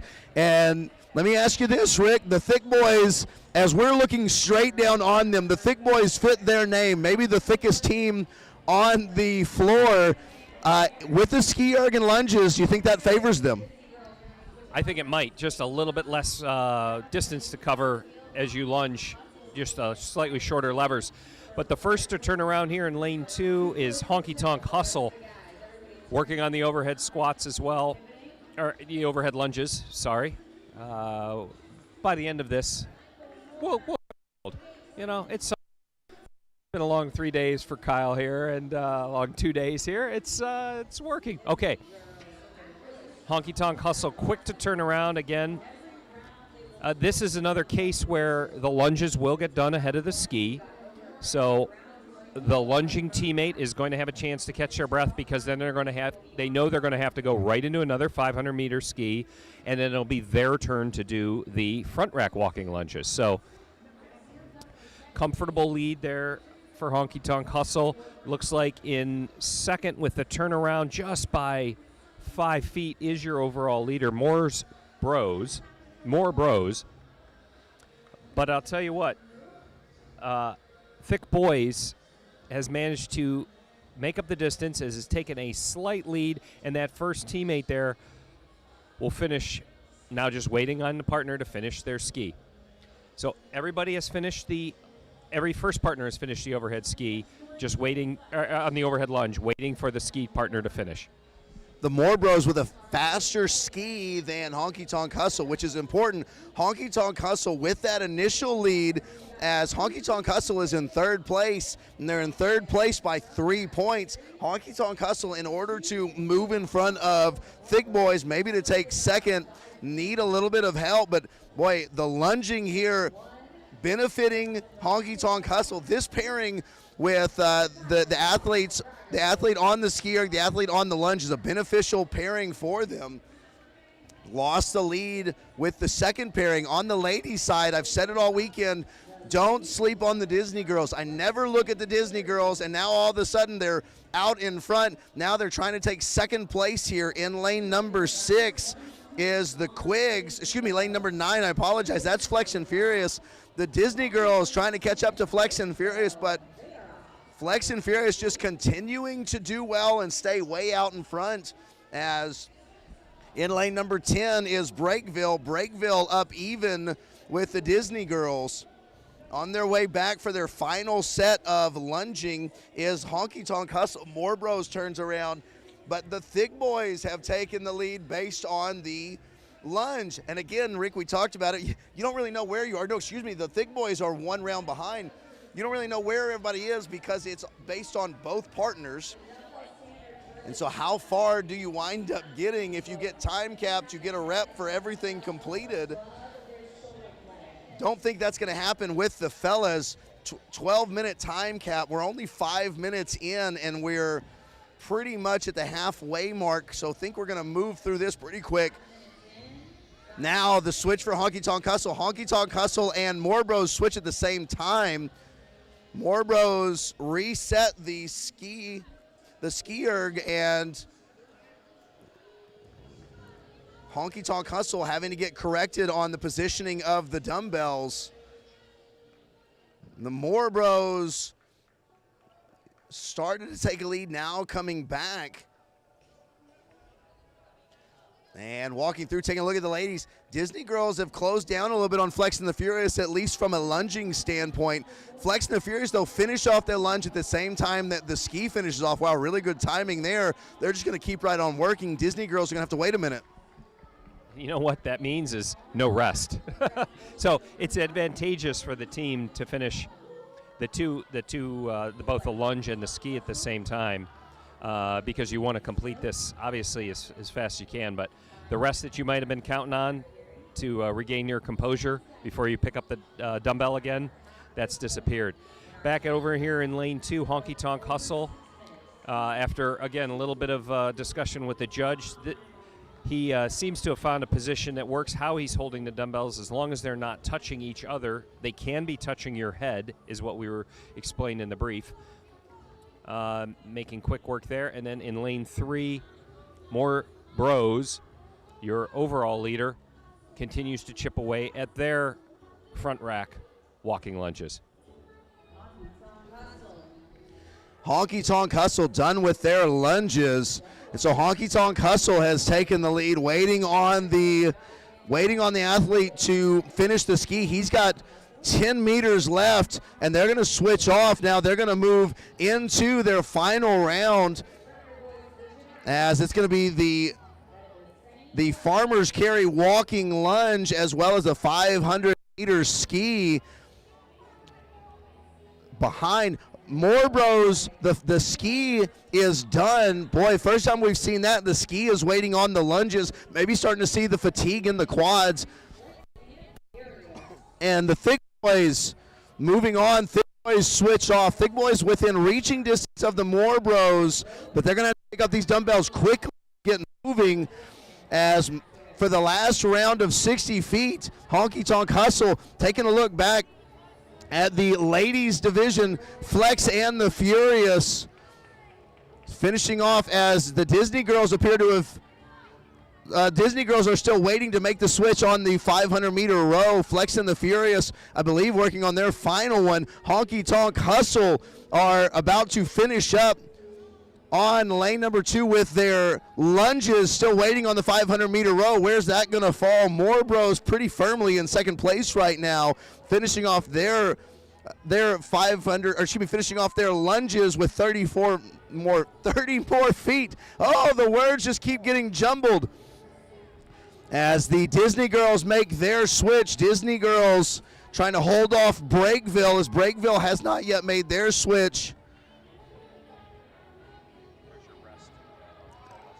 As Honky Tonk Hustle now just trying to finish off. Honky Tonk Hustle on their last one, as is the More Bros. 8 minutes, 51 seconds down, 12-minute time cap. Flex and Furious have made the switch as they're lunging. I was incorrect, so they're now on their final lunge. As Honky Tonk Hustle make their switch, there's the rest. Athlete hops on. Last rounds here. Are they going to be able to complete it? I think they probably will. Boy, is there a problem with the ski erg? As just had to wait for the reset. Now they're off and rolling. Boy, and so More Bros make the switch. Boy, and having to really row. Honky Tonk Hustle get 30 feet down. They've got 90 feet left. In lane number 5, boy, don't want to forget about, that's a combination of the Krieger boys and short and tall. So two teams that had to combine because of injuries and illness, so good to see them as they're on the outside lane here. The Thick Boys, boy, some quick lunges from the Thick Boys. Are the Thick Boys going to make some time up? Honky Tonk Hustle, boy, those are some grief-filled lunges right there, Rick. As head down, just like, please get this over with. He's been working hard. 30 feet left. He's almost done. Hang in there, brother. Grief won't hang in there forever as the Disney girls make the switch. Flex and Furious are well on their way to finishing up their competition. One athlete hanging out on the ground. She's done. One athlete pulling for everything she's got on the ski erg for the men. Honky Tonk Hustle have completed their lunges. Now it's a ski race as the Krieger boys and short and tall have the combination team. So a nice job for those guys as they take first place. But here's your race. Honky Tonk Hustle needing some help from the, well, they don't need help because they're trying to get in front in second place as they're going to finish. Honky Tonk Hustle take second place in terms of the points. And now the Moore Bros finish off. Moore Bros and the Thick Boys. So the Thick Boys, one of them throws their head back as that means that Honky Tonk Hustle jumped and get into second place because of that finish only by about 3 seconds. My goodness, as the Thick Boys were only a point ahead, so getting the Moore Bros in front of the Thick Boys means the Honky Tonk Hustle moves into second place. 30 seconds. I'll tell you, it is, watching on the live stream there, you can tell. Look at the carnage on the floor. Everybody is just bodies strewn all over the place. Knee sleeves being ripped lower to make sure there's no compression on your on your knee. That was, your lunges were done, and it became, you could tell how the crowd was cheering just to get those last, say, 100 meters done on the ski erg, and it was just a mad dash. How hard could you pull on that ski to finish? As it looks like the Disney girls are going to take second place. Their athlete had finished on the lunge, was waiting on the 500-meter ski. Flex and the Furious are going to take the victory. Congratulations to the Moore Bros as they're going to be crowned the CrossFit Pairs champions of the 18 to 34 division, and Flex and the Furious as they will be crowned in the women's division.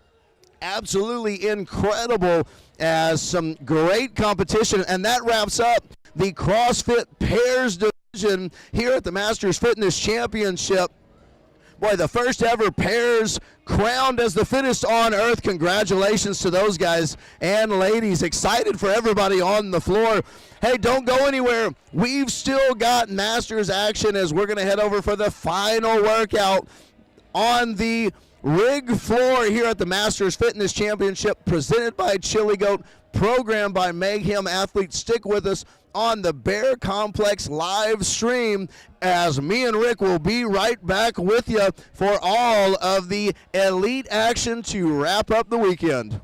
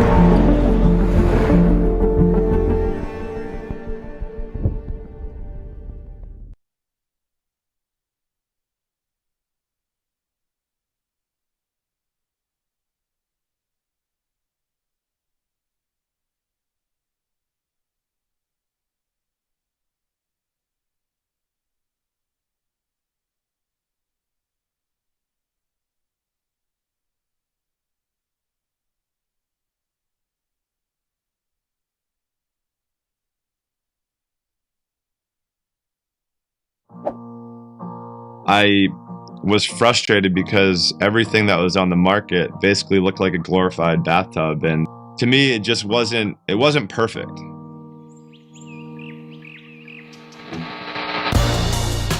You know, when I reached out to the team at Master Spas, you know, we were able to come up with, in my opinion, the perfect product. Being able to have access to a cold tub allows me to be my best self, and it gives me the best chance to accomplish the goals that I want, whether it's inside the gym, on the golf course, or at home with my family. I look forward to everybody being able to experience the best cold tub that the market has ever seen.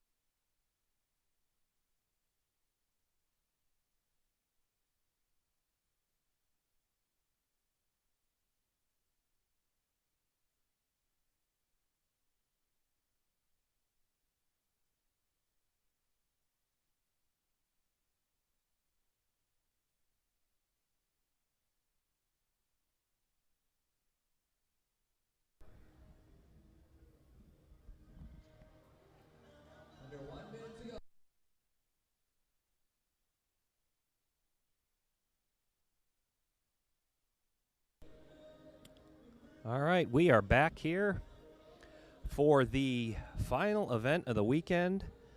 Elite Women 50 to 54, Elite Women 60 to 64. Just about 30 seconds before Fort Wayne Fury begins over on the rig side. Denise Alba is in first place with 15 points, and barring a catastrophic finish, looks to have the championship wrapped up, followed by Jackie White in second, Sorcha McCarthy, and Jen Kennedy. This is a 5-rounder, if you recall. 1 run around the rig, which is roughly 300 meters, 9 overhead squats, and the weight for this division is 105 pounds. Athletes have to take the run around the loop, return to their start mat, and then make their way back over to their barbell for the second part of this couplet, which is your overhead squats.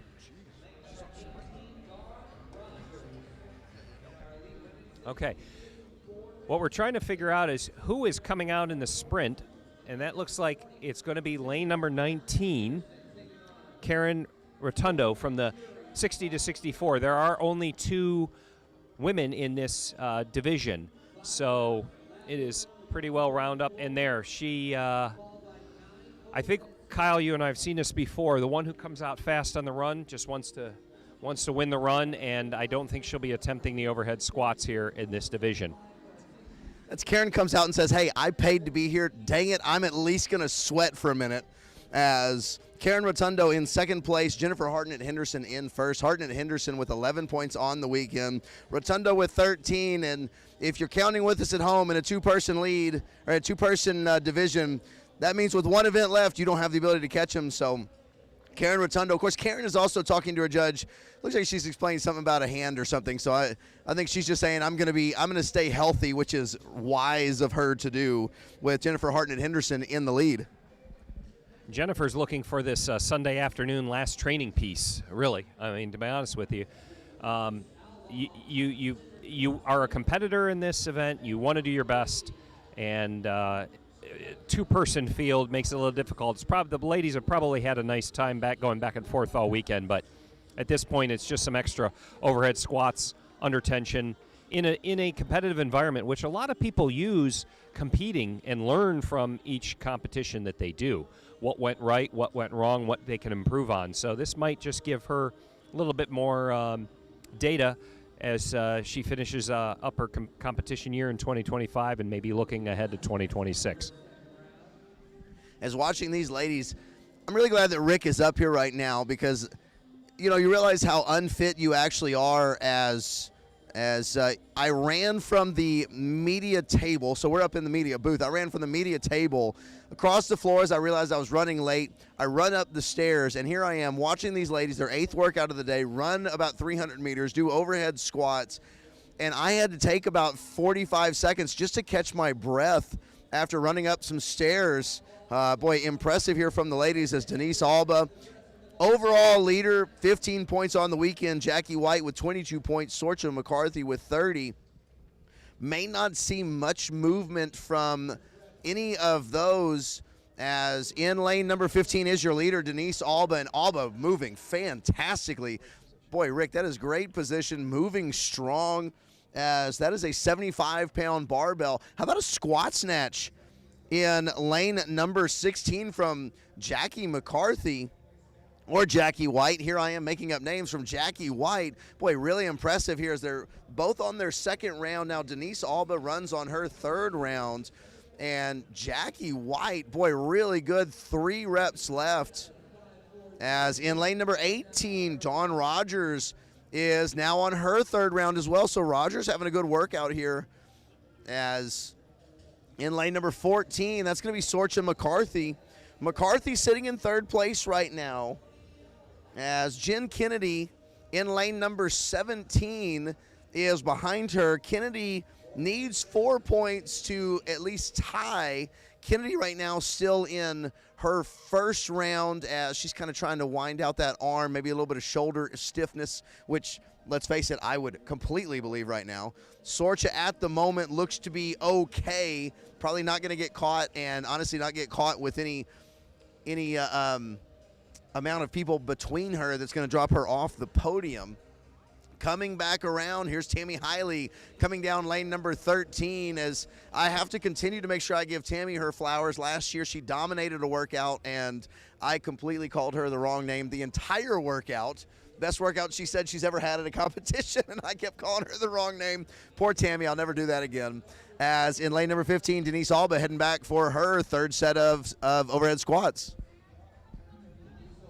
This is just going to be chipping away here. Denise looking strong, 2 reps in on her squat, easily reaching depth. We have the head judge making his way up and down the lane lines. Every now and then he'll stop and give a quick little look and check on the test, and right now he's staring straight ahead. So I'll tell you what, the ladies are doing exactly what is asked of them. Just 2 reps left for Denise, and she'll start out on her, I believe, her 4th round with her final rep. There we go. Drop of the bar, loosen the weight belt underneath the rig, right turn, and off on her roughly 300-meter run. Lane 14, we have Sorcha McCarthy there. Power cleans it, pops into the back rack, getting her positioning right into the overhead position and wide enough feet, and dumps that first rep. So this looks like this is going to be quite a battle for her as she tries to pick off a rep at a time. Again, with this weight, you either find yourself in a very stable overhead position and you can lock in and knock out a couple of reps, but if that first position's not there, it just becomes a battle all the way, and one of your first inclinations is to just drop the weight, reset yourself, and begin again. Denise Alba really moving through this well. 6.5 minutes into a 14-minute time cap. So really not going to be a problem for her on the time cap. We're going to run in a time cap maybe with a couple other of the athletes as they are slowly trying to work through. In lane number 20, Jennifer Hartnett-Henderson. Hartnett-Henderson with overhead squats, and now she's going to head out for round number 4. Hartnett-Henderson looks like she's got a chance to finish this workout as a 60 to 64-year-old. Really impressive for Hartnett-Henderson. 75 pounds for her. I want to make sure I do them justice. In the 50 to 54 ladies category, that barbell is 105, so not a light barbell for these ladies. But you wouldn't know it if you're just watching Denise Alba, by the way. Denise Alba, absolutely great positioning, strong as she moves through. She's got 2 more before she moves on to the 5th set. Jackie White's going to turn around at her green mat, and she's going to move into her her overhead squats for her 4th set. We're going to see this as these heats progress. If you can go unbroken on your 9 overhead squats, it just gives you such an advantage over those athletes that might have to break it into a couple of sets here. Just watching in lane 17, Jane Kennedy. I believe she only has 2 reps left in this round, but the amount of time it takes her to shake the arms out, then you have to re-rack it and get in a comfortable position, a stable enough position. Yeah, just 2 reps left for Jen here. But every drop, valuable seconds, ticks off the clock. We do have the 14-minute cap. We are a little over 8 minutes through. And then here comes our leader, Denise Alba, back in. Look at she finished the run, so she will have, touching her start match, she'll just have 9 overhead squats to complete, and she'll be done probably well under 10 minutes, the way she has not been breaking the 9 squats. Rick, so as Denise turned the corner by the chest piece, she walked towards the green mat. Let me ask you this. Would you call what she did a mosey or a saunter? Because you're in first, I'd call it a saunter. I was going to go saunter as well. It certainly seemed very saunterish. As Denise Alba is about to wrap up a first place finish, 5 more until she's going to walk off the floor as the Masters Fitness Champion 50 to 54 Elite Individual Champion. 1 rep remaining. I want to see a saunter off the floor as well. She's going to drop the bar, And she actually listened to the briefing, which is, hey, you don't have to go onto the green mat. So she's just going to turn. I don't get to see the saunter, but boy, really impressive. As in lane number 12, Melanie Velasquez on the run. In lane number 18, hey, Dawn Rogers going up for her last set here. Dawn Rogers trying to pull out a second place. Jackie White currently sitting in second place overall, not in danger of losing that positioning. She's going to head back to her bar. She's got 9 more overhead squats. As a no rep in lane 18 for Dawn Rogers, didn't get all the way down there. And I'm going to say this, both from a spectator and from an athlete perspective, is from a spectator, man, love to see judges continuing to uphold standards. I know as an athlete I'm supposed to say I want to see, but you know what? I think we've all been in that position where you have 3 overhead squats until your weekend that has been really long and hard is over, and you get no reps, and you're like, bro, like from my perspective, I'm like, dude, I'm not in the running for the podium. Just let me finish. Like everybody else is watching me. Can we please call this? I know, I feel the same way, but hey, this is a great thing. Standards are standards, and they're holding us to it. There, it looks like 2 reps left here for Dawn Rogers in lane 18. Green top, multicolored pants, and there we go. She is completed, and is that second in the heat? Yes. Very nice finish there for Dawn. Now we're taking a look at who else is working on their 5th round. Okay, in lane 12, Melanie Velasquez had to break the set. She is finishing up her overhead squats on. She might be done. She's done. We just didn't have a board flip from the judge. So in lane 12, Melanie Velasquez finishes up in her position. It appears that Jackie White is done. As Jackie White with a good snatch position gets that overhead, I think she's completed her workout. As in lane number 12, so Melanie Velasquez still working. So she was just kind of taking her time walking around talking to Dave Hardy. As that was a saunter. All right, so that was a saunter. She was sauntering around. She's going to drop it and head out for her 5th. So, hey, how dare you? That's Dave Hardy on the floor. Dave knows what he's doing. If the card didn't get flipped, it's because you're wrong, not because Dave's wrong. I stand corrected. That is a great point, Kyle. No one messes with Dave on the board. So Melanie is out, probably about a quarter of the way through the run. Finish up the run, then she will have her final 9 overhead squats. Working hard in lane 14, Sorcha again, McCarthy. She has been battling this bar the entire time. That rep did count, but she is really only working in the overhead squats on her 4th round right now. So a little bit of time left. We have less than 90 seconds left in the heat. And as we've seen from some of the older age groups, most of the athletes are taking the entire 14-minute cap. And I think that's to be expected when you program a more complex movement like an overhead squat, and you're expecting depth, you're expecting full lockout from the hips. It's just going to take a little bit longer for certain athletes. Tammy Hiley continuing to work in lane 13 is Hiley working on her positioning here. They got a minute left in this time cap. Lane number 12, Melanie Velasquez is going to try and get a couple of overhead squats. In lane 17, Jen Kennedy has kind of been battling these last couple overhead squats for a while. She's going to try and get one here as Kennedy. Oh, boy, that was beautiful looking. That was absolutely fantastic. She just needed some time to loosen up. That's all, Rick.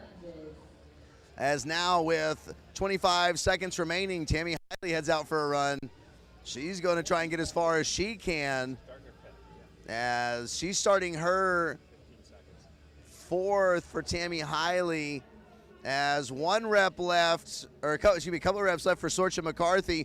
Melanie Velasquez gets as many as she can. She's going to wind up getting time capped. But a good weekend from the ladies in the 50 to 54 and in the 60 to 64. Coming up next, we're going to head to the elite ladies 45 to 49.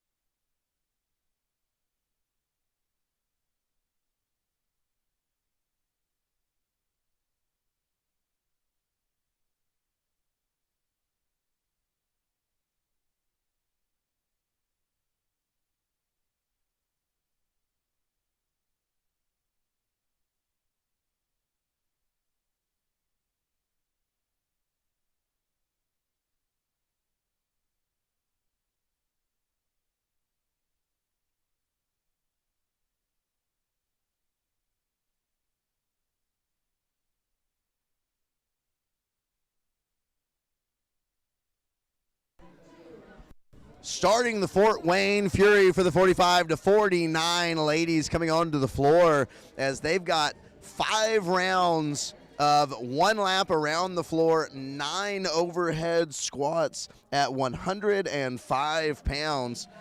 As this race has largely been decided, anything can happen, but largely been decided. Sarah Blunk has run away with this division, being a ball hog, not letting anyone else earn the top spots in the podium. Sarah Blunk's been really good, as we always expect her to. We've seen Sarah Blunk several times at MFC. Always expect her to be really good. As Erin Snellgrove in second with 27 points, and Allie Webster with 32, Julie Reston with 35. Really, the race, Rick, comes down to Allie Webster and Julie Reston.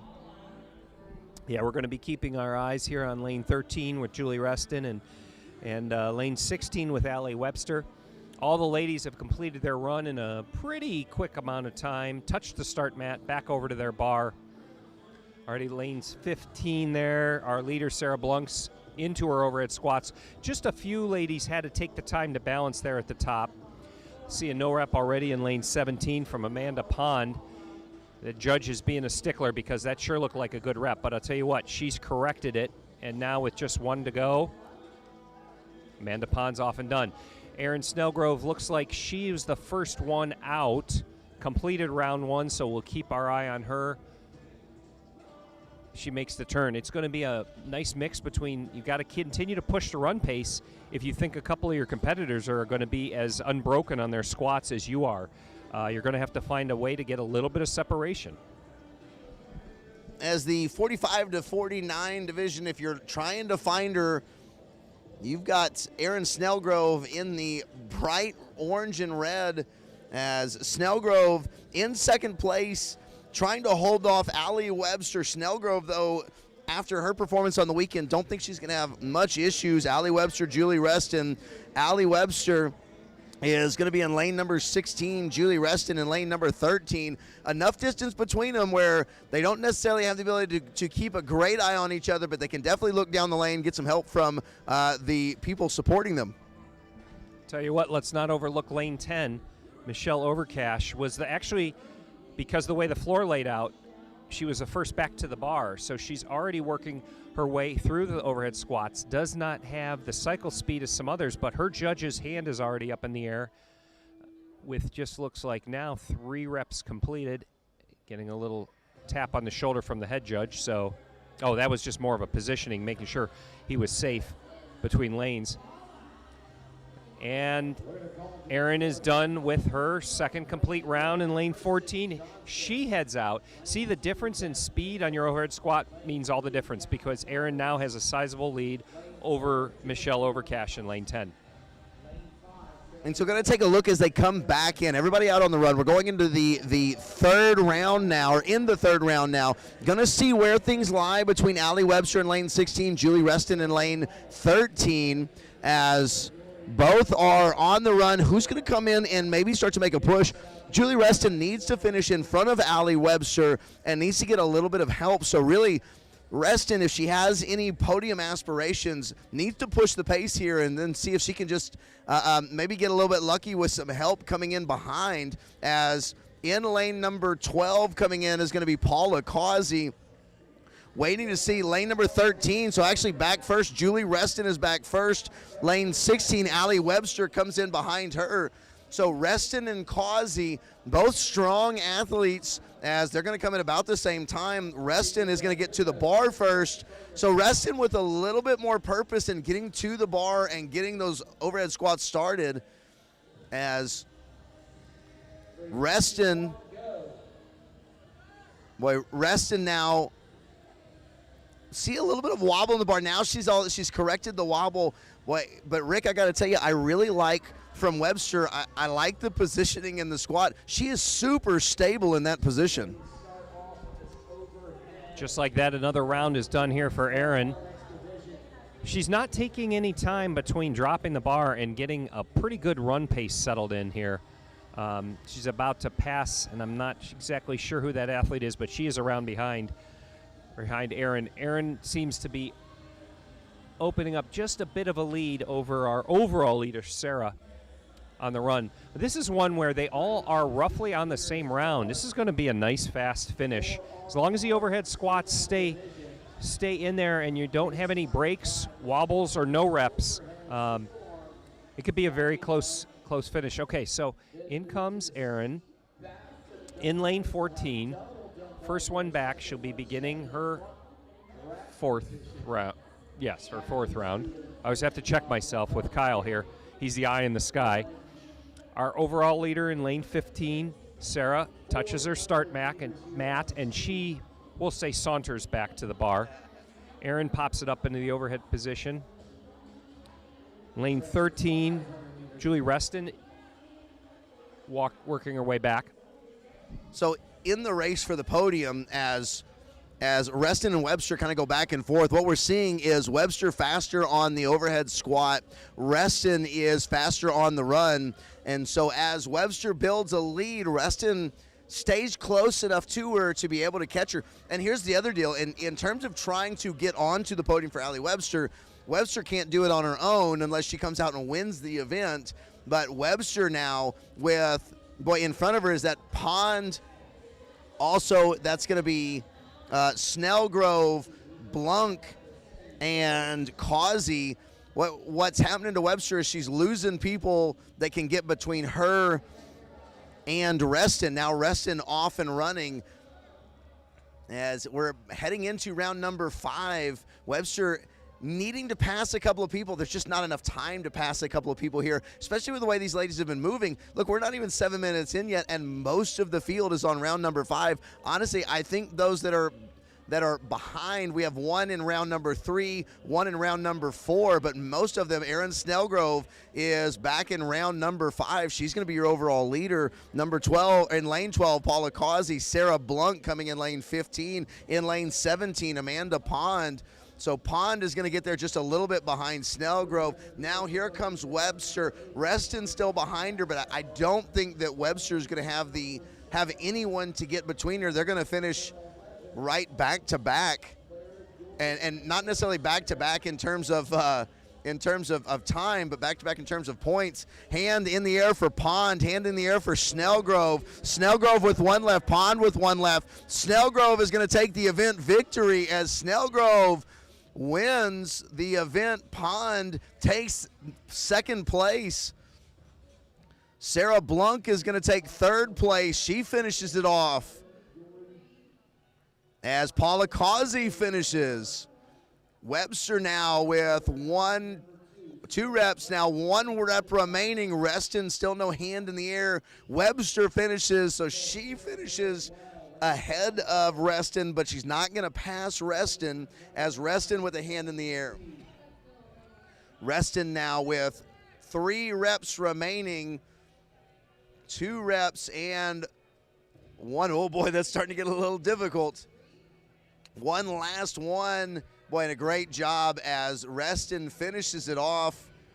And Reston winds up finishing in third place as she hangs on just enough. Pond not going to make up enough space because of where Reston finished. Pond finished second, would have needed Reston to finish, I think, 11th. Quick math is, for those of you that have been listening for any amount of time, math not my strong suit, especially not quick math. But in lane 9, 10, and 11, lane 9, Michelle Hooks. Lane 10, Michelle Overcash. Lane 11, Gretchen Fisher trying to finish it off. In lane 19, almost about to finish her weekend off, is Nancy Mawire. I think I've been calling her Maywire. I'm going to go with Mawire. Nancy Mawire. And Mawire is going to finish. Nice job from Nancy Mawire. In lane number 20, Krista Parkin. Parkin trying to finish her weekend off. Lane number 10, Michelle Overcash. And as Kyle, as you're describing, we still have 4.5 minutes left in this heat, and we're down to just 3 competitors on the bar and 1 running. So this has been a very, very fast heat. Okay, in lane 18, Terry Carter with 1 rep left, and that completes her 8th and final event of the weekend. Steps on her finish mat, but also over in lane 20, Krista Parkin, she's done. So we just have 2 athletes left working, one running, and then in lane 10, we have Michelle Overcash. And so it became as quick of a run pace as Michelle held early on. It was the overhead squats that seemed to have given her a little bit of difficulty here. She has 1 rep left and then ended up dumping the bar out in front. So that just tells you how much the fatigue is playing a factor for Michelle. Okay, she pops it up in overhead position. 1 rep left.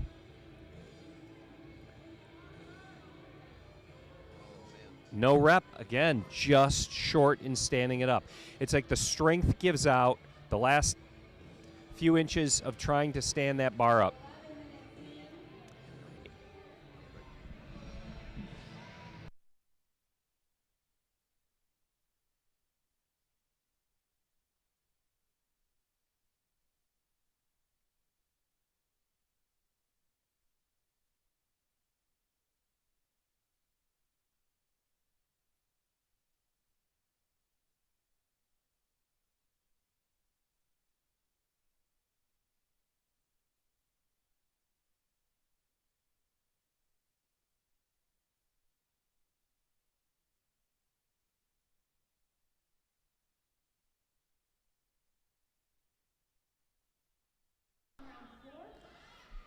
All right, with just a little over 2 minutes left in lane 9, just getting my score sheet organized. The entire heat is finished up, save for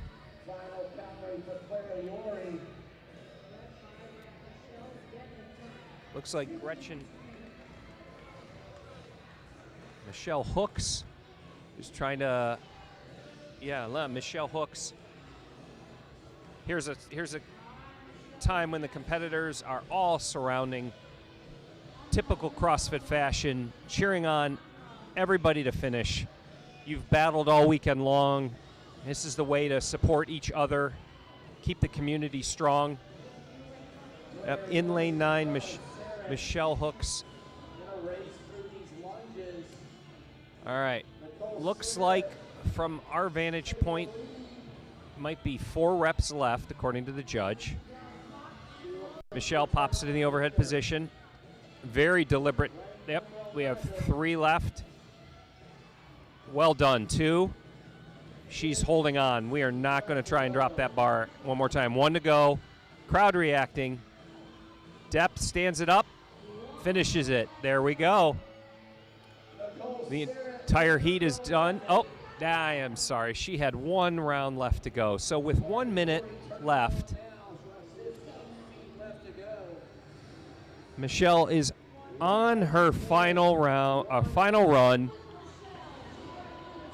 With 13:20 on the clock, she might have time to finish this run, which is another rep to count. Getting high fives from her competitors as she passes them on the competition floor. 2 final turns. 25 seconds left. 1 final turn. And then she heads through the rig into her lane. And that's about what she'll do. Touch the start mat and call it a weekend.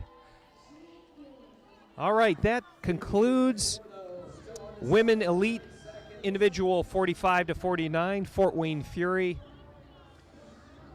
Erin Snellgrove taking the heat win. Sarah Blanc taking the overall title. We'll be right back with 40 to 44.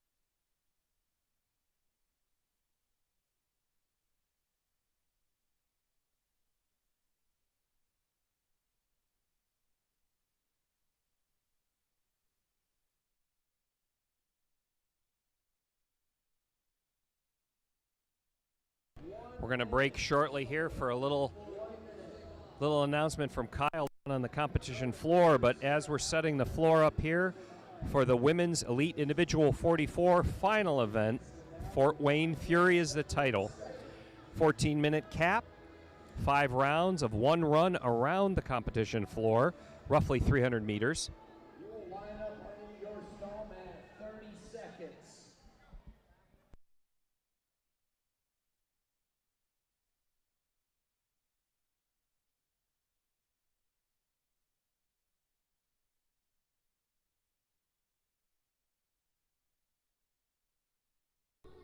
All right. So I was saying 1 run around the competition floor, about 300 meters, followed by 9 overhead squats. And in this division, the ladies have 125 pounds on the barbell. 10 seconds before we start.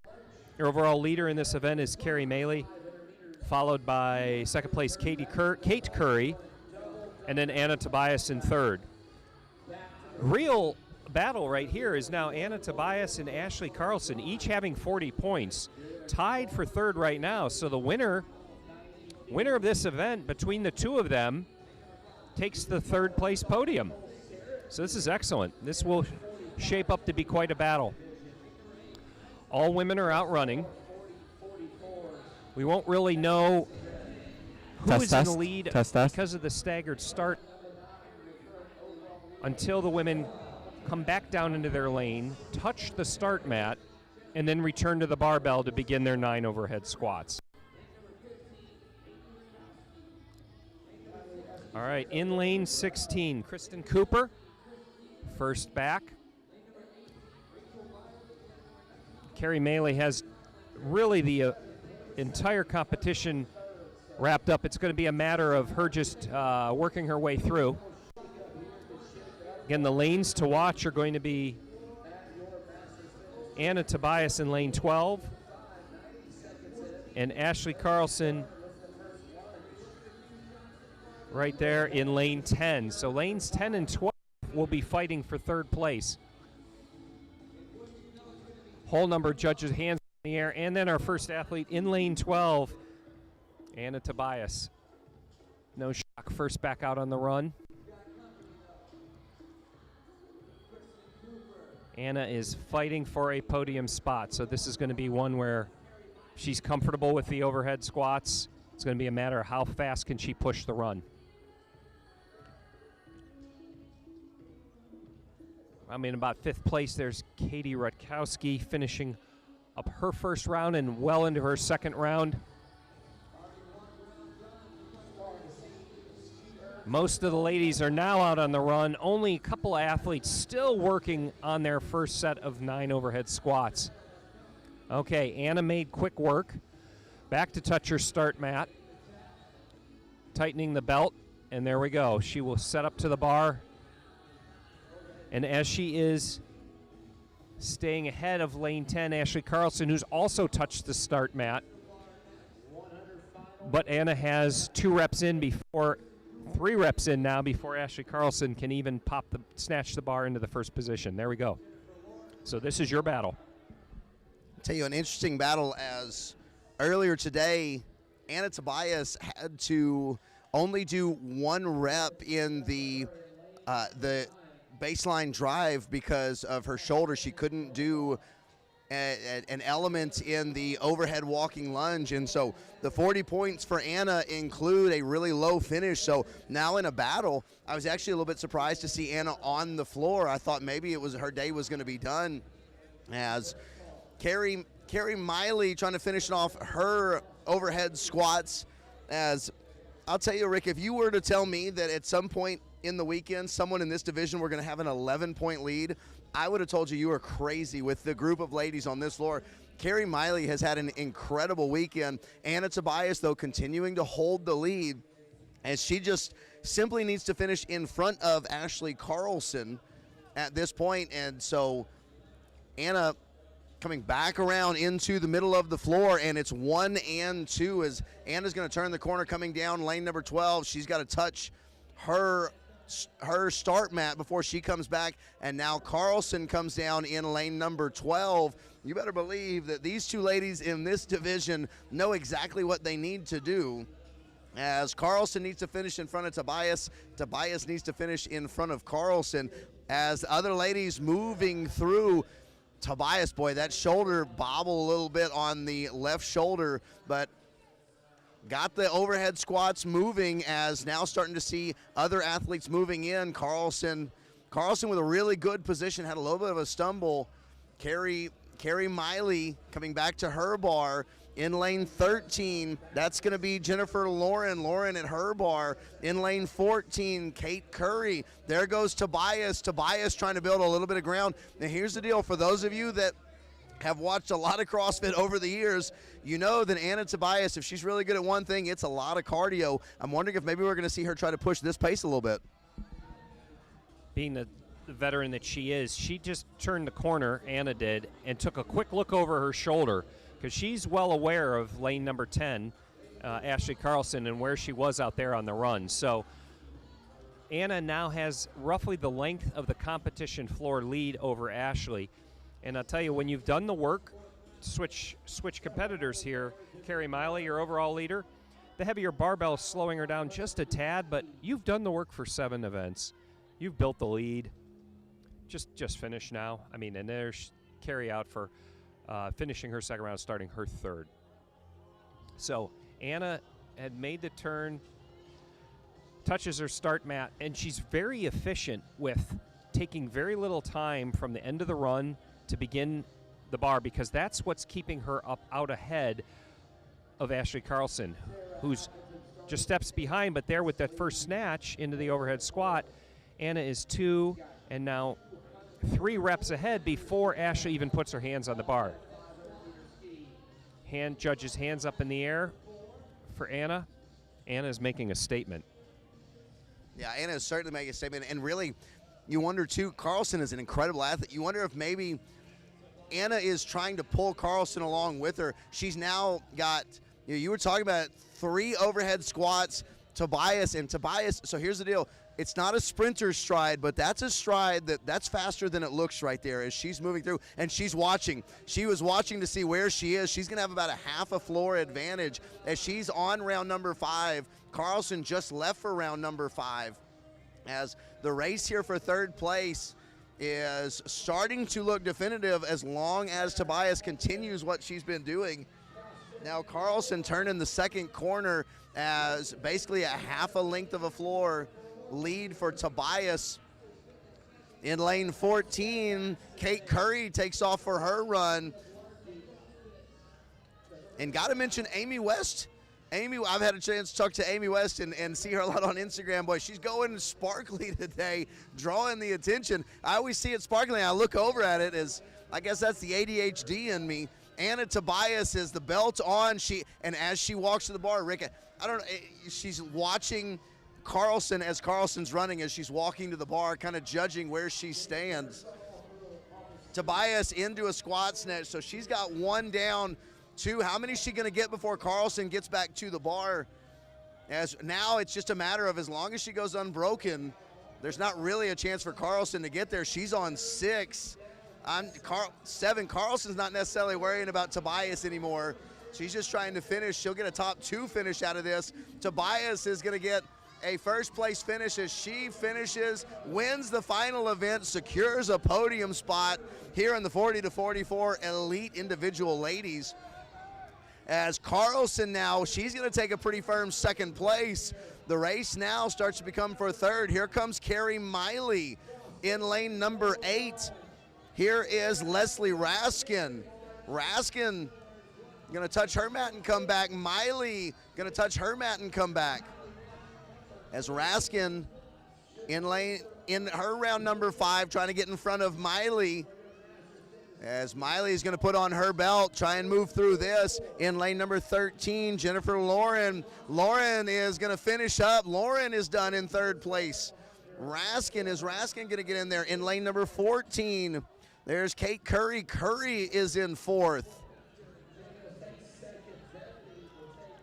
Who's 5th? Well, Raskin, looks like Raskin might be fourth. As Raskin takes fourth, Miley appears she's going to take fifth. And that's exactly what's going to happen. Miley's going to wind up taking fifth. Oh, excuse me. Oh, no, wait. Okay, sorry. I saw someone running to the mat down at the end. Miley takes fifth. Fighting on the ends of the floor, trying to get through this as well. Get as far as they can. Heading out lane number 16, Kristen Cooper heads out for her fifth round. Katie Rutkowski with her final rep. And she wants to touch that final mat. I would too. You've come here, you've done that. Congratulations on that finish. Her weekend is over. Yeah, for Carrie, it was more of a victory lap, that final run. I mean, didn't need to push the pace, got her 9 overhead squats done, and on the floor, shoes off, enjoying the work that she put in. Lane 17 here, we have Christina McCamey. She's on her final round, just beginning her squats. And then our, I don't know how you described that top again earlier, sparkly top. Amy West. In lane 18, Rachel. Oh, Rachel Beverly. Beverly, yep. Byerly. Byerly, oh my Byerly, gosh, yes, Rachel that's Byerly. okay. Byerly. I can't miss that top for sure, but she looks to be a round behind, it looks like. There's a 4 on that card, where in lane 17, Christina McCamey just has a few reps left. Yes, Rachel Byerly is out on the run. So one more tour around the competition floor in the Sparkle Top. Again, very, very fast heat. Just a few athletes working. Down in lane 2, we have Lauren Hageman. And from this view, it looks like in lane 5, we have Dana Bird. And last few. Okay, now with the judge's hand in the air, focusing back on lane 17, Christina McCamey. 2 reps left to go in her final round this weekend. Needed to drop, take a little bit of a break. Lane 19, we have Ashley Branoff-Lamberti. She's finishing up 5 reps to go with her in her 4th round, so she'll head out for one more round. We have 2.5 minutes left in this final event for these ladies in 40 to 44 age category. Just a steady stream of work. Okay. Back to lane 17, Christina McCamey. 1 rep to go in her weekend. Slow and steady, good depth. Stand it up, stay in the lane, and that counts. And she is done. Well, one more. All right. I stand corrected. I do apologize. We have one more round to go for her. The lane markers, ladies and gentlemen, are very, very small and a great distance away. And they combination blue and red. If they're red, it's very difficult to tell the numbers. If they're blue, it's a much more definitive number for us old guys up here in the booth. Lane 19, Ashley Branoff-Lamberti. She begins now her final run as her judge flips her scoreboard over to lane 5. Only have 1 minute and 15 seconds left in this heat.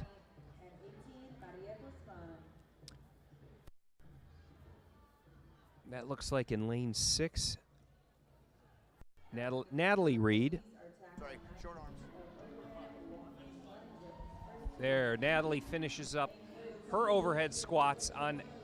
Natalie struggled with the overhead squats in the first round, but able to take off, and now she has plenty of energy to finish up this run. She'll probably be able to get the run done, but not an attempt at overhead squats for the second time.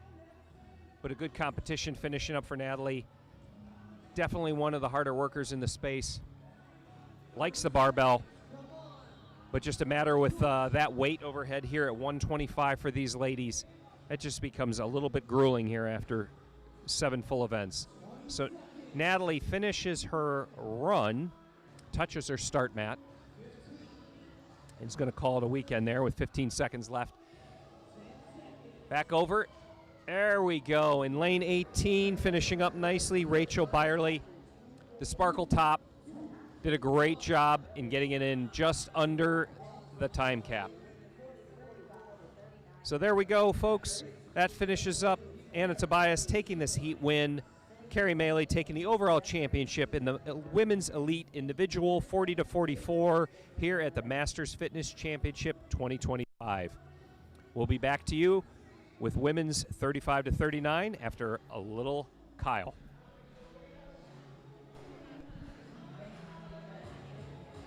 So you've noticed that all of the workouts are named for basketball themes, and here's why. In 1991, a basketball team named the Fort Wayne Fury for the Continental Basketball Association came here to Fort Wayne, and they were here for 10 years, 1991 to 2001. Here in the final workout of the weekend for our elite divisions is the Fort Wayne Fury. So that's right. I've got the jersey on. A lot of people were surprised. They thought I wasn't going to go sleeveless. You got to go sleeveless in the Fort Wayne Fury jersey. Hey, hope you're enjoying it. We've got the final workout of the weekend for these ladies.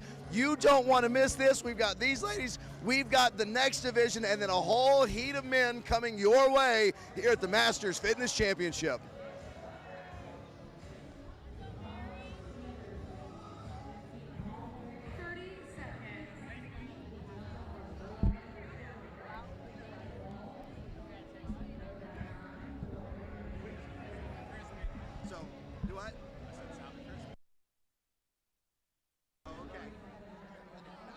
So I'm going to do that again. I'll do that in between the...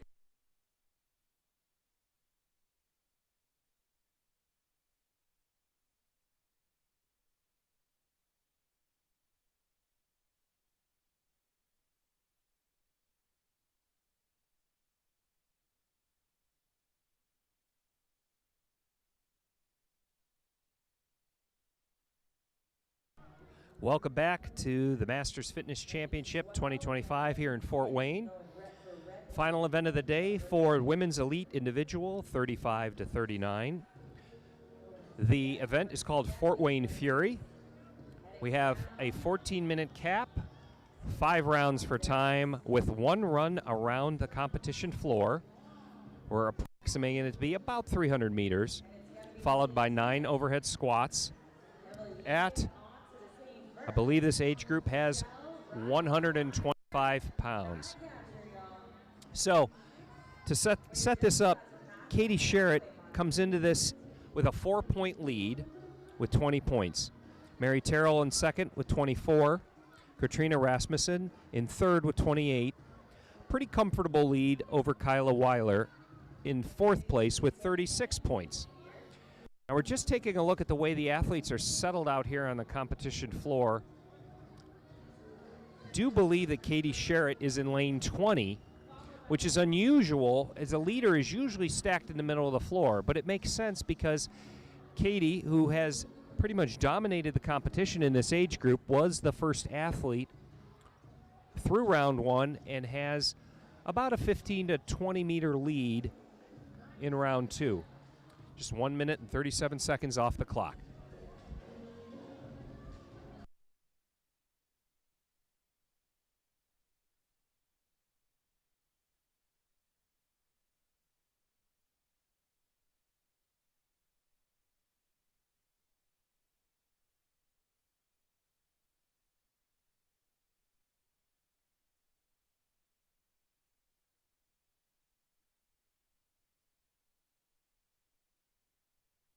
And Katie, back to the barbell here, touches the start mat, wasting no time in this unique floor orientation where she has every competitor behind her, yet she is the leader. So quick work, 3 overhead squats in. She certainly looks comfortable handling the barbell in the overhead position. Judge's hands in the air. Long in lane 19, Mary Terrell. And lane 18, Katrina Rasmussen. Actually, Katrina was the first one to drop the bar and begin the run, but the floor orientation leads to Katie Sherritt being the first to make the turn. As Katrina Rasmussen, got a chance to talk to her last night. Katrina, a strong athlete. I was joking with her as she perfectly timed it. I was talking about how strong she was yesterday, right when she took her shirt off for the rope climb. So I told her as long as the camera was on, it was perfect timing. But Katrina Rasmussen has earned, I'll tell you, she has earned a nickname in my book. Her nickname is Moose because she told me at the very beginning of the weekend, it's Katrina Rasmussen, not Rasmussen. And so she is Moose from now on to me. As I haven't run that by her, she could easily beat me up. So if anybody thinks she's going to be mad about it, please don't tell her. As Katrina Rasmussen has lost a little bit of ground on the run. So Katie Sherritt on the run, really building up a lead, as well as Mary Terrell. So Terrell was not one of the first people out for the run, really picked it up on the run. Rasmussen built up, it looks like she evened up with Sherritt on the overhead squat last time. She's got a very solid overhead squat. Another athlete that I'm really wanting to watch in terms of the run on this element is Melinda Golden in lane 10. Talked to her last night, a former triathlete. Her ability to understand her body in terms of running and the pace that she can set, pretty impressive actually after talking to her. There's Sherritt, there goes Terrell, and there goes Rasmussen. All 1, 2, 3 as sliding in. Looks like, couldn't tell if that was an athlete that slid in the middle or if they're coming off of their third round. As trying to look down the floor and see where the cards are. So the beginning of round 4, round and a half left. Hey, by the way, it's 4.5 minutes into this workout. And looking down the field, I'm not sure how many athletes are going to need the time cap at all. As coming back down now, so there's Sherritt, there's Terrell.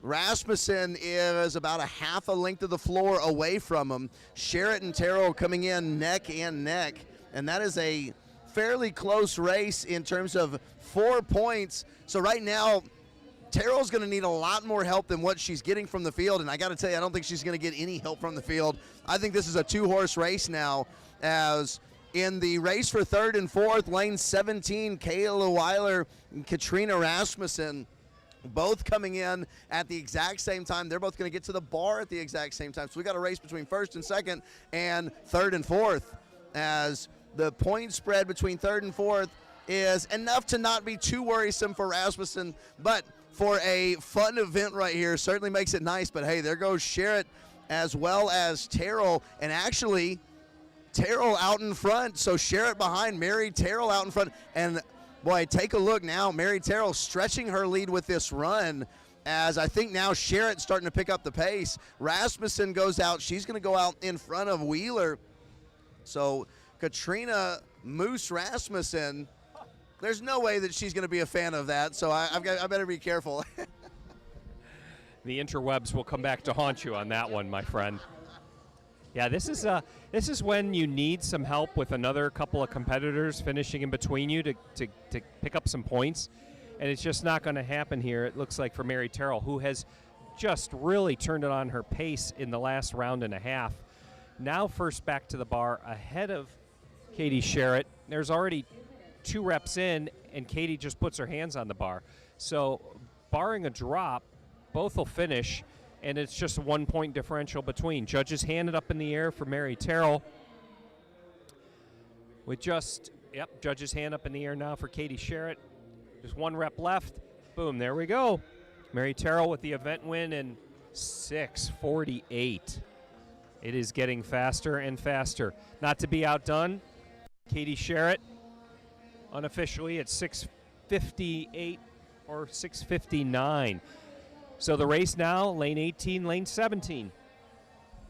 As Rasmussen really not making it much of a race anymore. That is a great overhead squat, as great positioning and very fast. She's going to finish it off in 7:17. So Rasmussen with a great round. Going to start taking a look now in lane number 12. We've got Leah Schaefer. Schaefer is coming around. She's going to be in her 5th round. 5th round for Melinda Golden. Hey, I pointed her out earlier as She was schooling me last night on why the pace matters and understanding the distance. And how about Golden with a great finish in lane 8? That's going to be Allison Spencer. Spencer with a great finish as she comes across the line.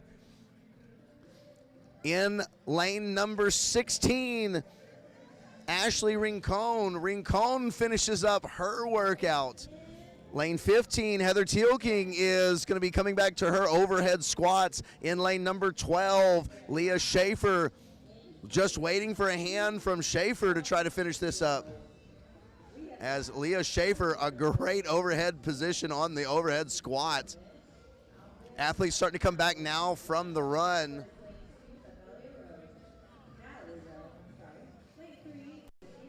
As waiting now, and that's going to be the day for Leah Schaefer. Great weekend for Leah Schaefer as these ladies wrapping up their competition in lane number 6. Lane number 6 is Brittany Singer.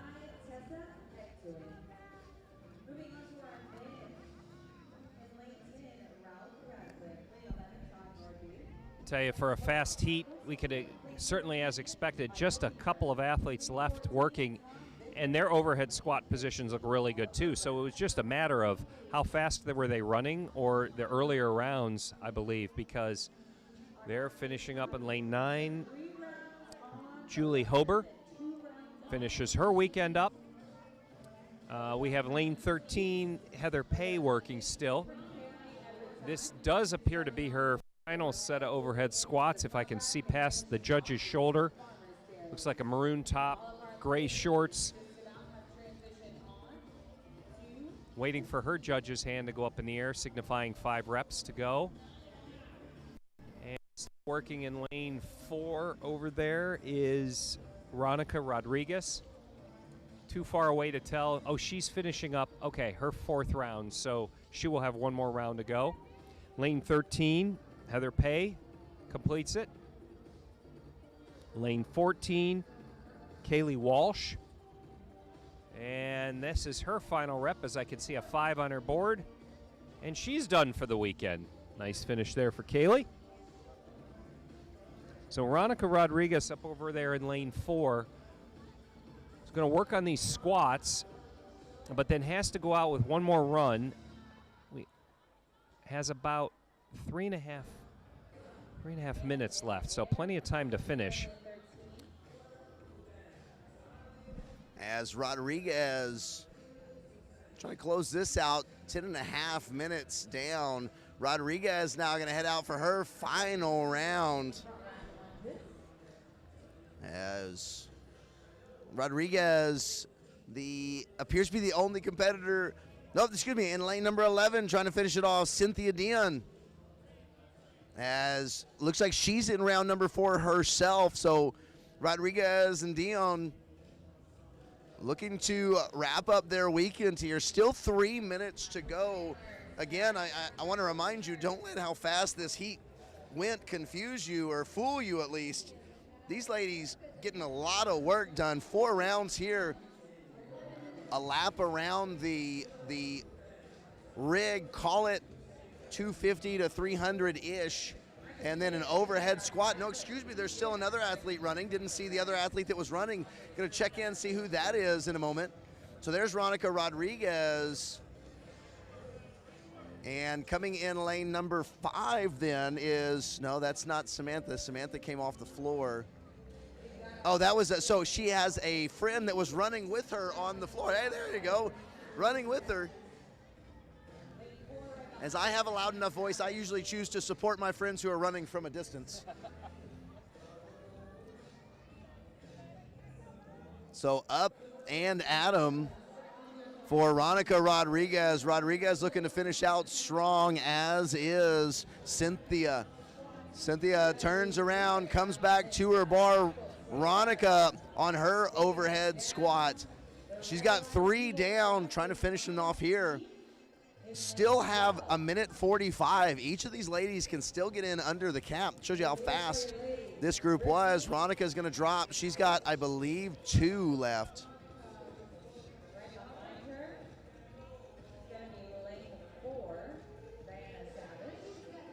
As looking across, Long breath here for Cynthia. Cynthia goes up, trying to stabilize that bar overhead. As now, squat, boy, the fatigue that these bodies have been under, finishing with this. Really impressive to see what's going on with these ladies as they're moving through this workout. Boy, Cynthia just drops it back down to the back rack, trying to save as much time as she can. One left for Rodriguez. As Rodriguez down and back up, that's going to be her weekend. Ronica Rodriguez is done. Great job for Ronica Rodriguez. As now Dion, the only athlete still on the floor. Boy, those are some good-looking overhead squats. Oh, boy, hang on. She's going to drop it down into the back rack. She's got 30 seconds. Is she going to finish it off? That takes some skill to go from the overhead position down into a back rack and not lose it on the out front. Looks like 1 rep left. Yep, 1 rep left. And here we go with 20 seconds to go. She is going to make this count. Pops it up. Her competitors are all circled around her, standing there. Stands it up and completes it at a time of 13:50. Cynthia Dion finishes up, and that is a wrap for women's individual 35 to 39. Congratulations to Sherritt on the event on the competition win, and Mary Terrell on the event win.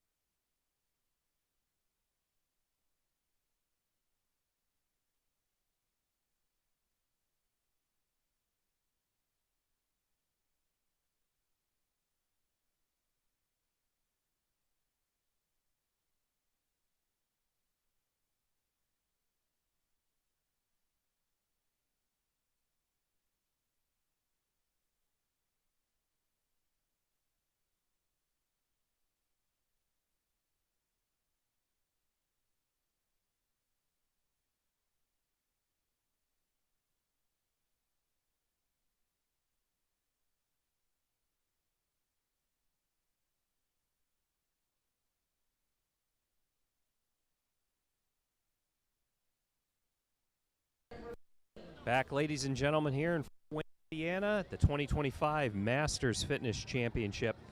Final event of the competition, final event, obviously, of the day for women's individual elite 30 to 34. We have a 14-minute cap, 5 rounds, 1 run around the competition floor, followed by overhead squats. The squat weight for these ladies, I should say, is 125 pounds. The last few heats have gone fast as the overhead squats have not proven to be that much of a problem for this level of competition. We'll be focusing here on lane 15. Lindsay Derby comes in with a commanding 9-point lead over second place Casey Wells. Elizabeth Jackson is fighting for second place, just 1 point behind Casey Wells. And Amron Johnson is 1 point out of third place with 32 points. So as the ladies begin their run, we've noticed this with every heat, begins with a clump of competitors until they separate on the bar.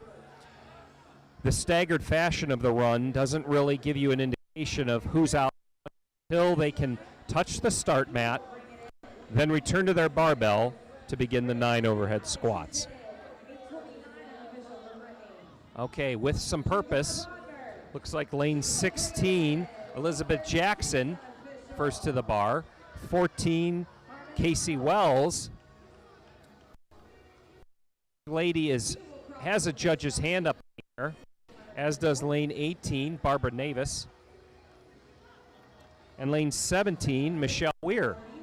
Okay, but as we suspected, Elizabeth Jackson, who is in third place, just 1 point behind, was the first to complete her first round.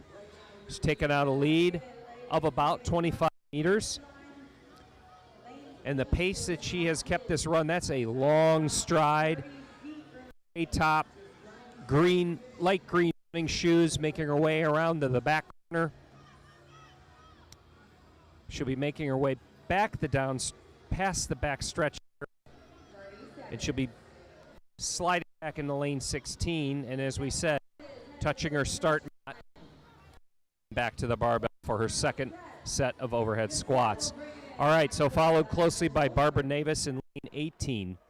She looks like she's going to be back, but Elizabeth Jackson is on a mission.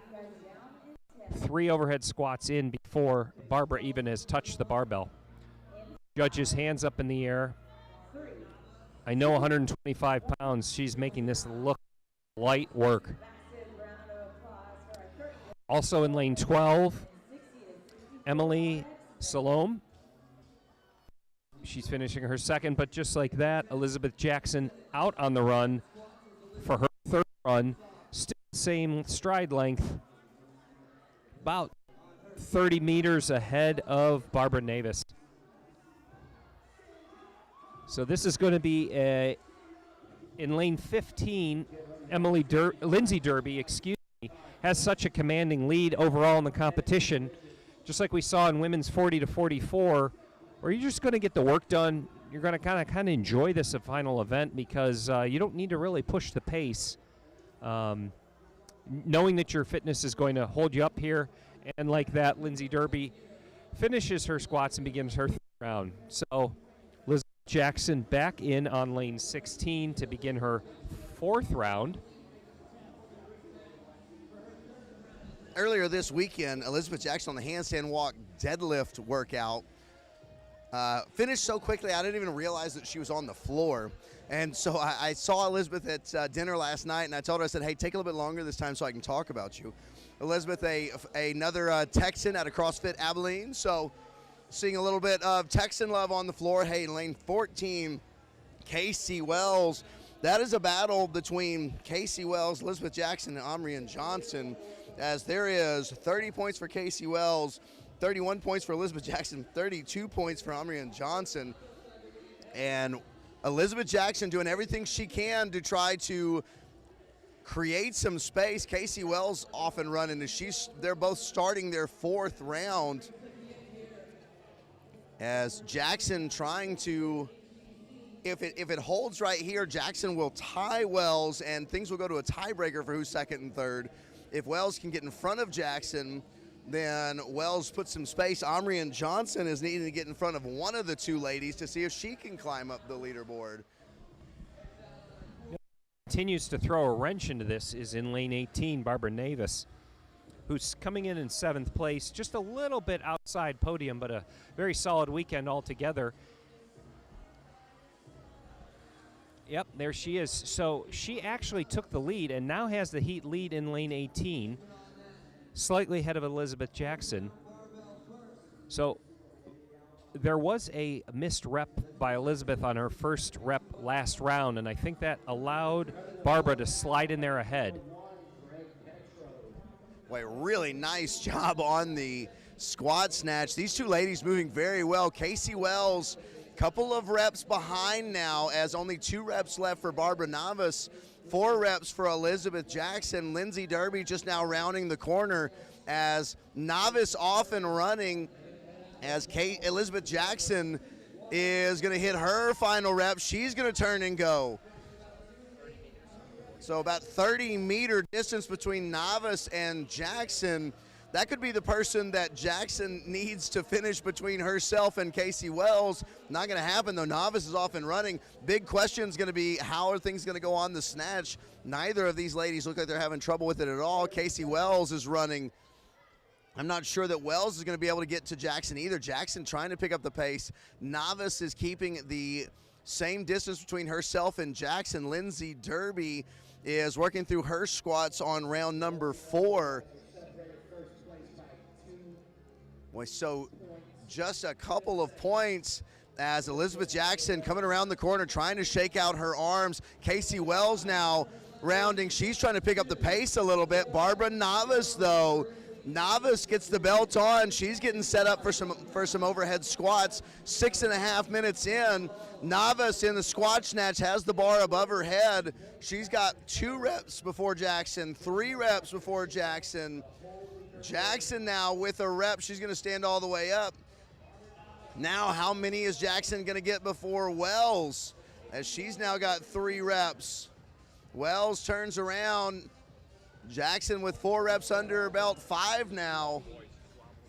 As she's starting to wobble. Boy, Jackson's got to avoid a no rep here. Novice is going to take the event victory. Jackson with Wells behind her. Wells moving pretty quick on these overhead squats. Jackson's got 1 more. Boy, that's a big wobble. Can she hang in there? She does. And a great job as Elizabeth Jackson finishes out her weekend. And at the very least is going to stay on the podium. She'll wind up tied points-wise with Casey Wells, as long as there wasn't somebody else that came in. Now, here's the deal. In lanes 11 and 12, in 11, Lindsay Howe, 12, Emily Salome, they both finished. So the big question now becomes, did they finish before Casey Wells did? Jackson finished before them. Did either of them get in between Casey Wells? If so, Jackson's going to wind up moving into second. Omrian Johnson in lane number 13. Omrian Johnson is done. Where did Omrian Johnson finish? So that is huge. This is going to be chaos on the leaderboard potentially. Of course, the funniest part would be if nothing happens on the leaderboard and we think chaos is going to happen. Well, as Kyle's describing this, we've just hit 8 minutes on this. And, okay, there's a finish in lane 15 for Lindsay Derby. You're, with that lead, you're competition winner here for the Elite Women's 30-34. Congratulations to Lindsay. But I think we have 3 competitors left, and there, quick finish in lane 10 for Natalia Brooks. Lane 17 out here, Michelle Weir is still working. She came in 5th place, so her hopes of passing a couple people on the podium looks like they're going to fall just short with 1 rep to go. Nope. She's done. Okay. And then in lane number 20 here, Caitlin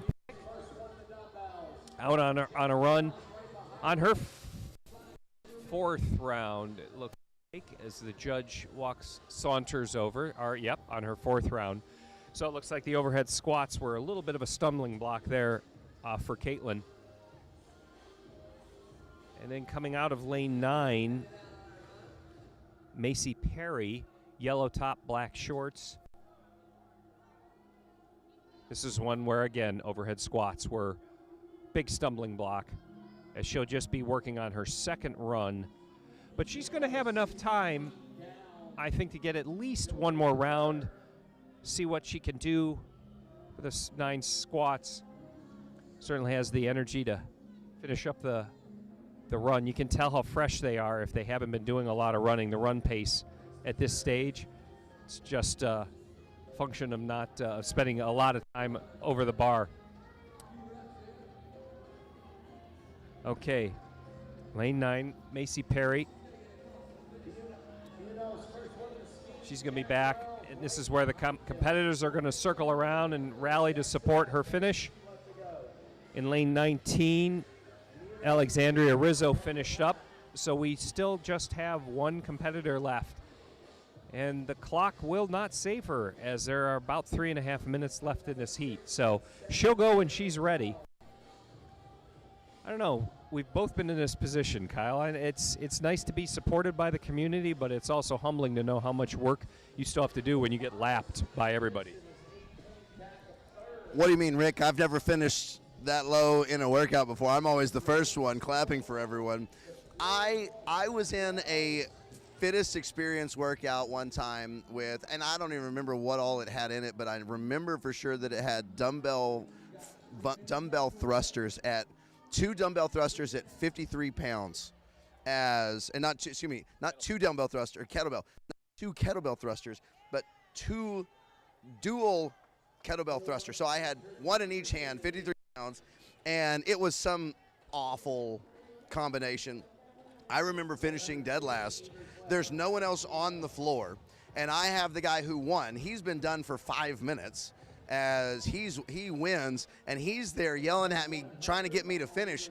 There's no one else on the floor. There's 30 seconds left in this 12-minute workout or something. I've done nothing but suffer for 11 and a half minutes. And here comes, and he was a great guy, but here comes this giant of a man coming over to yell at me to tell me to finish. I'm like, dude, can you just let me stand here? I'm really tired, and I want you to go away. No, but I'm with you. I've always laughed many times. I've laughed at the concept that it is a great feeling to see what the community does around people until you're that person. It's for competitors. Now, here's the deal. For competitors, I think in a CrossFit gym, it's beautiful. I think for competitors, because we want to win. We don't want to be last. And I'm not mad at you for beating me. Congratulations. You did a great job. But I want you to go away right now. Yeah. And in lane 20, we still have another competitor out there, Caitlin Pettick. Just about 90 seconds left in the heat. Hard to tell from her little scoreboard over there, but I believe that she is finishing up her 4th round. Squats look good. It's just the cycle pace has been a little bit slower. Judges' hands up, signifying 1 rep left. And again, we're going to reset here with 1 minute and 15 seconds left in the heat. She should be able to finish this last rep, get started on her run. We have a little bit of difficulty completing the run. So just now hitting 1 minute as over in lane number 9, Macy Perry kind of having a conversation with Lindsay Derby and her judge. She's a little bit wobbly. She's just looks like she initially had called it, said she wasn't going to go anymore, but then she picked it up and tried to give it another couple of goes. As trying to get this final overhead squat. Don't think it's going to happen in lane number 20 with Caitlin Pettick. Is she tries to give it the old squat jerk and push jerk from behind the neck, and it's going to fall. So she's going to get a little bit of chalk. She's going to give it another shot. She's got 30 seconds. She wants to at least finish off this round as Macy Perry trying to get in. 1 rep here as Pettick, she's got 10 seconds. She's going to have to hurry. She gets into the overhead position. She's got to get started. Hey, she's going to get it. Give it to her. Nice job for Caitlin Pettick. Hey, the equipment team comes flying onto the floor at the end of that. They're going to change it over. We're heading over to the men's division next. Stick with us here at the Masters Fitness Championship.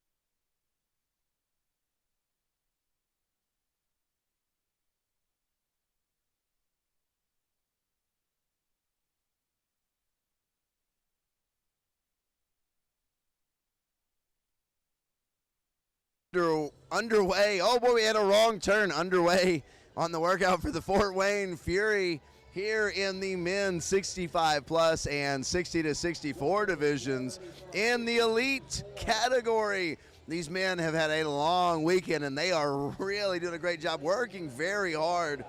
Hey, let's set the floor for, actually first let me tell you about the workout. As the Fort Wayne Fury workout, as you can see, going to start off with a run around the flooring, call it about 250 to 300-ish meters, followed by 9 overhead squats. These gentlemen are going to be a 105 overhead squat. They're going to do that 5 rounds. Each time they finish a round, they've got to come back and touch that green mat. The floor for you today in lane number 5, Ron Lebsuck. In lane number 6, John Mullen. Lane number 7, Brett Kurihara. Lane number 8, Dennis McLean. Lane number 9, Craig Fegan. Lane number 10, Bob Emery. Lane number 11, Ted Kaminsky. Lane number 12, and heading into the 65 plus, Bruce Snethen. Lane number 13, Stephen Korf. Lane 14, Paul Palmer. Lane 15, David Herbert. Lane 16, John Crockett. Lane 17, Howard Roberts. Lane 18, Ronald Bernardi. Lane 18 is Ronald Bernardi. Lane 19, Bud Vasquez. Lane 20, Bruce the Biceps McLaughlin. As, hey, in the 65 plus category, John Crockett kind of running away with things, a 10-point lead. As a 10-point lead with 8 men, he has secured victory. However, it gets really tight from there. Howard Roberts in second with 25 points. David Herbert in third with 28 points. Ronald Bernardi in fourth with 32 points. And Paul Palmer in fifth with 38 points. As things continue to shake up, how is this going to fall in that second, third, fourth category? Overhead squat, you know, Rick and I have been talking about it. Overhead squat, especially for these 65 plus men, depending on how comfortable you are, if you're comfortable, you may win this event. Yeah, it's going to be hand positioning on the bar.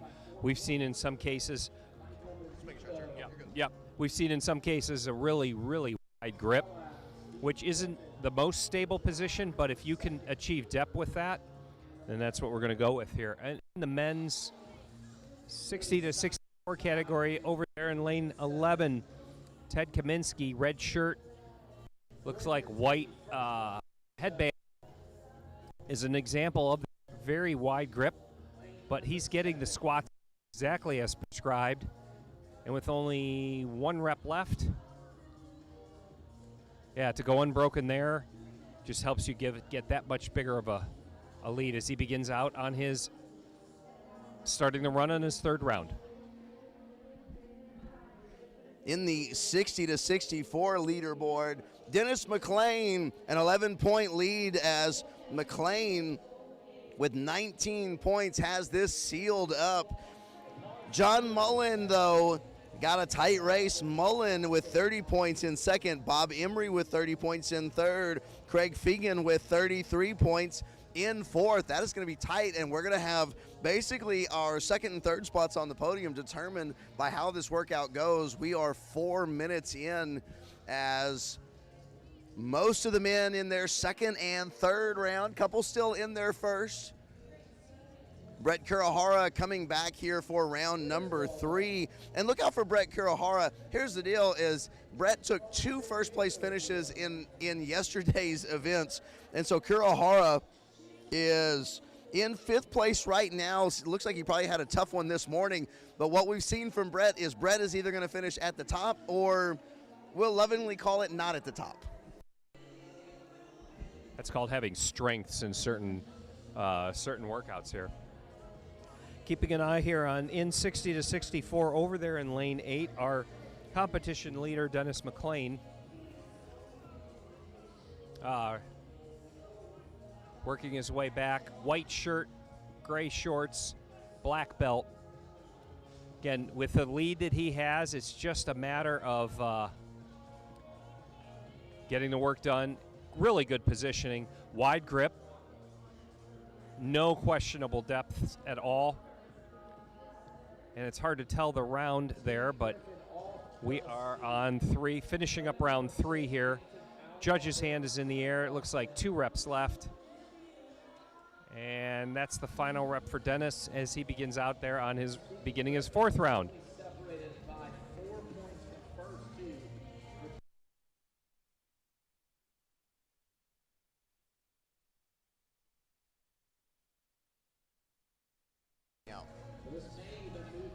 So Rick asked an interesting question. In lane 12 is Bruce Snethen. So we did a story on Bruce yesterday. Bruce is a 74-year-old athlete. Bruce has Parkinson's, and since he started CrossFit 7+ years ago, hasn't seen his Parkinson's advance any. And even talked about on the video, if you need to see it again, go back, look at our Instagram page. Bruce talks about on the video that there are certain things in CrossFit that actually help his tremors and help rid and remove his tremors, as really pretty amazing from Bruce. Bruce out here doing a push-up, and I think it's because Bruce isn't able to do an overhead squat. That's my theory. That is nothing for sure. But Bruce, here's the deal, man. Bruce is out there wearing the sleeveless, rocking the sleeveless. So he's like, you know what? I got no sleeves on. I'm going to show the guns. I need to do some push-ups. As you know, like we've said, hey, man, Bruce paid to work out, so he's going to work out. I've got a new hero now. I'll tell you what, that is a great story, and I will check that out on the channels here. 60 to 64 overall competition leader, back to Dennis McLean. Finished his run, and again, really good cycle rate on his overhead squats. Judge's hands up in the air. So as we finish talking here, he'll be starting on his 5th and final round shortly. Lane 10, we have Bob Emery. Emery was one of those gentlemen that's tied with John Mullen for 2nd place. So a lot riding on this. He completes his overhead squats and appears to be headed out on, I think, one of those red boards again, and I apologize, on his 5th round. Yep. In the 65+ category, heading out is going to be John Crockett. John's your overall leader, and boy, thinking that John is 65+ and watching him overhead squat blows me away. That it was impressive. In lane number 15, David Herbert is in 3rd place. Herbert is going to head out for his 4th run, so he's on round number 4. In lane 17 is Howard Roberts. Howard Roberts is the guy that David Herbert is trying to get in front of. Roberts, the card is turned a little bit. I can't tell. It looks like his card says 4, so it looks like he's about to start his 5th round. He may be distancing himself. Let's see once we get this card flipped, maybe it's going to get turned. And in our 60 to 64, we mentioned him earlier, Ted Kaminsky finishes up with a time roughly about 8 minutes and 15 seconds. He takes the event win. He had that very wide grip, but to tell you, that combination worked, kept his run pace steady throughout, and appears to just be a few reps ahead of Dennis McLean there with it looks like he will finish 2nd, 1 rep left. And he's done himself.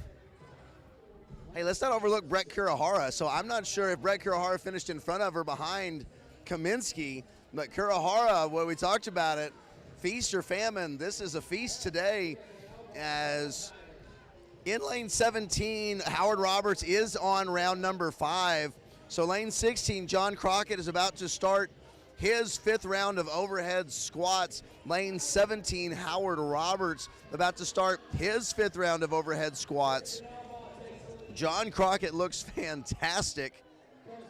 In lane 18, Ronald Bernardi heading out for his 4th round of running. 2 reps left before John Crockett is going to take the victory at this competition, as Crockett down, back up, 1 more, and he's going to finish Crockett with the victory. Howard Roberts now just trying to finish in front of David Herbert, as Herbert trying to sneak into 3rd. Don't think that Roberts is going to allow it, though. As in lane number 9, that's going to be Craig Fegan. Fegan is finished now, so he's going to wrap up his weekend. Howard Roberts drops the bar and finishes. His weekend is done. And David Herbert has another round to go. As we see way over on the far side of the competition floor in lanes, does appear to be 5 and 6. In lane 6, John Mullen, and if you remember, he came in tied for second place. So with Bob Emery's finish, I think that let Bob slide in ahead of John for second. But we'll have to take a look at the point spread. Once again, could be chaos on the leaderboard because, as Kyle mentioned, Craig Fagan finished up, and Craig was only 3 points behind John Mullen. So we don't have any. We have 2 competitors left. Again, Ron Lebs and John Mullen. Ron is in 7th overall with 44 points, working his way up for a finish here in the last event of his competition weekend. Lane 5. And believe it or not, we still have over 2.5 minutes left in the heat. This is where I think Dave Castro said the clock will not save you. You are going to do the work. I mean, some people have been time capped, but for the most part, if you're working in somewhere in that 4th or 5th round and you have a couple minutes left, chances are you're going to be made to do the work. Back in the day when Dave said the clock will not save you, that didn't bother me all that much. Now that I am significantly less in shape, that bothers the heck out of me. I'm looking for the clock to save me. Oh, please save me. As in lane 15, still have David Herbert working. In lane 5, still have Ron Lebsock working. As it looks like Lebsock may be the only 60 to 64 man still on the floor, unless I'm missing a runner somewhere. In the 65 plus, lane 19, Bud Vasquez still working. Lane 14, Paul Palmer out on the floor. Palmer trying to finish this off. Hey, in round number 5, David Herbert. Herbert gets a couple of reps, then winds up having the bar dump in front of him. And out on the run in lane 18, Ronald Bernardi. Bernardi now on his 5th round. He's got a shot to, I don't know. He's got a shot to get back to his bar and maybe get a couple of reps. I was going to say finish. Don't think 1 minute is going to be enough time for that. Unless he was saving a special gear for right now.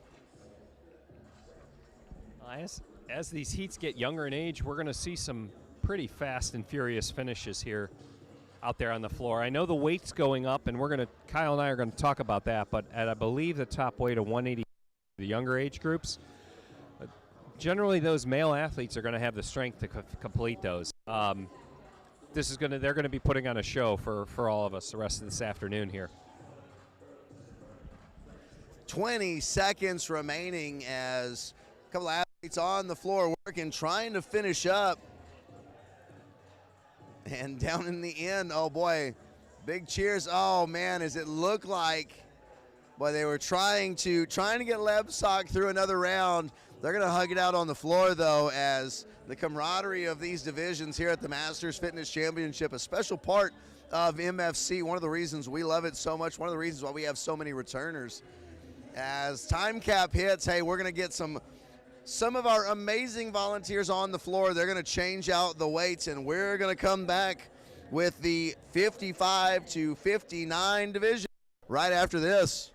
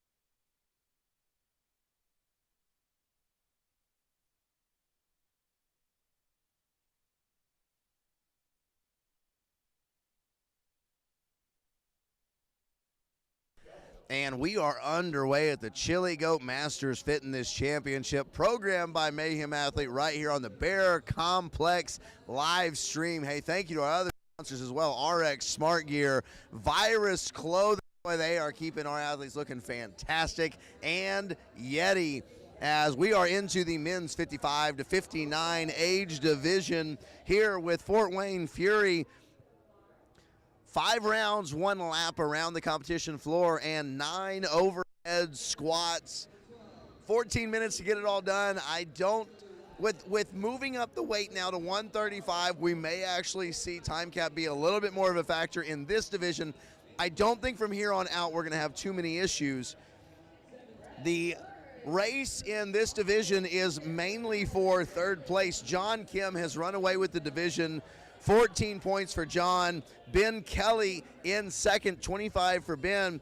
Pete Petrilli in third with 34 points. As Pete is coming out and he's saying, I'm gonna finish this off here. Daniel Dufour is in fourth with 37 points. So really, Dufour at 37, Pete at 34. Pete Petrilli in lane number 17. He's wearing all white. Petrilli looking really good. He talked about how good he felt earlier in the weekend. He's had a lot of injury problems the last several years. Man, he's got a new knee. He's got healthy shoulders. Here goes John Kim, which honestly, I didn't even see that because it's almost an afterthought. Like, oh, John's in the lead. John, a multi-time games athlete, and you can see why. There goes Daniel Dufour. There goes Pete Petrilli. For Pete's sake, I didn't mean that. Really good. For something good for Pete. There goes Pete's shirt. I was wondering, Pete never wears a shirt, and so the fact that he had a shirt on really threw me off. Pete has a little bit of a buffer. He's got 3 points as Daniel trying to chase him down. Pete just has to make sure that there's not 2 people between them. Yeah, John is out for a comfortable Sunday afternoon jog here in the middle of his second round. You could find John there in lane 16. 10 meters more to go. He'll take his right-hand turn, come back, touch the starting mat. We had just a little bit of misdirection from a couple athletes when they finished their overhead squats. They turned the wrong direction, costing them just a few seconds. But now I think they have the order down. John will probably be the first back to the bar. Snatch it up, going with his squats. Pete followed closely behind, but also Mr. Dufour out back over in lane 14. Looks to be in good position, riding that line exactly where is parallel and what is below parallel for these athletes. As the age groups get younger, the line below parallel gets much easier to call, and it's just a function. John done with round 2 and is out for his third trip as he bangs into the head judge, but that's okay. Makes the turn, and Daniel now is taking the lead over Pete. So Pete with a failed rep there in lane 17. Remember, Daniel's going to need some help. If he just finishes 1 spot ahead, it's not going to do anything for him on the leaderboard. As I got a chance to talk to Daniel this morning, so I was asking about Daniel's last name being French. I thought that Dufour made me sound fancy. Daniel informed me, well, I'm going to say it's Daniel informed me it's Dufour, but here's the problem. Daniel speaking French, when he says Dufour, it doesn't sound like Kyle speaking Texan. So Daniel saying Dufour makes it sound fancy. Kyle saying Dufour sounds horribly not what he said at all. We were saying the same words, and yet we're not saying the same words. Pete Petrilli starting to struggle with the overhead squats a little bit, as Pete, though, getting a little bit of help with the fact that really everybody else is too. There is a Paris, Texas, isn't there? Yes. There is. Okay. All right. So that's all you have to do. Tell him it's your Parisian Texas accent coming next time you see him. Okay. Pete finishes up off for round number 3 and his run. Meanwhile, John Kim is completing 1 last rep in his 3rd round. He'll start his 4th run. Okay, like it's been most of the competition weekend in this age group. John's just going to go on his victory lap. Pace too much. All right, there is Daniel in lane 14. 1 to go. There's a little wobble, walking, but he kept the bar in that overhead position. And there we go. Now he could start his 4th round, but I'll tell you, might be a little bit too little too late there to put any pressure on catching Pete for the 3rd spot. Yeah, I got you. I think and here's the deal. Pete on the floor, if he doesn't have anybody helping with this, I think the thing for Pete here is don't go to failure on overhead squats. Do 2 or 3 at a time and just hang in there. Don't worry about where Daniel is. Worry about where maybe the guys that are between you and Daniel are. Now, to do that in a workout, you need a little bit of help from the side. Not sure if Pete's got somebody coaching him and yelling at him that way. But Daniel moving really well. Daniel is going to move just about a full round ahead. However, to talk about it, there's just not that many people that are able to get in between Pete and Daniel. As out for 3rd run in lane number 18 is Brian Scott. He's going to be behind Pete, though, by several overhead squat reps. John Kim is still moving like he's not bothered by this workout at all. And Daniel in his 4th round, so he's almost a full round ahead of Pete, walking back to the bar. There goes John on his 5th round. Pete drops the bar. He's got 5 reps left. Wise of him, don't need to go to failure here. Interesting to watch Daniel in his last round. But those last couple of reps, there's a no rep. Those last couple of reps, a lot of wobble. It'll be interesting to see if he starts reaching failure. Is he going to have the patience to say, okay, I'm a full round ahead of Pete. I need to be able to recover for a second. Haven't said his name too much yet in this heat, but Ben Kelly run. You're going to find Ben in lane 15. It looks like he has a charcoal dark shirt, navy pants on. He's had a really solid overall competition. As everybody in this heat is being lapped by John Kim, Ben's doing his run in his 4th round, so he'll come back and have 9 overhead squats to finish before he sets out on his 5th. But John makes his right-hand turn, approaches his start mat, and all he has to do is put his hands on the bar and complete overhead squats for another event win, sealing his championship victory here in the Elite Men's Individuals 55-59 Masters Fitness Championship. Yeah, Ben, unfortunately, is the victim of having a really good weekend and not having anyone around him, but also having John Kim in the division running away with it. And so he's had such a good weekend that the race is behind him. And John Kim, the story, because he's just so far out in front. Here comes Daniel Dufour as Daniel and John Kim finishes off in 8 minutes. 8 minutes in the 55-59 division with 135 pounds. Daniel off and running as in lane number 13, Charles Kremians also off on the run. Taking a look is Pete Petrilli. Hey, don't sleep in lane number 20. Does lane number 20 have someone in it? Because I'm not seeing. I see a number. We have someone. I think maybe we're going to see in just a minute, because that card says 4. That's a big deal that the card says 4, because not only that, now in lane number 18, Brian Scott says 4. Petrilli is still on 3. Dufour is now on 5. There it is. Okay, there. Oh, so he was standing back by the rig.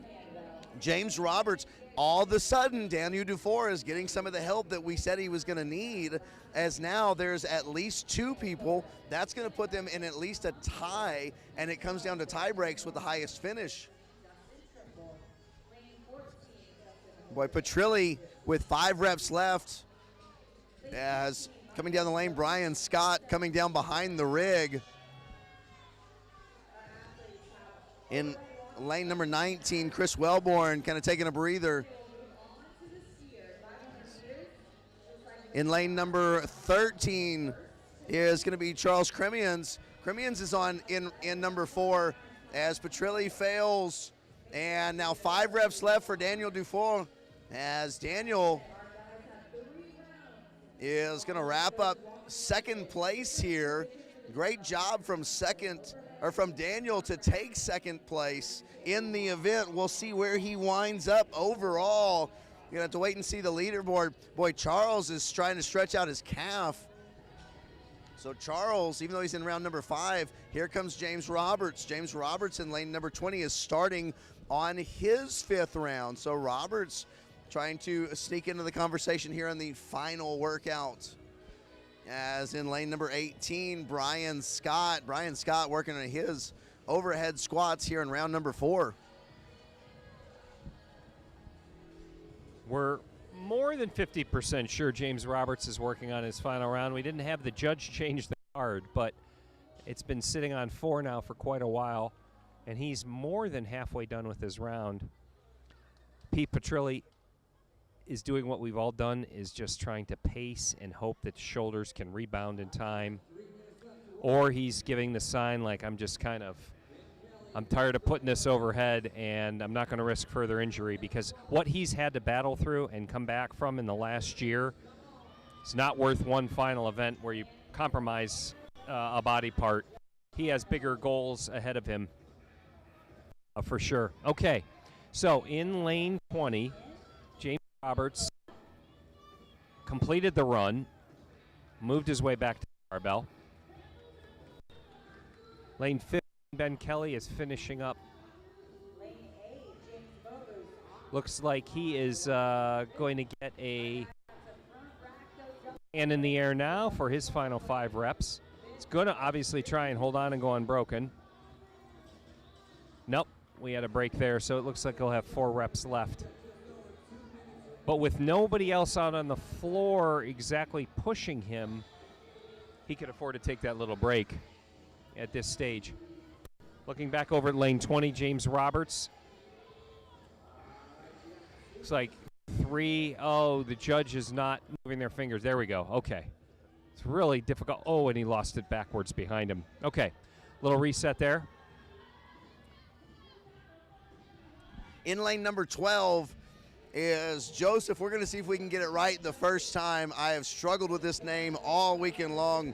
Nicoloulias, as Joseph Nicoloulias is coming around, and he's going to come back around to lane number 12. He's in his 4th round. Ben Kelly completed his workout, and James Roberts now done with his workout. So James finishes up about a minute left in the time cap, as Brian Scott, the last one, looking like he's going to try to finish. He's got 5 rounds, 4.5 rounds down. He's on his 5th. He's got 9 overhead squats to do. As see what he's going to do. He's got to go back and touch the green mat. He's just going to try and get a couple of reps. In lane 11, Dave Deering. Great job from Deering, as Deering gets another rep here in round number 4. Petrilli with the bar on his back, as he's going to put it up. Boy, Pete Spirit just won't let him quit. As Petrilli down and up. And one more, looks really good. Boy, good job from Petrilli, as Petrilli is going to head off for his run. I think Pete was like, is it worth it? Is it not worth it? I don't know. As Pete, with about 10 seconds, he's honestly just going to finish right back here with everybody else anyway, because that works out pretty well. So it looks like after that event, I believe Daniel, we weren't keeping exact track, but I believe that Daniel probably is going to jump ahead of Pete in the standing. So a good workout for Daniel, as at the end, John Kim's going to take it. Ben Kelly's going to stay in second, and we'll find out from Competition Corner leaderboard who's going to finish in 3rd place. Hey, we're going to step away. Coming back is going to be the individual men 50 to 54.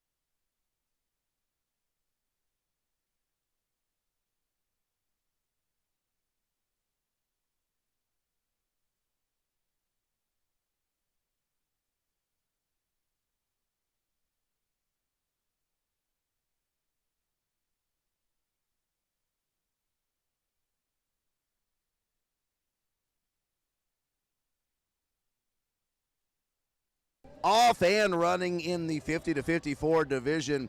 Fort Wayne Fury awaits them. It's their final workout of the weekend. Fort Wayne Fury, for these fellas, 5 rounds, 1 lap around the competition floor, 9 overhead squats at a piece of cake 155. I'm sure everyone sitting at home is saying 155. That's not hard. Nobody is saying that. I'm just making that up. As these guys in for a final workout, they up the weight once again, testing these athletes as these fellas have a workout ahead of them.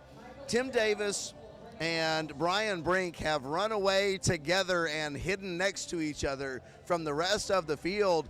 But Rick, third place is way up for grabs. I was going to say that, Kyle. That is, it's a remarkably tight race between Keith McNeil, Michael Hubbard, Michael Unkefer, and Chris Lazaroff. Only 4 points separating those 4 men. And I'll tell you, as fast as some of the women's heats were going, I don't know if we're going to see that as the men's weights increase. 155 would have been a great competition weight for a bunch of power cleans for me, but you're going to ask these gentlemen here after the runs to balance, steady themselves, achieve depth, 9 squats. I think we're going to have not as many finishers in this heat as you might expect. And off and running, how about in lane number 10 already? That's going to be David Finazzo.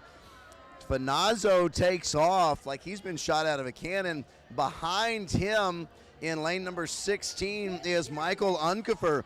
Unkefer, one of those guys that's on the outside looking in, but he's not really that far outside. He's kind of got his forehead pressed against the glass on the outside, trying to get inside. And if he keeps this up, he's got a really good opportunity. Again, 14 men in the field, there's a lot of room for movement, especially when you've got such a tight race for just one spot. There can be a lot of changes back and forth. Also, let me say this. Okay, so Rick was just talking about, stop him in his tracks. While I can appreciate the humility, let's not downplay the fact that I'm sitting up here next to a games athlete in the booth as Rick is breaking this down. He's going to take the microphone and he's going to downplay it again. But let's not, he's already trying to take the mic, ladies and gentlemen. Let's not forget, Rick, games athlete, and no matter what it is he says, he's way better than all of us. We're just going to continue to focus on the competition floor right now, as I knew I could get Kyle to laugh. I'll tell you what, lane 15, Keith McNeil, one of those gentlemen battling.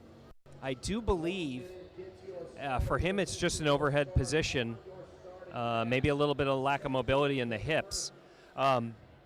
He's standing right in front of his card, so when he does complete it and move, we'll be able to tell exactly what round he's on. But this is critical in the overall race. Yes, still on his first round. Okay, so what we have here, very few runners, almost all, as we suspected, are standing over the bar. Multiple drops, multiple breaks. At 155, I'm not too sure how many are going to go unbroken all the way through. Michael Unkefer, with shirtless and blue cap, turned around backwards. Should be his third, beginning the run in his third round, just at about the 4-minute mark here. So 10 minutes left. And there is just a lot of standing and staring at this heavy barbell. Well, and Rick, you talked about it, and so I'll come back to it, and I'm not going to give you a hard time this time. You talked about that 155 would stop you in tracks. I think what the programming is trying to test is maybe not necessarily who the strongest guys are, but we've talked about it several times. Who is it that has the overhead position to do an overhead squat at just a little bit more than uncomfortable? I think, for a 50 to 54, a 135 overhead squat is heavy but doable. I think when you start talking about 155 pounds, all of a sudden it's one of those where it is possible, but not necessarily something that you do all of the time. As Michael Unkefer, and let me say, I've got to point this out. So Keith McNeil, wearing what is basically a tie-dye shirt. It's not exactly tie-dye, but it kind of looks like it. McNeil's got a big, long goatee, And AC/DC is on, and McNeil is fired up as he has given the Longhorn I love yous. He is rocking the headband. He is head banging. I'm going to tell you what, at a Masters competition, when AC/DC comes on, somebody's going to get really fired up. Michael Unkefer now into his overhead squat, and he looks fantastic. As lanes 13 and 14, that's your leaders, Tim Davis, Brian Brink. They're going to come around as they're just coming back for their run on round 3. Unkefer out in front as he's finishing his squats in round 3, and now he's going to take off running. I got to tell you, Rick, I got to think that Unkefer is going to wind up on the podium with us, buddy. Yes, for as much as we've talked about some of the athletes struggling in positions, Unkefer has made it look rather easy.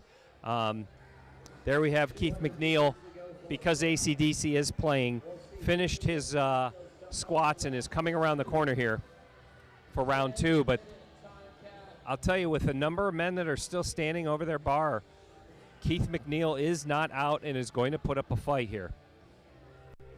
Does it go too far to say Keith McNeil is powered by AC/DC? Absolutely. He's probably hoping the song is on repeat right now.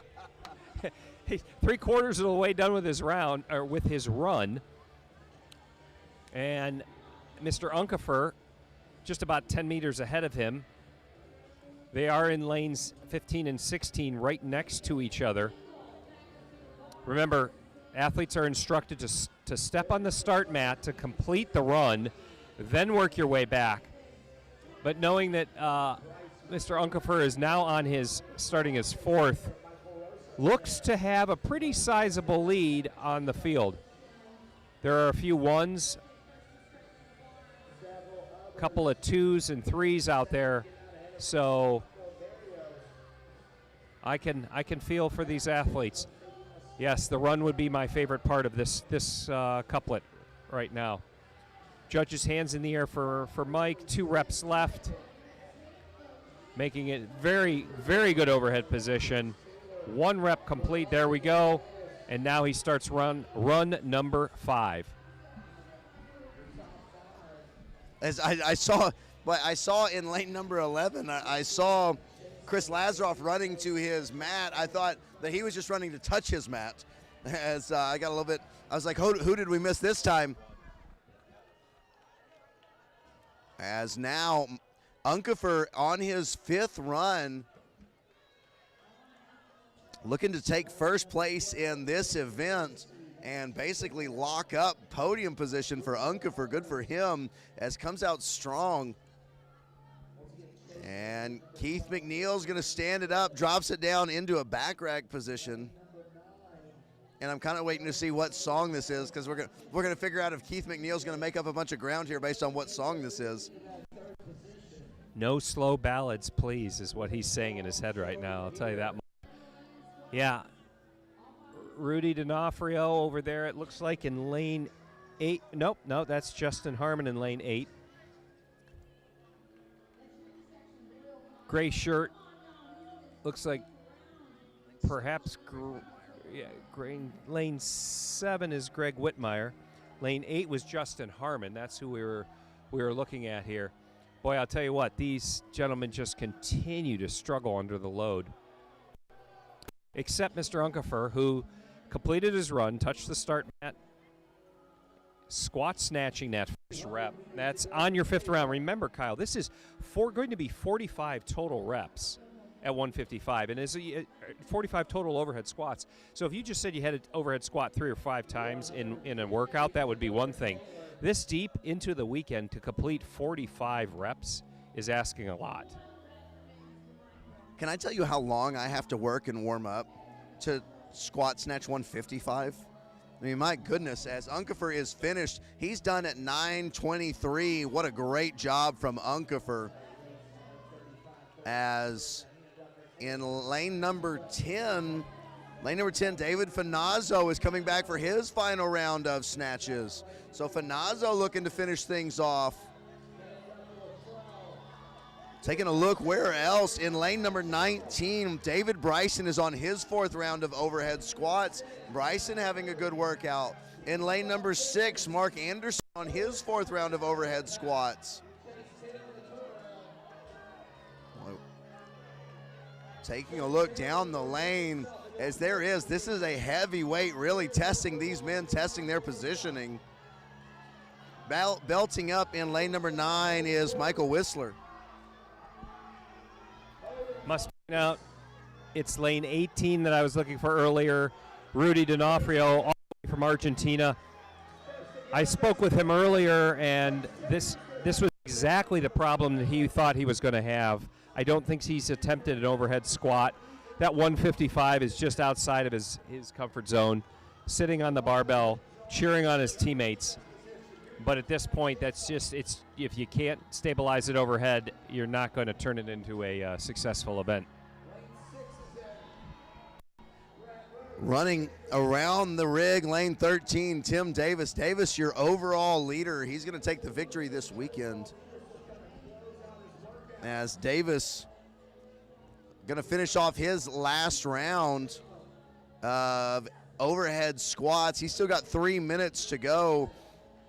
In lane number 14, Brian Brink. Brian Brink is in round number 4, so Brink trying to get his last 2 overhead squats before he starts his 5th round. Brink pretty securely, I'm not going to say pretty securely, definitely securely in second place. I think Brian Brink there'd have to be another 2 events that Brian Brink finished dead last in to not be in second place. So Tim Davis and Brian Brink have basically just traded top finishes. Excuse me, so I called David Finazzo finishing. David Finazzo has not finished. David Finazzo is now on his 5th round of overhead squats. As to this point, Michael Unkefer, one of 2 finishers, as in lane number 9, is that 9 or 10? So 9, Michael Whistler. Okay, so Michael Whistler is the guy that finished. So Whistler finishes, Unkefer finishes. Boy, I apologize, got confused here. Kind of a weird angle at that position. As we're kind of down here looking right down the lane at lane 17, 18, 19. Trying to give you all the action that we can. Of course, I would imagine that when I'm talking, people are yelling at the screen, telling me how wrong I am. Hey, if you are, thank you for watching and joining me and yelling at me. I'm having fun as you yell at me, I promise you. Keith McNeil gets the bar up for another overhead squat in lane 14. That's Brian Brink. Brian Brink out for his 5th and final round. He's got 1 minute and 15 seconds. See how far he gets. In lane number 10, David Finazzo with 1 finger in the air. David Finazzo is going to finish it off. Great job from him. Now 3 men are completed. As we've got just under a minute. Just under a minute left. What I've noticed is the amount of times the barbell is hitting the floor in between reps. To go unbroken on this at this weight for this age group has been certainly proves to be a challenge, and I think you just hear it bar drop after bar drop. But to compare and contrast with the younger women's age groups, most of those ladies, the majority, were doing 9 unbroken, and you heard very few bars drop in between the runs. 20 seconds remaining, and Tim Davis is completed. On his run is Brian Brink. Brian Brink is literally on a victory lap run. That is not a run saying I'm trying to finish. That is a run that says I just want to hang out with all my friends at the end of my run. Oh, excuse me. No, Brian Brink was at the bar trying to get his. So who did I see? Maybe number 7 in lane 17. That was John Wallen. Excuse me, John Wallen. As these guys wrap up their weekend, a great job indeed. Michael Unkefer looks like he's going to step onto the podium. Hey, we're going to step away as we're coming right back with the 45 to 49-year-old men.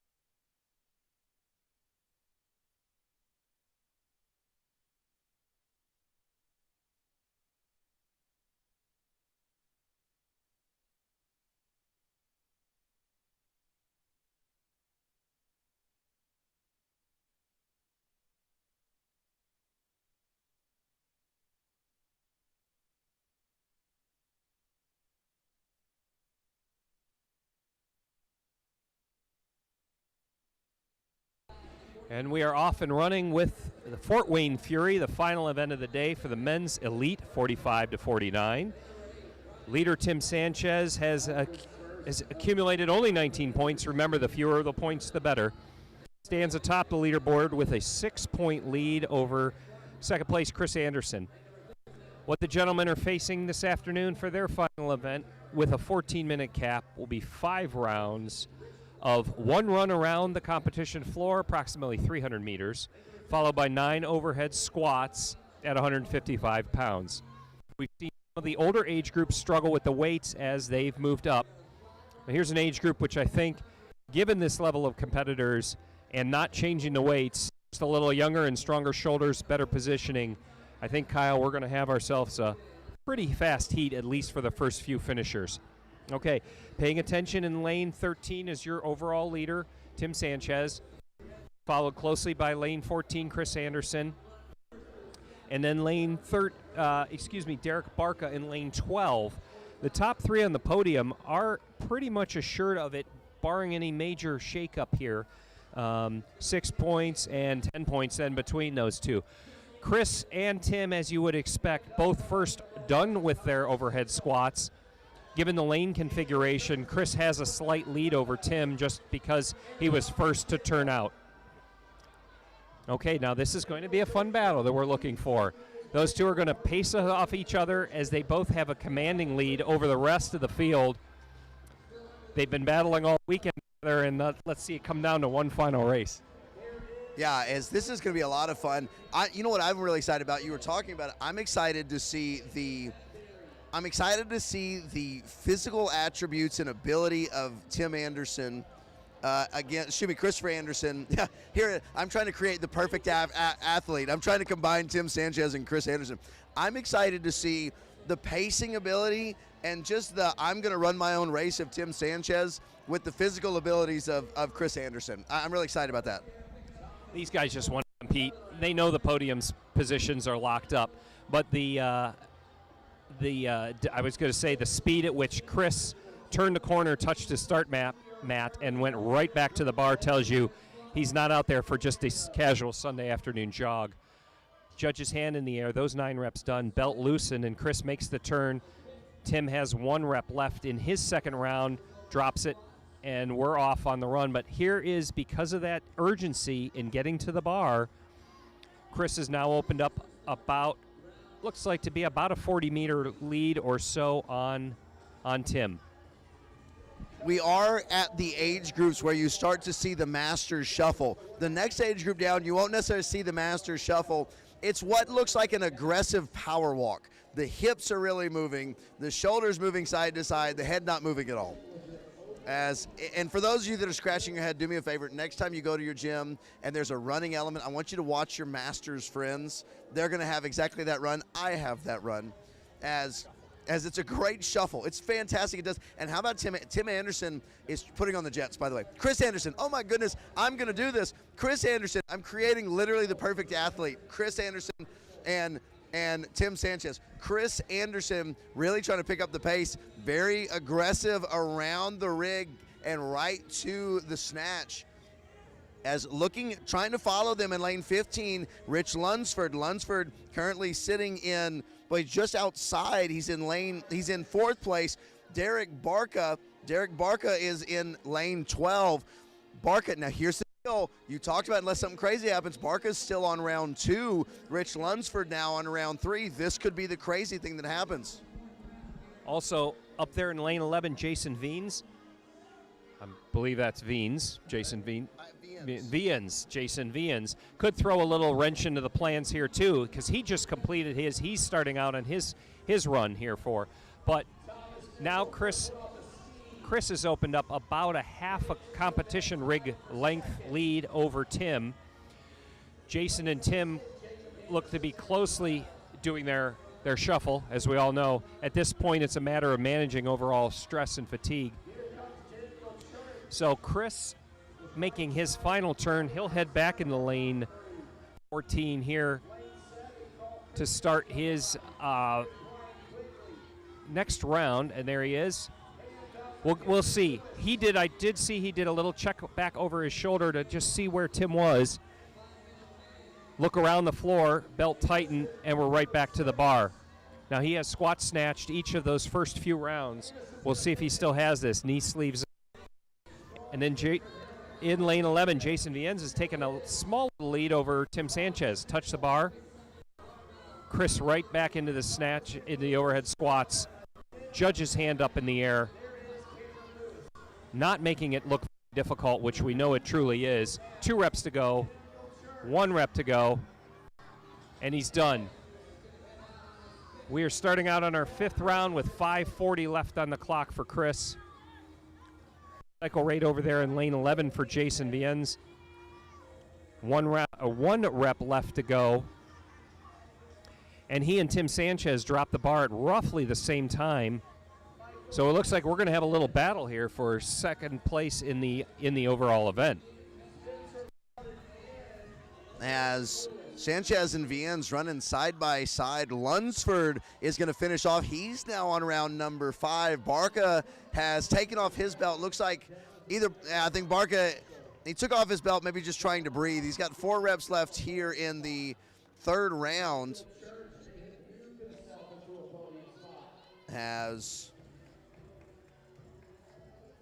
Looking down, here comes Chris Anderson. Chris Anderson, he picks up the pace on the back half of that run, really opens it up. Anderson now not really doesn't have to be in a massive rush, but he is certainly walking with a purpose. That is neither a saunter nor a mosey. That is a march. As he marches back to the bar, he steps up to it. Sanchez and Viennes are back as Chris Anderson, and really impressive. Anderson, of the 3 athletes we've been talking about, and let's throw in Lunsford, called the 4, by far the smallest athlete.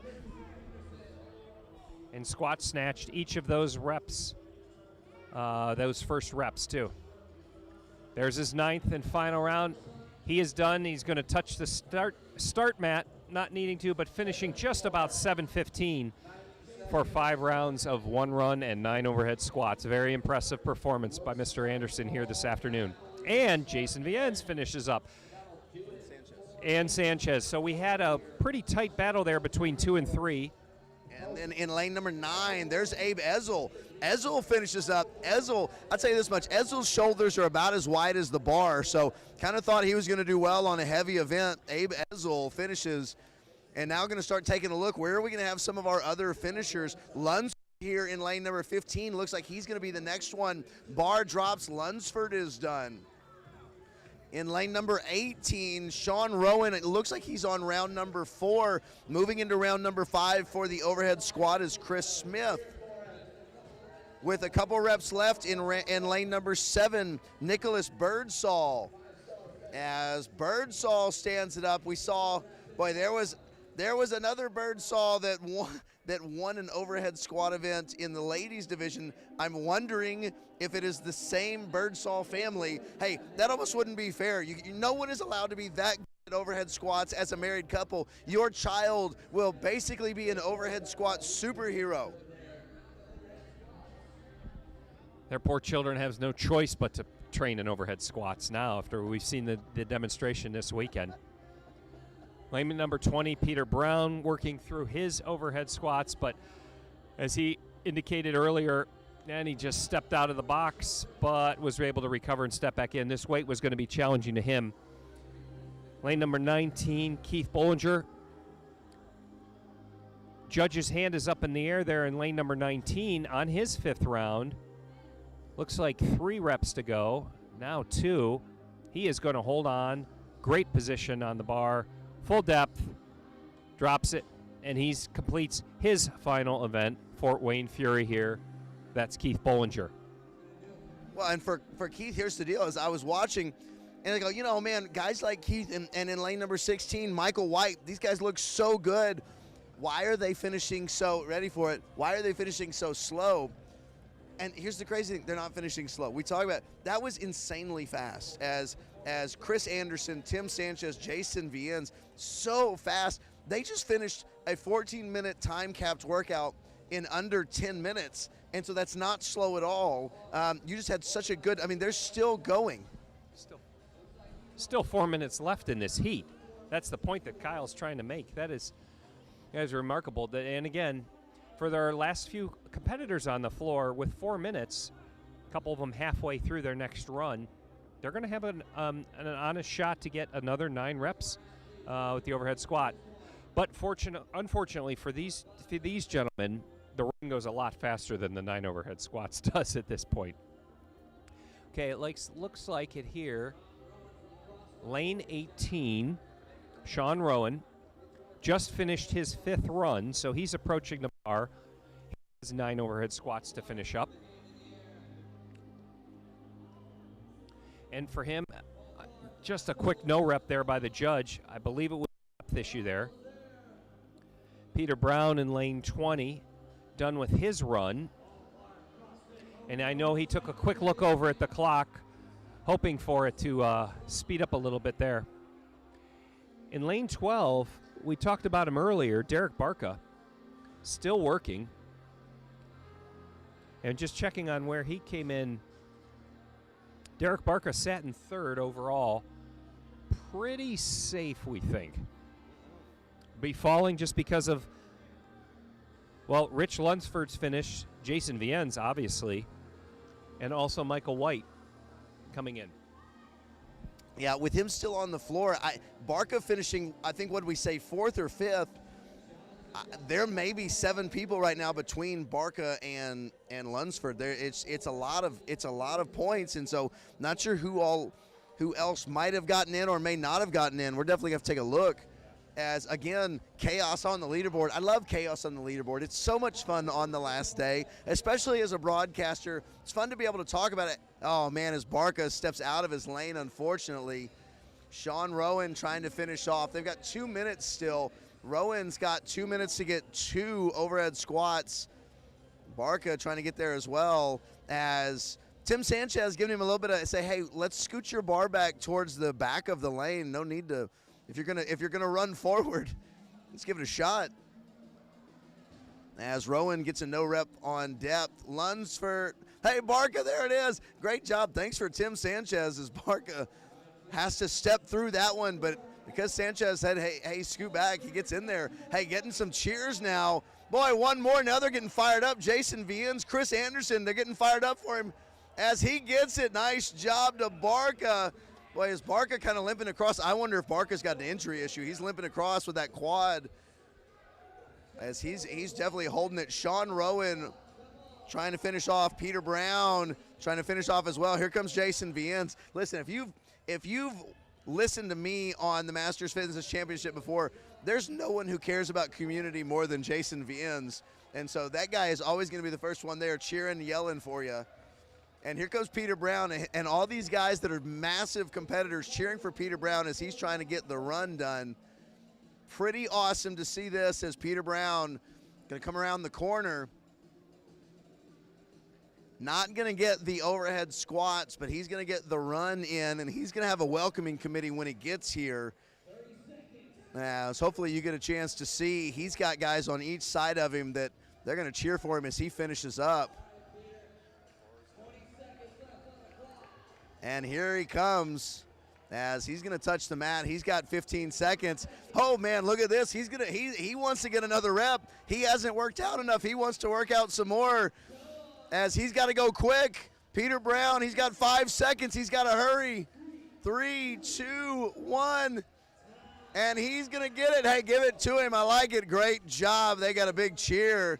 Hey, I'm going to turn it over to Rick for a couple minutes, as I'm going to go film one segment. We're going to have Rick's last event with us. Make sure you enjoy listening to him, because after this, you got to listen to me.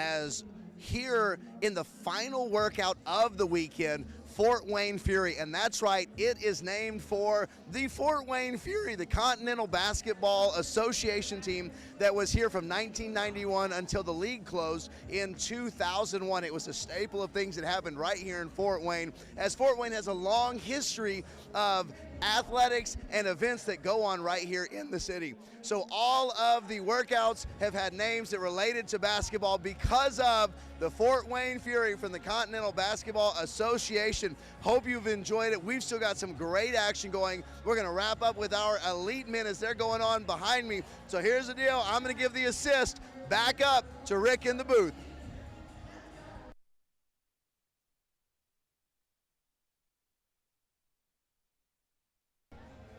And we are back, ladies and gentlemen, here. Kyle, thanks to the powers that be, is down on the floor giving you a live look here at the men's 40-44 individual elite heat. We are a couple of rounds in already. Luke Offeld has a pretty commanding lead with only accumulating 19 points so far this weekend over Brandon Nolan, who sits in second at 35, Joey Perez at 39, Ryan Kesterholt at 45. Matt Lamberti in fifth place at 47. So the race is really going to could potentially be for the final podium spot. But Luke jumped out to an early lead here. We remember here we have a 14-minute cap. In the previous heats, not a lot has been needed of that. Of 5 rounds of 1 run around the competition floor, approximately 300 meters, followed by 9 overhead squats. And the weight got beefed up to 185 now for these gentlemen, and you'll see that weight there for the rest of the age groups. Luke, though, quickly making, looks like effort taken on his second round there of overhead squats. 1 rep left. Excuse me, that's his third. Now he begins his 4th round. Brandon Nolan with a slight lead over Luke. Again, these gentlemen have to run around the competition floor, run down their lane, touch the start mat, then return back to their barbell to complete it. And the ones that have been motoring through this move with purpose, and the ones that are going to be staring at the barbell just a little bit take their time to get back to the bar, try to make sure they're set. Calling out over there in lane number 8, Mike Rutkowski. His way through at 185. Judge's hand now goes up in the air. He's going to make an attempt to stay unbroken on this set of 9. 2 reps left to go for Mike. Lane a couple ahead of him. There we go.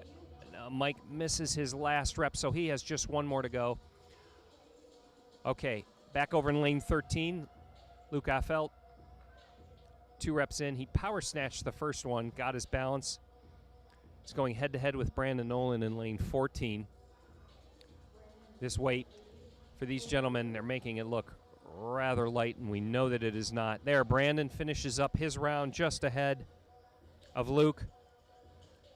And so with that, by the time Luke makes his turn, Brandon's going to have about a half a competition rig length lead on Luke.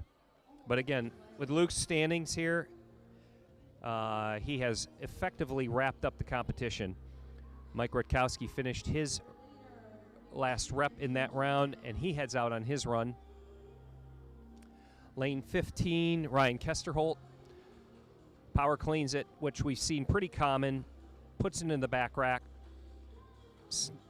pops in the overhead position, and then begins his depth. His judge continues to instruct him to get lower and lower. I haven't seen a no-rep sign yet, so Ryan continues to execute exactly there. His judge's hand is up in the air. He takes a break there. All right, Brandon quickly back on his run. Squat snatches that first rep. And I think Luke knows exactly where he stands Brandon is coming out here pushing for an event win. His, 2 reps to go for Brandon. 1 rep to go. And that's it. Finishes up with an event win, Brandon Nolan at 7:23 unofficially. Luke, 19. lane 19, Justin. Nope, sorry. Nope, we've got one more. So Luke Affelt does finish in second. Time of around 7:35. Did exactly what he needed to do.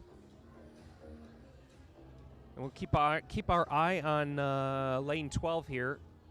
Joey Perez, who is sitting in third, but remember, it was a little tight between Perez and Kesterholt. Kesterholt still on his 3rd round. Now finished his overhead squats, begins his 4th round with the run. Boy, as the 40 to 44 men, working through this. Rick, what happened? Well, I wasn't gone that long. I feel like we've gone through this before. As I walk up here, it takes me 7 minutes to wrap up and walk up here, and all of a sudden half the field is done. As Affelt dominant this weekend, Nolan having a great weekend. Joey Perez now in lane number 12 off for his run.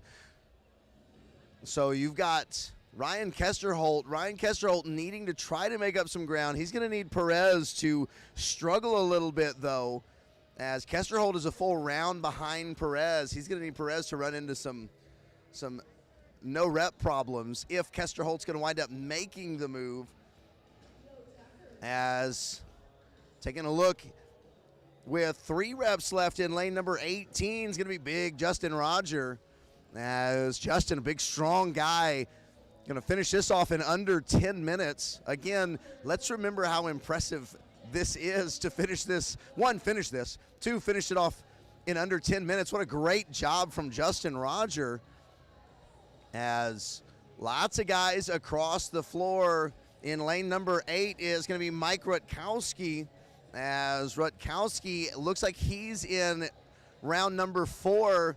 Chris Pinedo is Chris in round number 2 possibly. Boy, he had a great element the other day. He's really the smallest guy in this field, as having to go with a 185-pound overhead squat against some of these monsters. My goodness. Ryan Kesterholt getting started out, as he's got 4 reps in this round left. Joey Perez in the 5th round. Perez up and running here in lane number 16. Let's not forget about Matthew Axman. Axman's trying to wrap it up. He's in his overhead squats in lane number 16. He gets a no rep, doesn't stand up all the way. As Joey Perez waiting for a hand in the air. He's trying to wrap this up and see if he can finish off here in 3rd place. Coming off the field now in lane number 11, Matt Lamberti. Lamberti finishes it off. 4 reps left for Perez, as Perez stands it up. He's got 3 reps. He's going to take a breather. As in lane 7, James Puckett out for a run in round number 3 now. 2 reps left in lane number 16, as Ren Bourgeois in lane number, in round number 5, down in lane number 7. Perez gets the bar up. 3 reps remaining, as Kesterholt's taking a breather now, 11 minutes in. Kesterholt's going to walk over, get some chalk. As Ren Bourgeois with 3 reps now. 1 rep for Joey Perez. Perez gingerly goes down, stands up, makes sure he's controlling it. He's going to run off Joey Perez with the finish. As Perez is pointing to his bicep in the crowd. Either he's saying, I have gigantic guns, which is true, or he's saying, my bicep really hurts, which, hey, after that weekend, I think mine would too. So hopefully Perez doing okay. Ryan Kesterholt going to head out for his run. Pinedo out on his run. Ren Bourgeois, 2 reps left. He goes and gets a little bit of chalk. Mike Rutkowski, unfortunately, gets spit out the back here in his 5th round. As Bourgeois is going to go with that narrow grip, gets that jerk grip. And Ren Bourgeois down and back up, and he is done. He's going to finish off Mike Rutkowski trying to finish in lane number 6. Benjamin Quilty out for his final run. He's on round number 5. Mike Rutkowski, nice job hanging in there. Has Kesterholt, Quilty, and Rutkowski on the floor, as is Pinedo, and in lane number 17 is James Puckett. A minute and a half left as 90 seconds remaining. This is going to come down to the wire for the last couple of competitors that are trying to get that last few reps in to finish up. It's been either feast or famine in this this heat, you know, with Brandon and Luke making such quick work of it. And we know the 185 catches up to quite a number of athletes here. Mike Rutkowski in lane 8. Judge's hand is now finally up in the air. Okay, no rep there, so he's still got 5 left. And looks like James Puckett, did he get that last? He's out for his, no, he's back for some chalk. Okay. That was I'm not really motivated to walk over there. 30 seconds left. That's my typical run. I knew he had to add that in there. Kesterholt dumps it the bar in lane 15 out front. Mike making a final attempt. Chris Pinedo also losing it up over top. I'll tell you, the 185, 14 minutes. This is just a lot of work to do. And here we go, 3, 2, 1. And that wraps up our elite men's individual 40 to 44. Stay tuned shortly. They do not have to change the weight this time, but we will have the men's elite individual 35 to 39. And I might have to say, Kyle, thank you for putting up with me this weekend. It's been a pleasure. Been my pleasure, buddy. Hey, make sure that you guys thank Rick. Go and send him a message. Say thank you so much for joining us, and thank you for giving us a break from Kyle. I'm going to step away, give Rick a hug as he gets out of here. I'll be right back.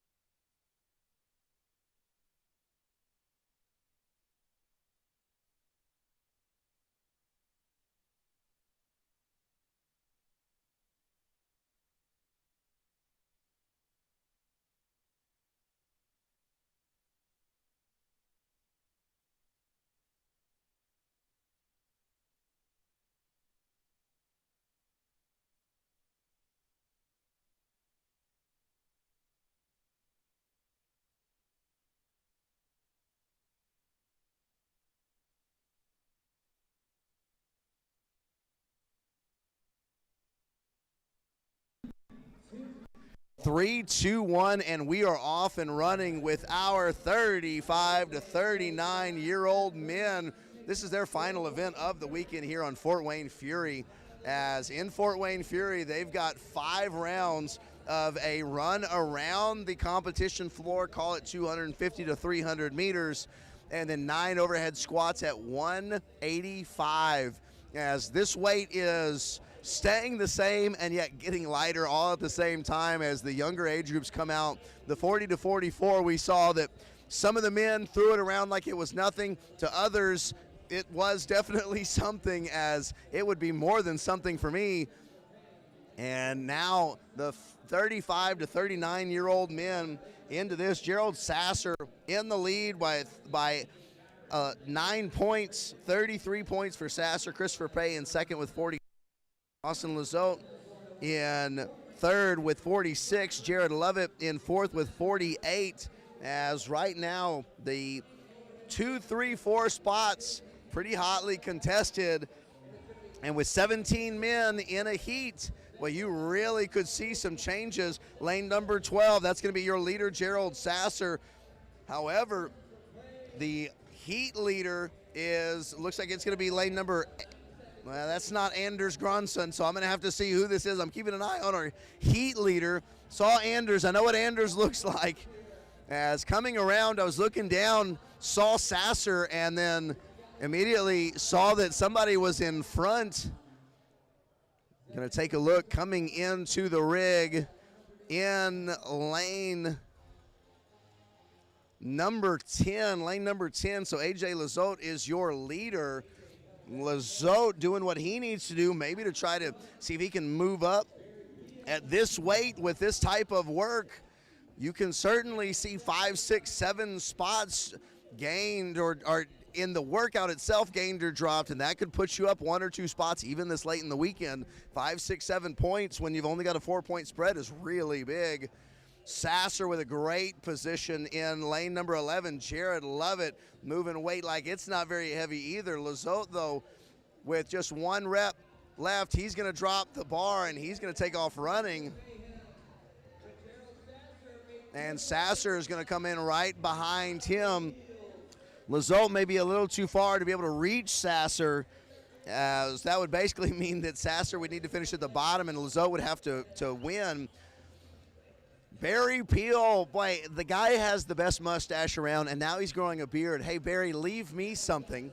As Barry Peel out and running, as the guy has gigantic shoulders, a great mustache, and a growing and great beard. Moving around the floor now, already into round number 3. We're 3 minutes into the workout. We continue to see the progress through as these guys are flying. Only one more heat left after this. That's going to be our 30 to 34 men.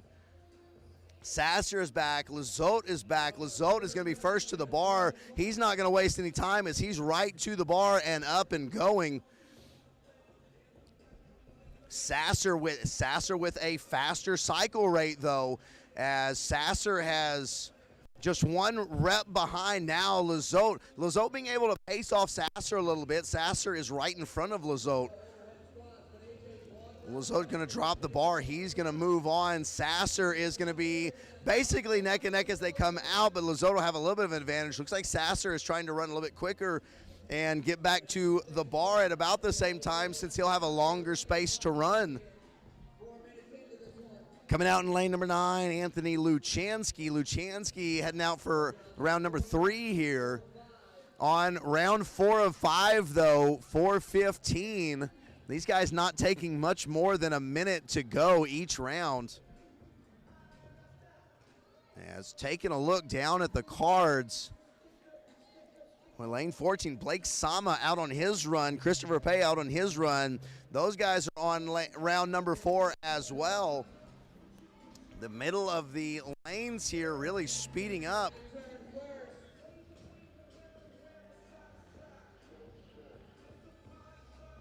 Boy, as Sasser is actually going to get back to his bar first.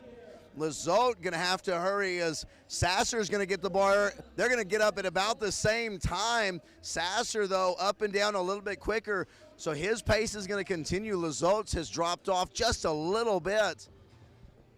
Lane 14, Blake Sama resets his weights. He's going to go right to it. Lane 16, Barry Peel up and down, as in lane 13, Christopher Pay as well. There goes Sasser. Lizotte drops just shortly after, and they're off and running. We're in the 5th and final round. It's a 2-horse race at the moment, but behind them there is a race going on for 3rd. As Lizotte and Sasser, does Lizotte have anything in the tank? Maybe to Sasser right here. As off and running, there goes Blake Sama. There goes Christopher Pay. Jared Lovett trying to finish up. He's going to drop the bar and take off running. Who comes back, and how quickly do they get to the bar? Each athlete has to touch their green mat. That's what's going to make sure everybody's running the same distance. Touch the green mat and come back to the bar. Their workout ends after their final rep. They don't have to run back to the mat. They don't want anybody sprinting to the mat and running over somebody who's running around the floor. Boy, Barry Peel trying to show up in the middle of things. He's back on the bar, but rep for rep right now. And Lizotte moving faster. Hand in the air for Lizotte. Just before, Lizotte's moving a little bit quicker. Is Lizotte going to be able to beat him? Boy, now he's slowing down. Sasser's picking it up. Sasser finishes off and wins. Boy, Sasser takes the heat. Lizotte still finishes second. I think as Sasser heard the MC talking about it, and they're coming across as continuing Jared Lovett, as Lizotte has to step out of his way. I think as Sasser heard the MC talking about Lizotte, he started to speed it up for those last 3 reps. As Lizotte, I think, just ran out of steam at the end. Barry Peel's going to cross the finish line, as is Blake Sama. Here comes Christopher Pay. About to get a finish from Jared Lovett. Coming in for his 5th round of overhead squats, Trevor Turner. In lane number 7, Joseph Weigel. As Lovett finishes it off, Weigel trying to finish it off.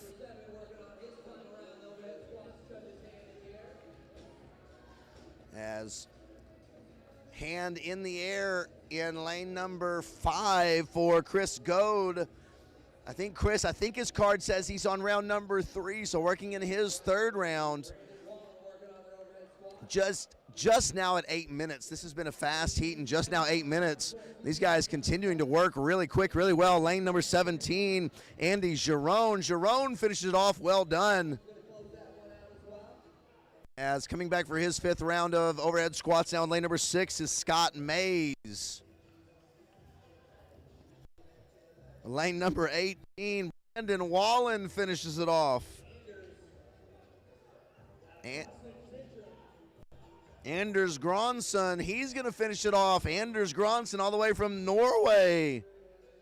As he's here, and boy, hopefully he's had a great weekend. He's had some amazing moments. Always fun to talk to our international visitors as they come over for this great competition and amazing community. Goad off and running in round number 4. Overhead squats in lane number 6 for Scott Mays. Overhead squats in round number 3, lane 4 for Mark Carpenter. In lane number 19, Zachariah Jones on his 5th and final round. As finished off, Josh Stetzel. Here's the deal. I think Josh Stetzel finished off really quickly, too. Stetzel being down here on the end, had a focus on the middle. I thought maybe earlier when I saw his card at 5, I thought maybe it was a mistake. Josh Stetzel might finish off in that same grouping as our leaders. Going to have to keep an eye on Josh Stetzel. See where his finish is on competition corner. About 4.5 minutes still. Most of the guys are done. 4.5 minutes, though, for the athletes still on the floor. As one more rep remaining for Zachariah Jones.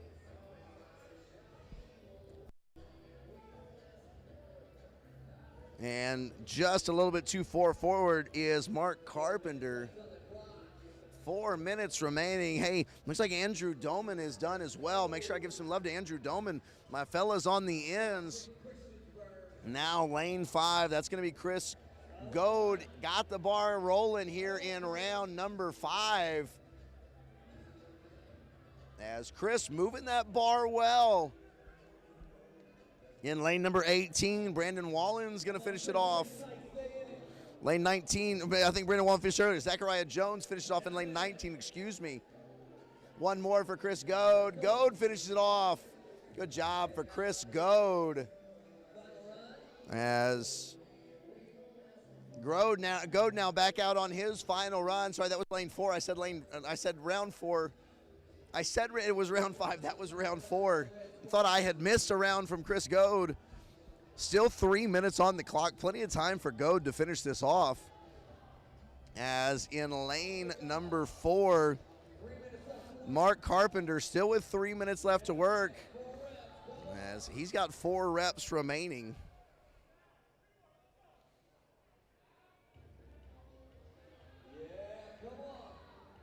In lane 9, Anthony Luchansky. Luchansky's got a cheering section of his fellow competitors. As Luchansky, boy, not going to be able to get it. Luchansky has 1 remaining. He's got he's got 2.5 minutes. Boy, this is a really fast grouping of gentlemen here. Very fit. Any of these guys are going to be the fittest at their gym with a very, very rare exception. And that's basically because, well, there may be some CrossFit Games 22-year-old in their gym. Lane number 9, Anthony Luchansky. Luchansky's going to finish off his weekend. As Luchansky's had a good week. Currently finishing in 6th. We'll see where he goes after this. He's got 61 points on the weekend.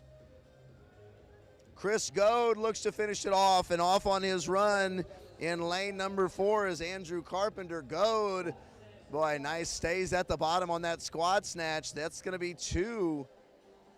Got about 90 seconds now to try to finish this off. Boy, Goad with a wide grip, but looking really good. And looking proficient, a little bit of a step forward, see if that body's gonna hang in there. It's been a really long weekend for these athletes. They have done a great job. All these guys take care of their bodies. They work hard, they eat right, they recover well. And Chris now with 1 more. How about finishing off with an unbroken set of overhead squats at 185? As a big cheer for Chris Goad. 1 more minute and 1 more athlete, Mark Carpenter. Carpenter is going to come down the lane. Touches green mat, and then he's going to come back down. You better believe they're going to try and get him to do at least 1 or 2 overhead squats. As he came here to work out, he's going to get one. Mark Carpenter out of Strong Tower Fitness. As Carpenter, with 30 seconds left, he's going to go the clean to the back rack, gets his hands set, and Carpenter is going to get up overhead. A little bit of a wobble. He's going to go down. Good depth. That's 1. That's 2. He's going to keep going. 15 seconds. Oh, it's just going to lose it a little bit forward there at the bottom. As that may be it for Mark Carpenter. No, he says, no way, I'm going to get another one. He's got 3 seconds, and he's not going to be able to get it. So Carpenter is going to wrap it up. Ladies and gentlemen, that's going to be the men 35-39. We've only got 1 heat remaining, as it's going to be your 30-34 men. That was a great heat for these fellas, and we're going to get another great heat coming up momentarily.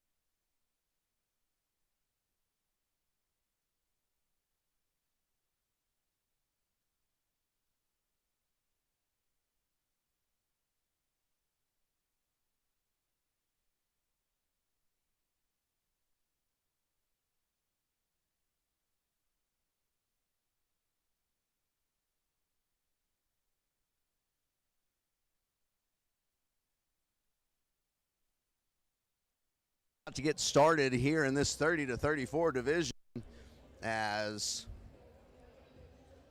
Fort Wayne Fury coming right at you here at the Masters Fitness Championship presented by Chili Goat Cold Tubs, programmed by Mayhem Athlete right here on the Bear Complex live stream with RX Smart Gear and Yeti as our sponsors. Virus providing our clothing, keeping everybody, including our athletes, our volunteers, looking great.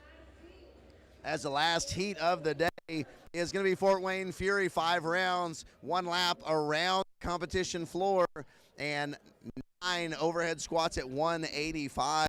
It's a tight race as Ted Starkweather with 32 points, still reachable, but as Rick has said, you're this high for a reason. Unless we see something crazy happen, Starkweather probably going to be safe in that first spot, but it gets very tight below him. In second, Ethan Motley with 36 points. In third, Danny Campagna with 36 points. In fourth, Sonny Zigfus with 37 points. And in fifth, Alex Bookout with 41 points. And here's the deal. Every single one of those guys has the ability and capacity to do something special in this workout and either stay on the podium or move on to the podium.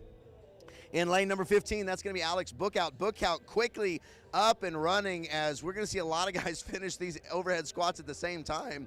185-pound overhead squats for these guys at the rate that they work, the work that they put in is, I'm not going to say it's nothing. This is a lot of work. They've done a lot of work this weekend, but boy, they are moving it very well. Lane number 13, Ted Starkweather is your leader. Starkweather starting off a little bit slower than everybody else. Made the joke yesterday about the Rich Froning pacing catching up to you as the end of the workout comes, but that's what CrossFit is. You can start fast, but it's going to be hard to finish fast. Start in the middle, finish in the front. As the run coming around,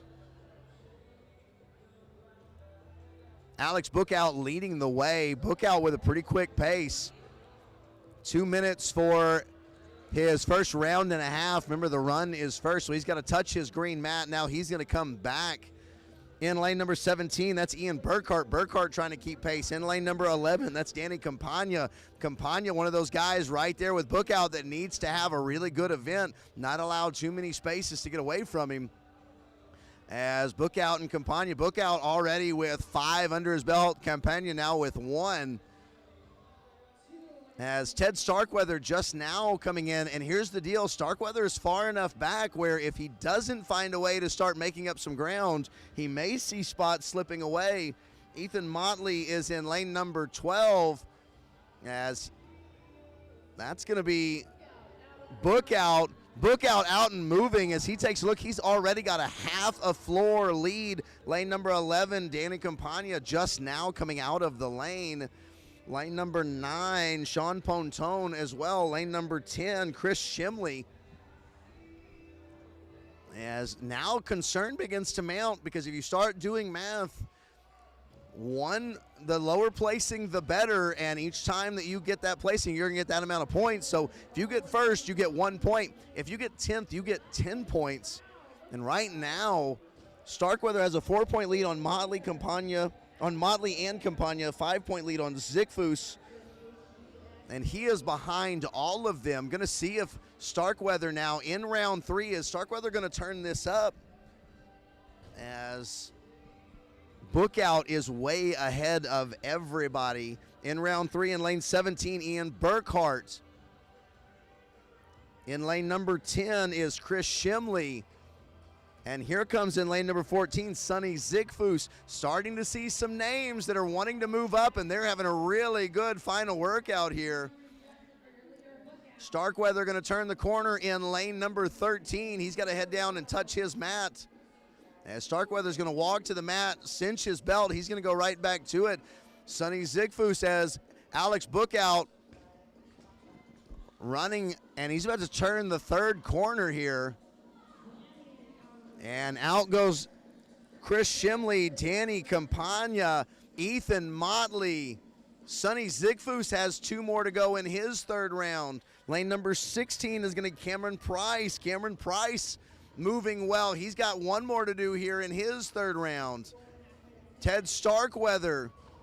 Cameron Price has a few more to do. Alex Bookout is now back. Ted Starkweather is going to lose it forward on the, lose the bar forward. He's not going to lose it. He's not losing his mind. Lose the bar forward as Alex Bookout is trying to run away with this, and he's doing a very good job of it.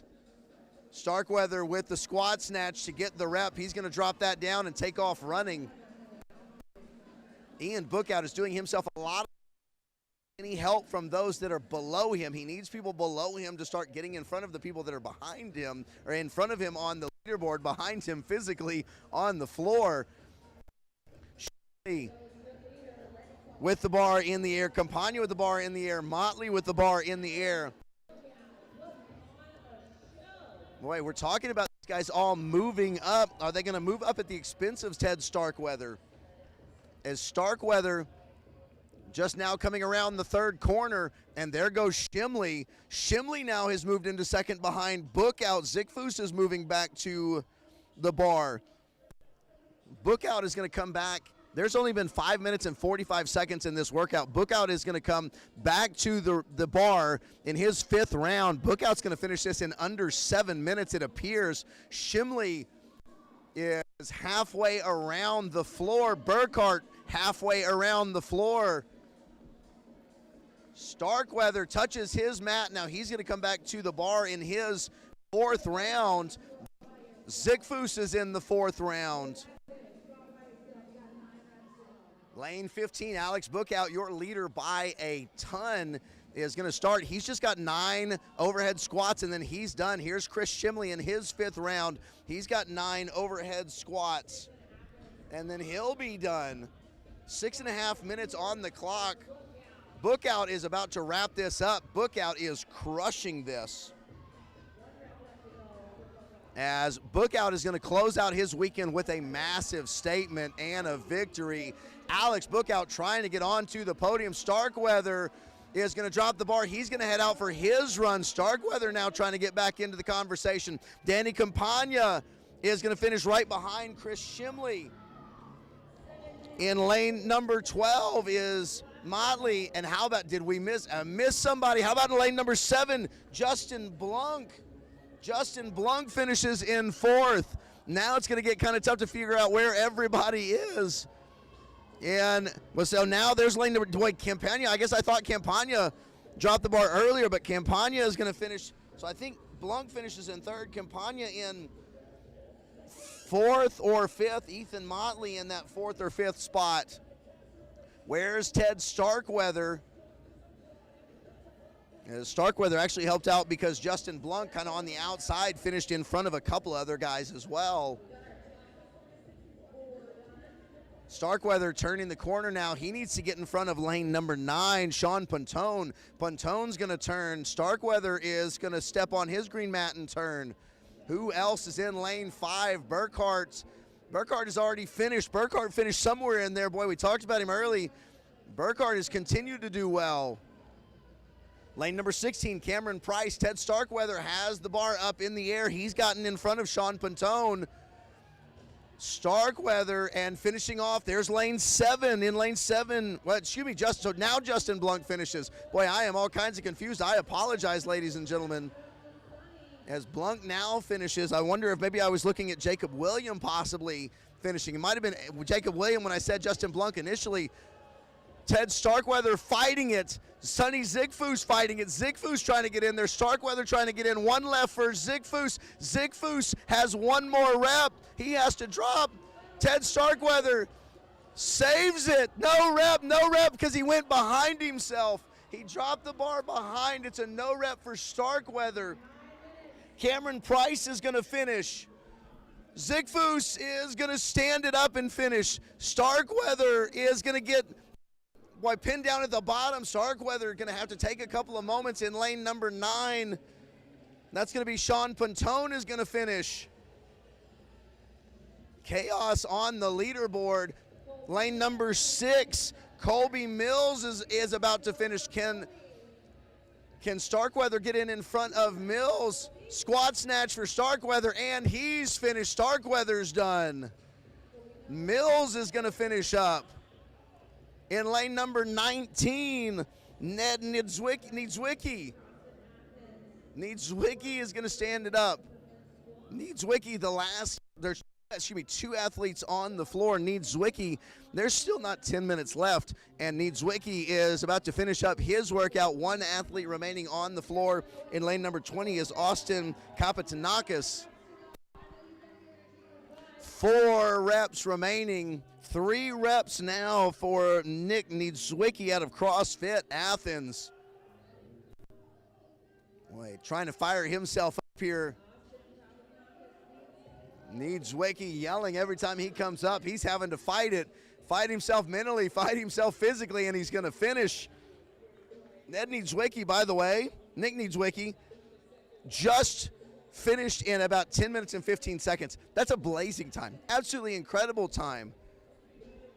Austin Kapatanakis, last man on the floor, last competitor at Masters Fitness Championship. The programming by Mayhem Athlete. Chili Goat Cold Tubs, the title sponsor, boy, and they had their Chili Goats out here helping our athletes recover. Clothing by Virus. Kapatanakis back up into the overhead position. He's got 4 reps. 3 reps in this round. I believe his card says he's on round number 4. So Kapatanakis got 1 more rep in this round before he heads out again. 11:15 on the clock. He still has more than 2.5 minutes remaining. He can get well into round 5. As Kapatanakis is going to continue with the overhead squat. He's got 1 more in this round. Kapatanakis down and up. What a great job as Kapatanakis now, to the cheers of the crowd, the cheers of his competitors, is going to head out on his run. Boy, thanks to the sponsors for helping put on such a great event. RX Smart Gear and Yeti. Mayhem Athlete with the programming has pushed these athletes all weekend long. Boy, and we have seen it. We've seen some really impressive things. We've seen some overcoming. We've seen some late battles. 2 minutes remaining here in this time cap. Masters Fitness Championship here in Fort Wayne, hosting the CrossFit Pairs Championship for the first time ever. As Austin Kapatanakis is about to cap off a really great weekend for competitors, great weekend for volunteers. Boy, an army of volunteers that put this on. Thank you guys so much, from equipment to medical to judging to scoring to athlete relations and recovery. You guys have done such an amazing job. Austin Kapatanakis with 1 minute and 15 seconds. He's going to touch the mat. He's going to come back. He's going to get a big cheer as the crowd is gathered around him. They are urging him to get a couple more. As Alex Bookout giving him a little bit of talk. A lot of these guys they obviously have been competitors for a long time. A lot of these guys are coaches. They're out here coaching each other, helping each other in the same way they would do in the gym. As if any of these guys are your coaches, man, I hope you give them a shout out and give them some love. They're out here giving love to everybody else. Boy, that's 3. Come on, Austin. 4 for Austin. Hang on to it, buddy. Boy, Burkhart urging the crowd. Oh, the bar's going to go behind him. Step forward. That's going to be really tough and difficult to recover from.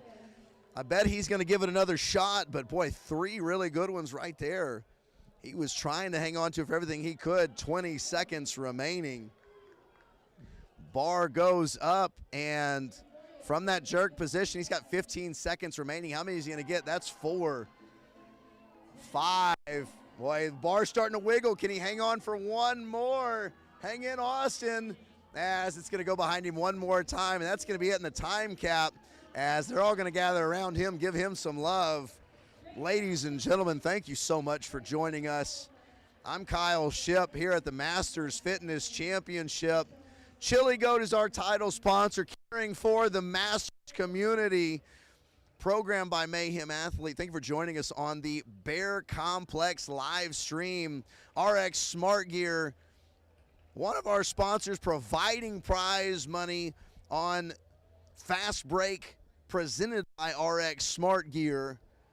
Virus providing clothing for this entire amazing community, and Yeti joining in the sponsorship, continuing to help out with this great competition in a wonderful place with amazing people. Ladies and gentlemen, such an incredible day, such an incredible weekend. We've got the trophy presentations coming up as they're getting the boxes ready so that way we can stand on top, celebrate the achievements, and look forward to the memories that we've got for a very long period of time. Ladies and gentlemen, once again, the Chili Goat Masters Fitness Championship, programmed by Mayhem Athlete. We thank you guys for watching these Masters, watching the first ever CrossFit Pairs Championship. I'm Kyle Shippen for everybody here at the Masters Fitness Championship. We'll see you in Fort Wayne next year.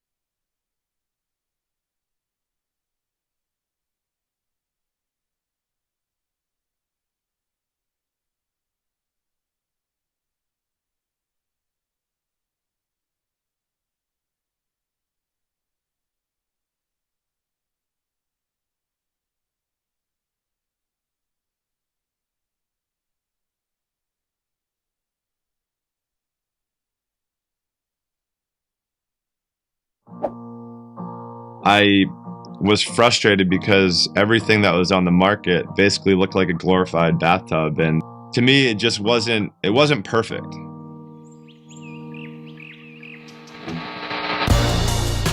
When I reached out to the team at Master Spas, we were able to come up with, in my opinion, the perfect product. Being able to have access to a cold tub allows me to be my best self, and it gives me the best chance to accomplish the goals that I want, whether it's inside the gym, on the golf course, or at home with my family. I look forward to everybody being able to experience the best cold tub that the market has ever seen.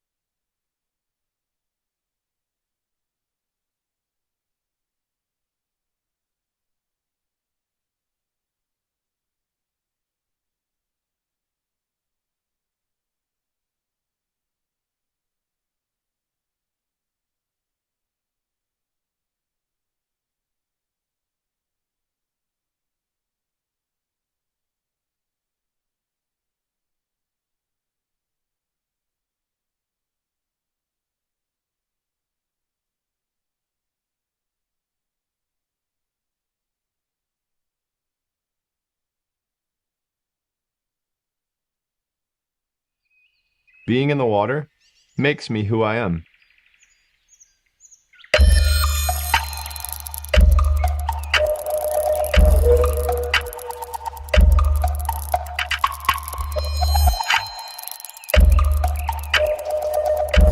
I need that time in the water to be who I need to be who I want to be.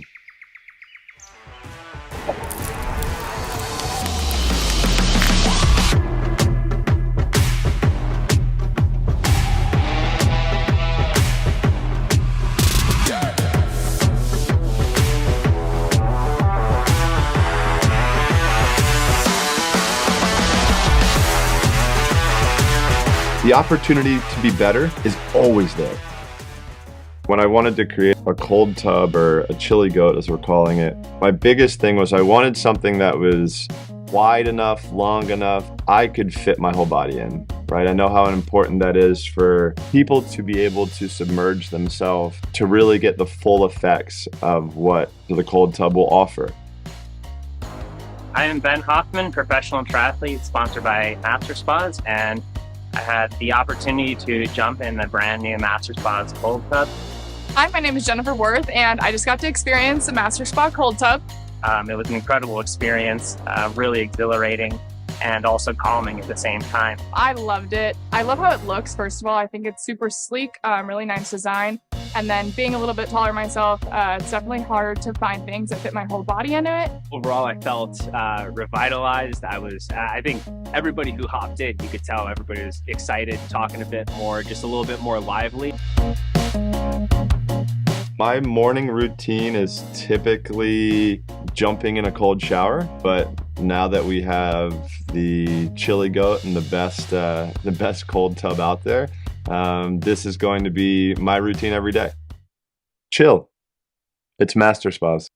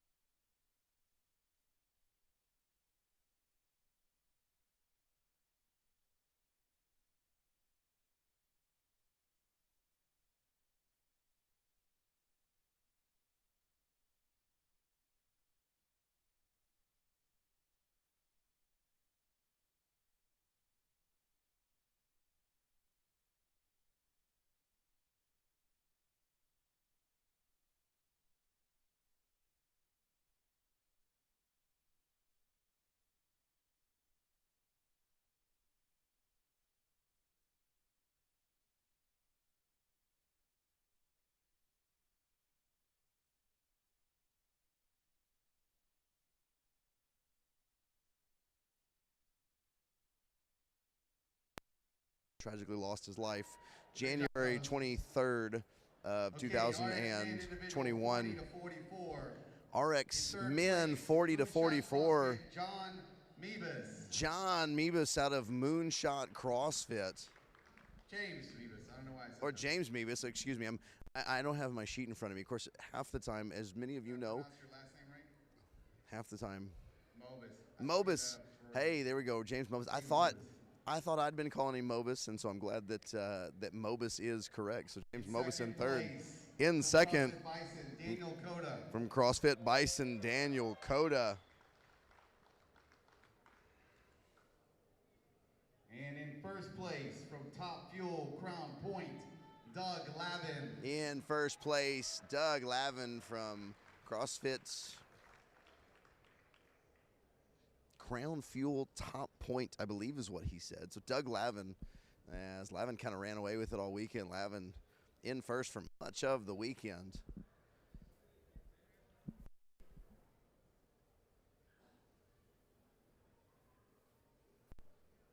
As the athletes receiving a nice gift from Yeti, and you can see our winners receiving a WWE style belt. Yes, that is real leather. Individual 35 to 39. I would wear that around all the time. Third place, Chase Taylor. RX men 35-39 from Starkville CrossFit, Chase Taylor.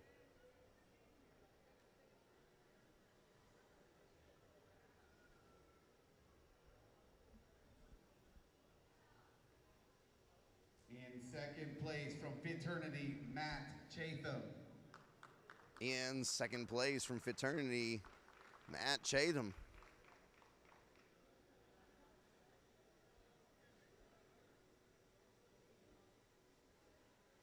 And in first place from Black Bear Athletics, Michael Rosa. In first place from Black Bear Athletics, Michael Rosa.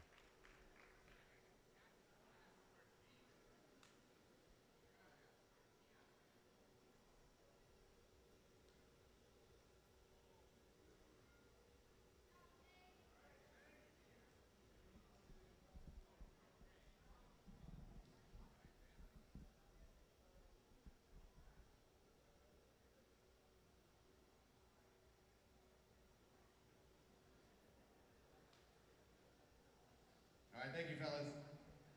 Men, RX Man, individual 30-34. In third place from CrossFit Trivium, Brian Quigley. RX men 30-34 from CrossFit Trivium, Brian Quigley. As Brian is joined by a whole slew of Quigleys. All the Quigleys are going to be on the podium.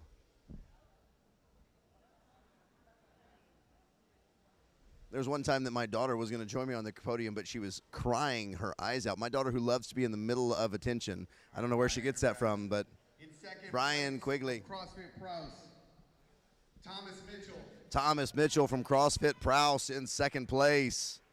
Oh my gosh, it's a child battle. As now he's bringing two kids.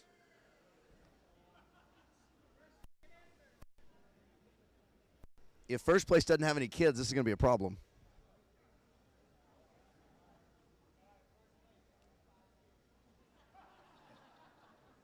In first place from CrossFit Charlotte, Cameron Lewis. Cameron Lewis from CrossFit Charlotte in first place. Here go, hold his hand as he walks up.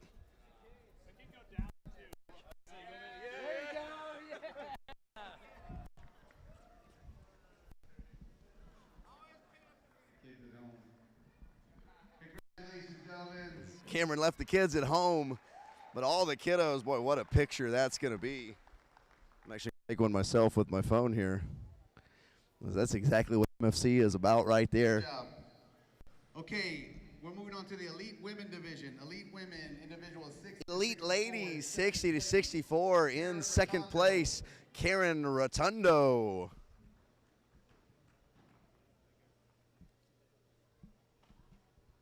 As Karen's hesitating to make sure that the little kids get out of the way. I don't think that Karen is in danger of running any of them over.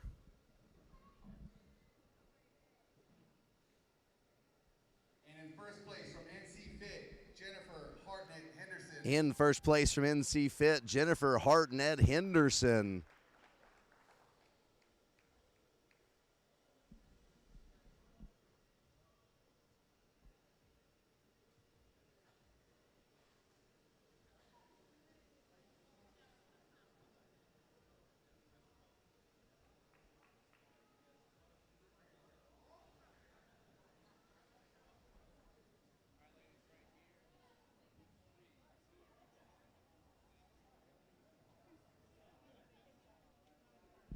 Congratulations. And now moving on to elite women individuals, 50 to 54. Elite ladies, 50 to 54. Third place from CrossFit 3204, Sorcha McCarthy.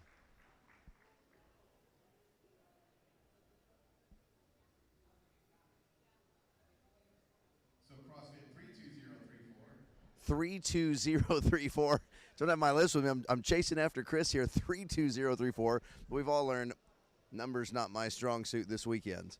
Congratulations to Sorcha McCarthy. In second place from the pit, Jackie White. In second place from the pit, Jackie White.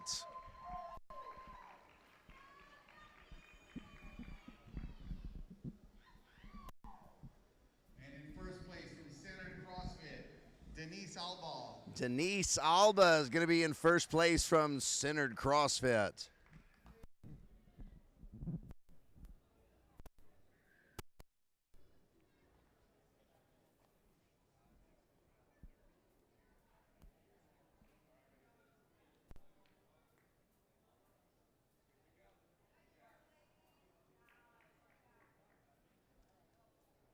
Great job, lady.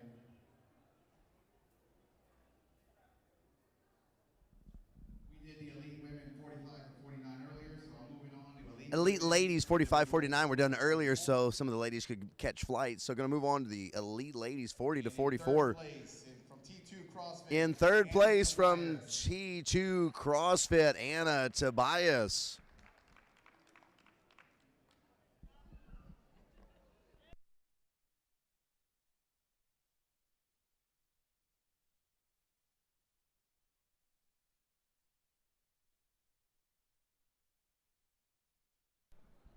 I turned my mic off so I could give Anna a hard time about taking her sweatshirt off to show the guns. In second place from Cardinal CrossFit, Katie Curry.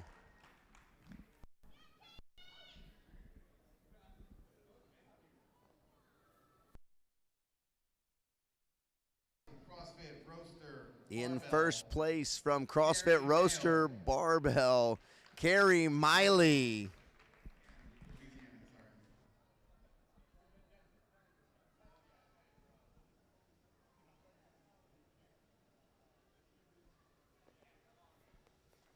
It's Louisiana Education.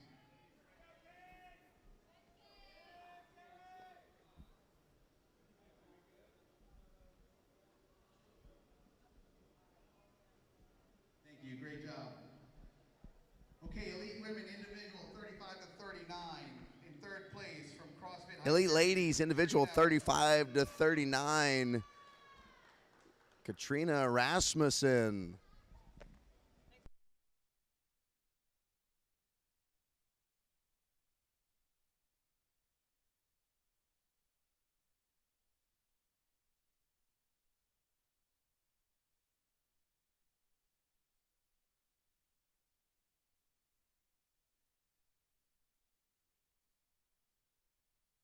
Place from 3-Star CrossFit, Mary Terrell.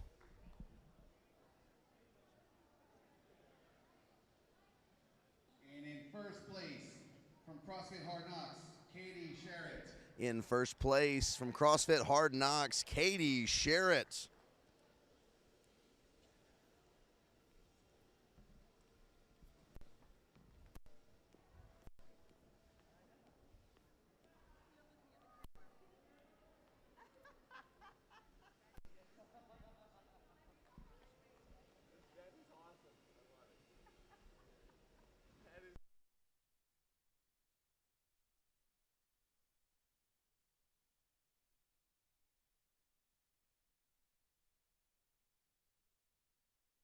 Women 30 to 34, Casey Wells.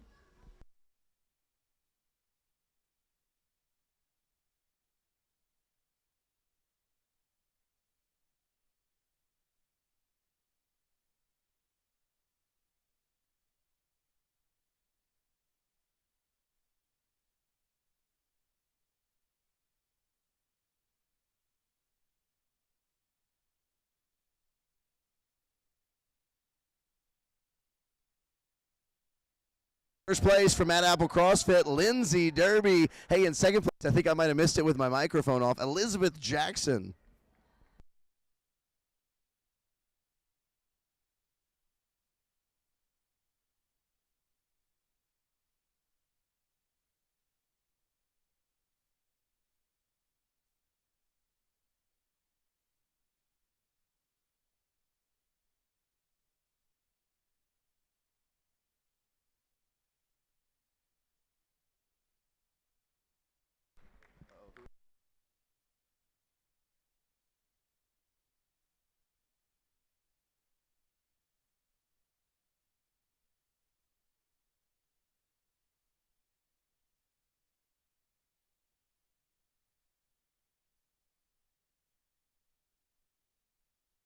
In second place, CrossFit Junction, Howard Roberts.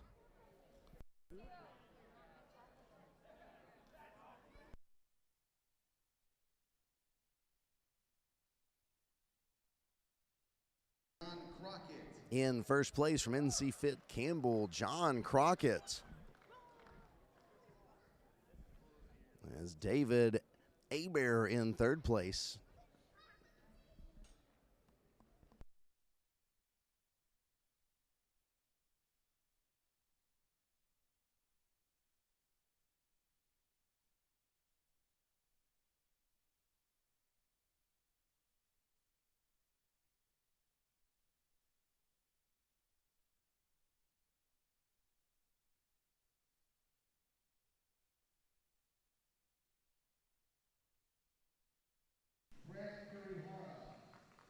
Red Kurahara, Elite Men 60 to 64.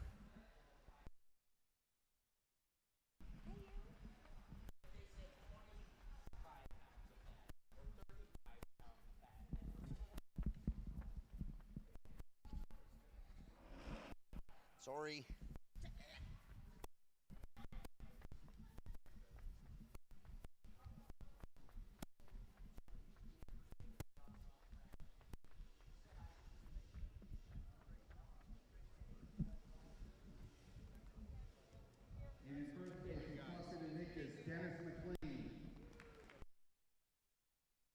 In first place from CrossFit Invictus, Dennis McLean.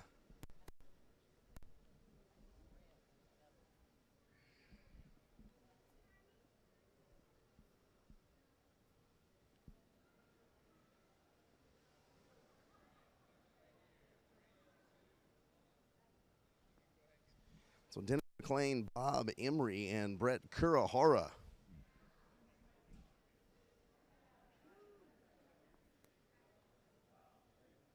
Great job. Elite men individual 55 to 59. Elite men individual 55 to 59.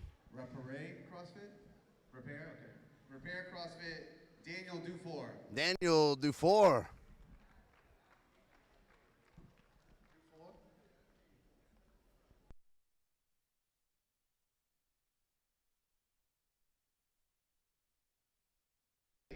In second place from BK Athletics, Ben Kelly. Okay. In first place. And Ben had to get out of here, so in first place from CrossFit Esperitas, John Kim, and John had to leave as well, so Daniel Dufour.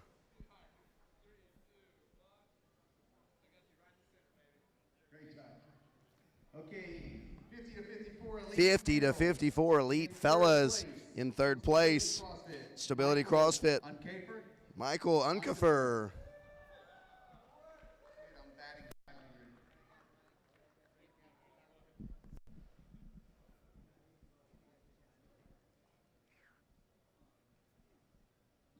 As Michael Unkefer's son with the Halloween PJs getting the October festivities. Brian Brink in second place. And in first place from CrossFit Zapped, Tim Davis. In first place from CrossFit Zapped, Tim Davis.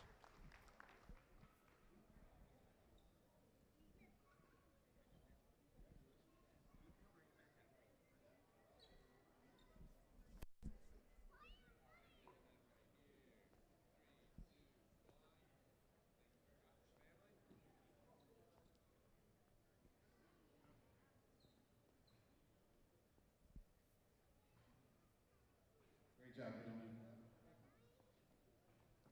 Elite male, individual, 45 to 49. In the elite males, 45-49, Thomas Gate, Derek Barca. Derek Barca.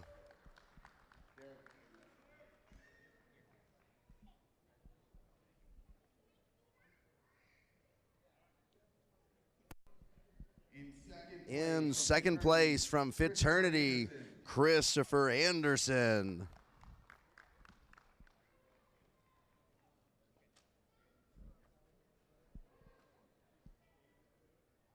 And in first place from CrossFit Cast, In first plate from CrossFit CASD, Tim Sanchez.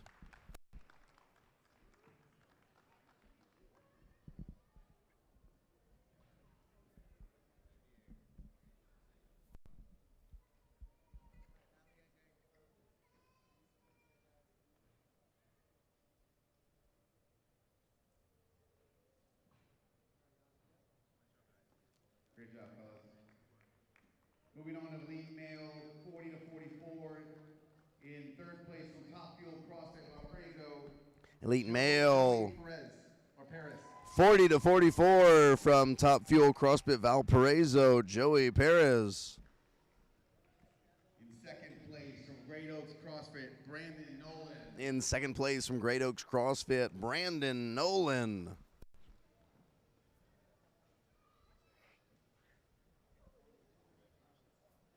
And in first place from Midgard Barbell Club, Luke Alfield. In first place from Midgard Barbell Club, Luke Offield. All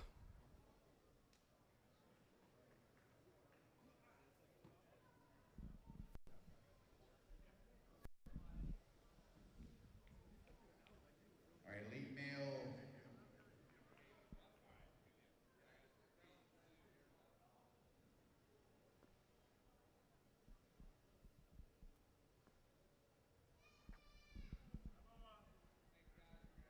Congratulations. Thank you, fellas. All right, moving on to elite male. In elite male, 35 to 39. HGSC, Alex Bookout. Excuse me, moving on to 30 to 34 from CrossFit HGSC. Alex Bookout in third place. Alex made a giant jump in that last workout, taking first, moving, I think, from either 6th or 7th all the way up to 3rd.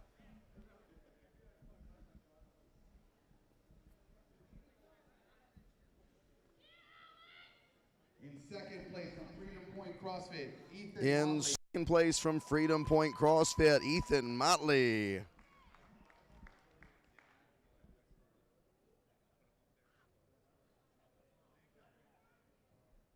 And in first place from Feast Fitness and Nutrition, Danny Campagna. In first place from Feast Fitness and Nutrition, Danny Campagna.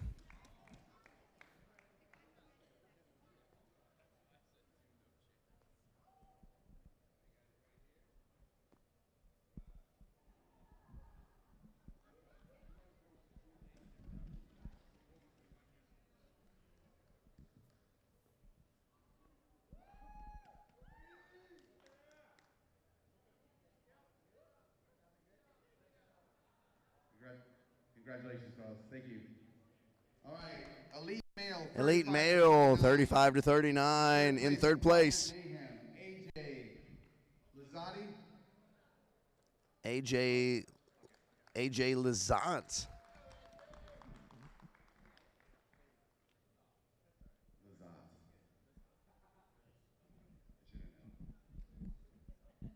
In second place from CrossFit Grandview. In second place from CrossFit Grandview, Christopher Pay.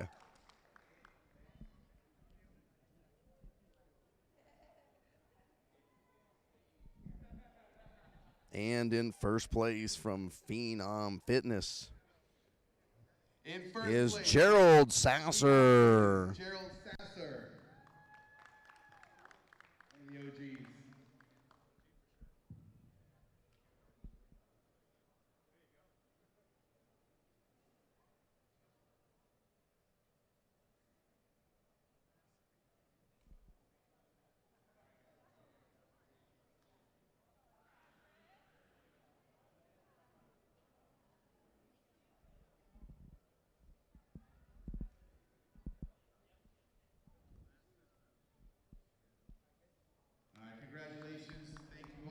Ladies and gentlemen, thank you so much for joining us. Thank you for watching. Thank you for participating. Thank you so much. This is Kyle Shipp, and we're going to sign out for MFC 6. We'll see you at MFC 7.